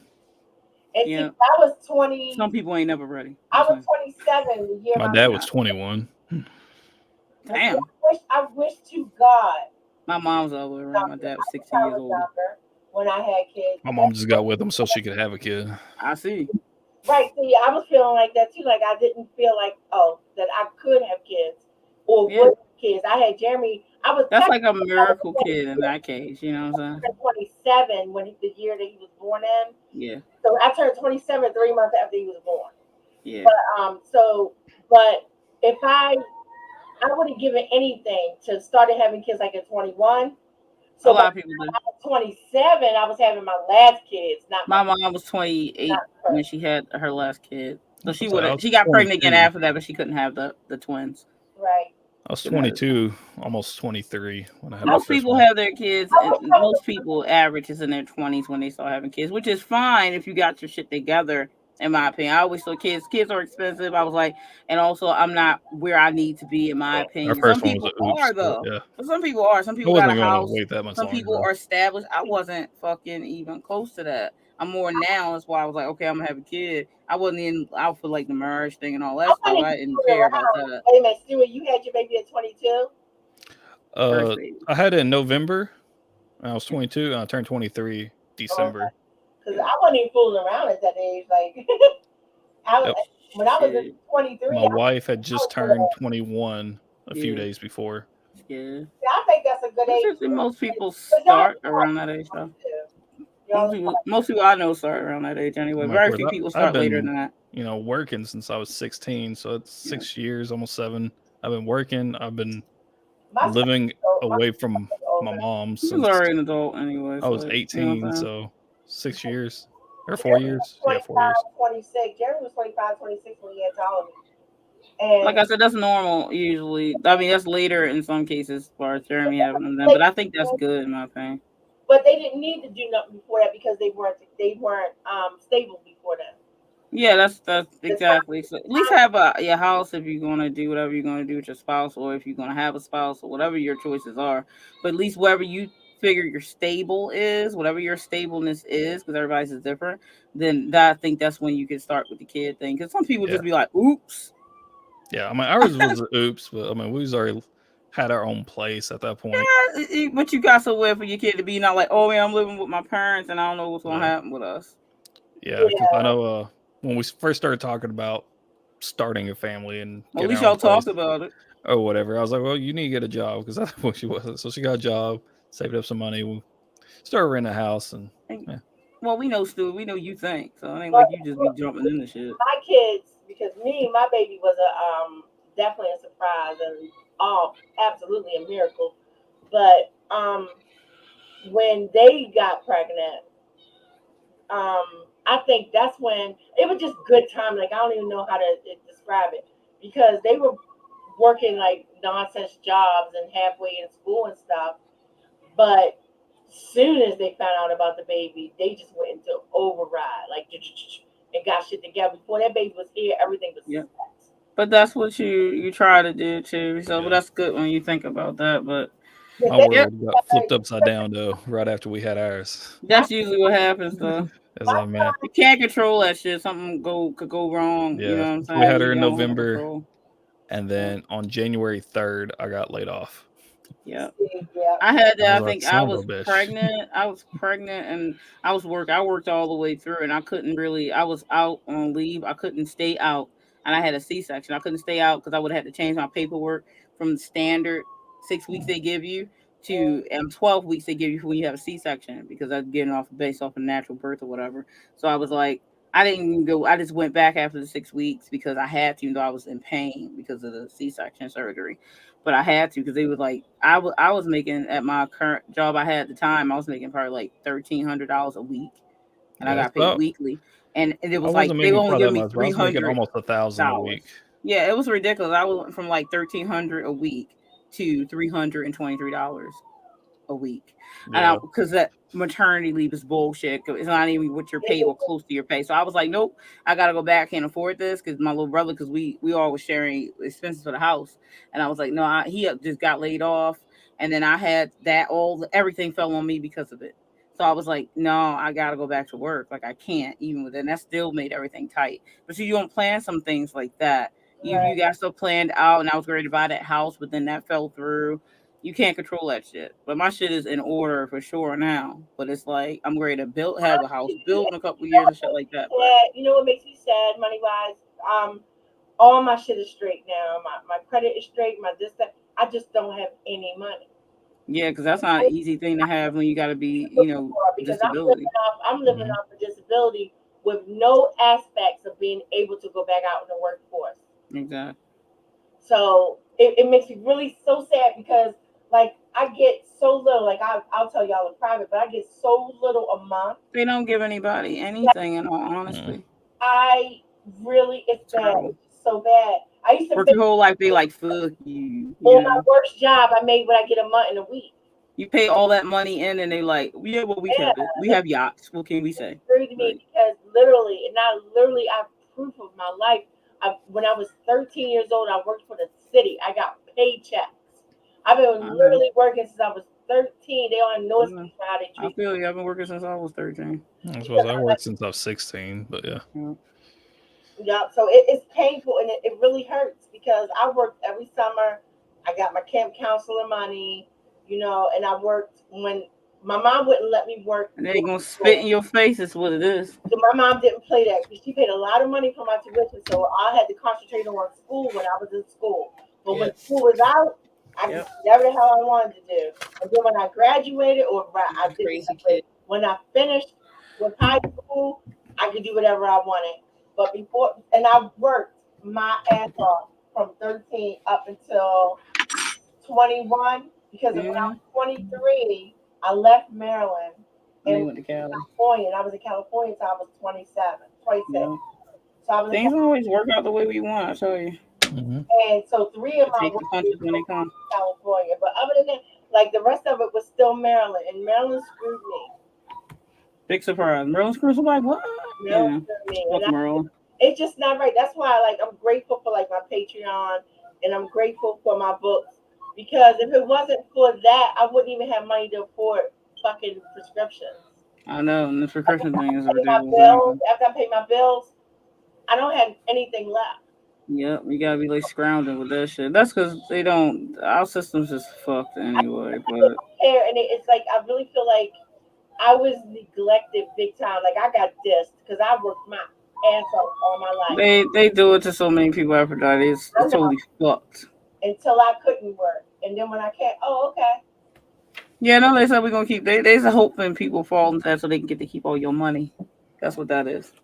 That's the way they set it up. But all right, well, I guess we're about to roll out. Everybody who hung with us for any amount of time, we've been for 5 hours. 4. Metagore hours. Let me see. Yep. Metagore hours. I still honestly can't believe it's been 3 years. Yeah, it don't take long, man. Time flies. Yeah. But yeah, we ready for Sovereign Duty, so that's gonna be coming soon. Some point, yeah. I'll probably do another beta run. Okay, cool. I'll be ready for that one. But we got the stream. Are we gonna do Saturday coming up, or are we gonna wait? Are we gonna do another Saturday? Next Saturday. I know it depends on your schedule. So don't pick next Saturday because I haven't. Not next Saturday. All right. So the 4th of June. So the 4th of June. I mean, I'm good whenever. It's up to you, Stewie. I'm good whenever. The only one I don't have available. All right, we can try for that or whatever. I'll remember. Whatever, you let us know, but we can say the 4th is the closest one, and then we can let Stewie decide. 2 weeks. The what? The after party is in 2 weeks. Yeah, let's do that. Let's do that. Do it. Let's do it. All right, brother. So proud of you. Good job, Stewie. He a badass. So. You ain't putting with this extra shit you doing for it, man. I do all kinds of crazy shit. Yeah, I'm a very creative person. I've got to be making something. Yeah, you are. Regardless of what it is, either music, books, you doing all the shit at the same time. Like that video you sent with the fucking little mini world. I was like, I would love to do that. I just ain't got no. As soon as I saw Jazza doing that, I said, I gotta send this to Stewie. Right? Yeah. I would totally do that. I would do that if I had room for it somewhere. Yeah, like I said, I don't have anywhere to put it. To do that, yeah. Right after you do it, like, we don't put this. I know, right? I don't want to burn it. And Right? I made it now. I gotta burn it. I asked because I was going to raffle off the cell for Aaliyah and Dar that I'm making. I was going to raffle it to a fan because I'm like, where am I going to put this? I don't know where to put this. I gotta build this thing. I don't know where to put it. All right, I'm going to end the stream here. All right. We'll see everyone next time.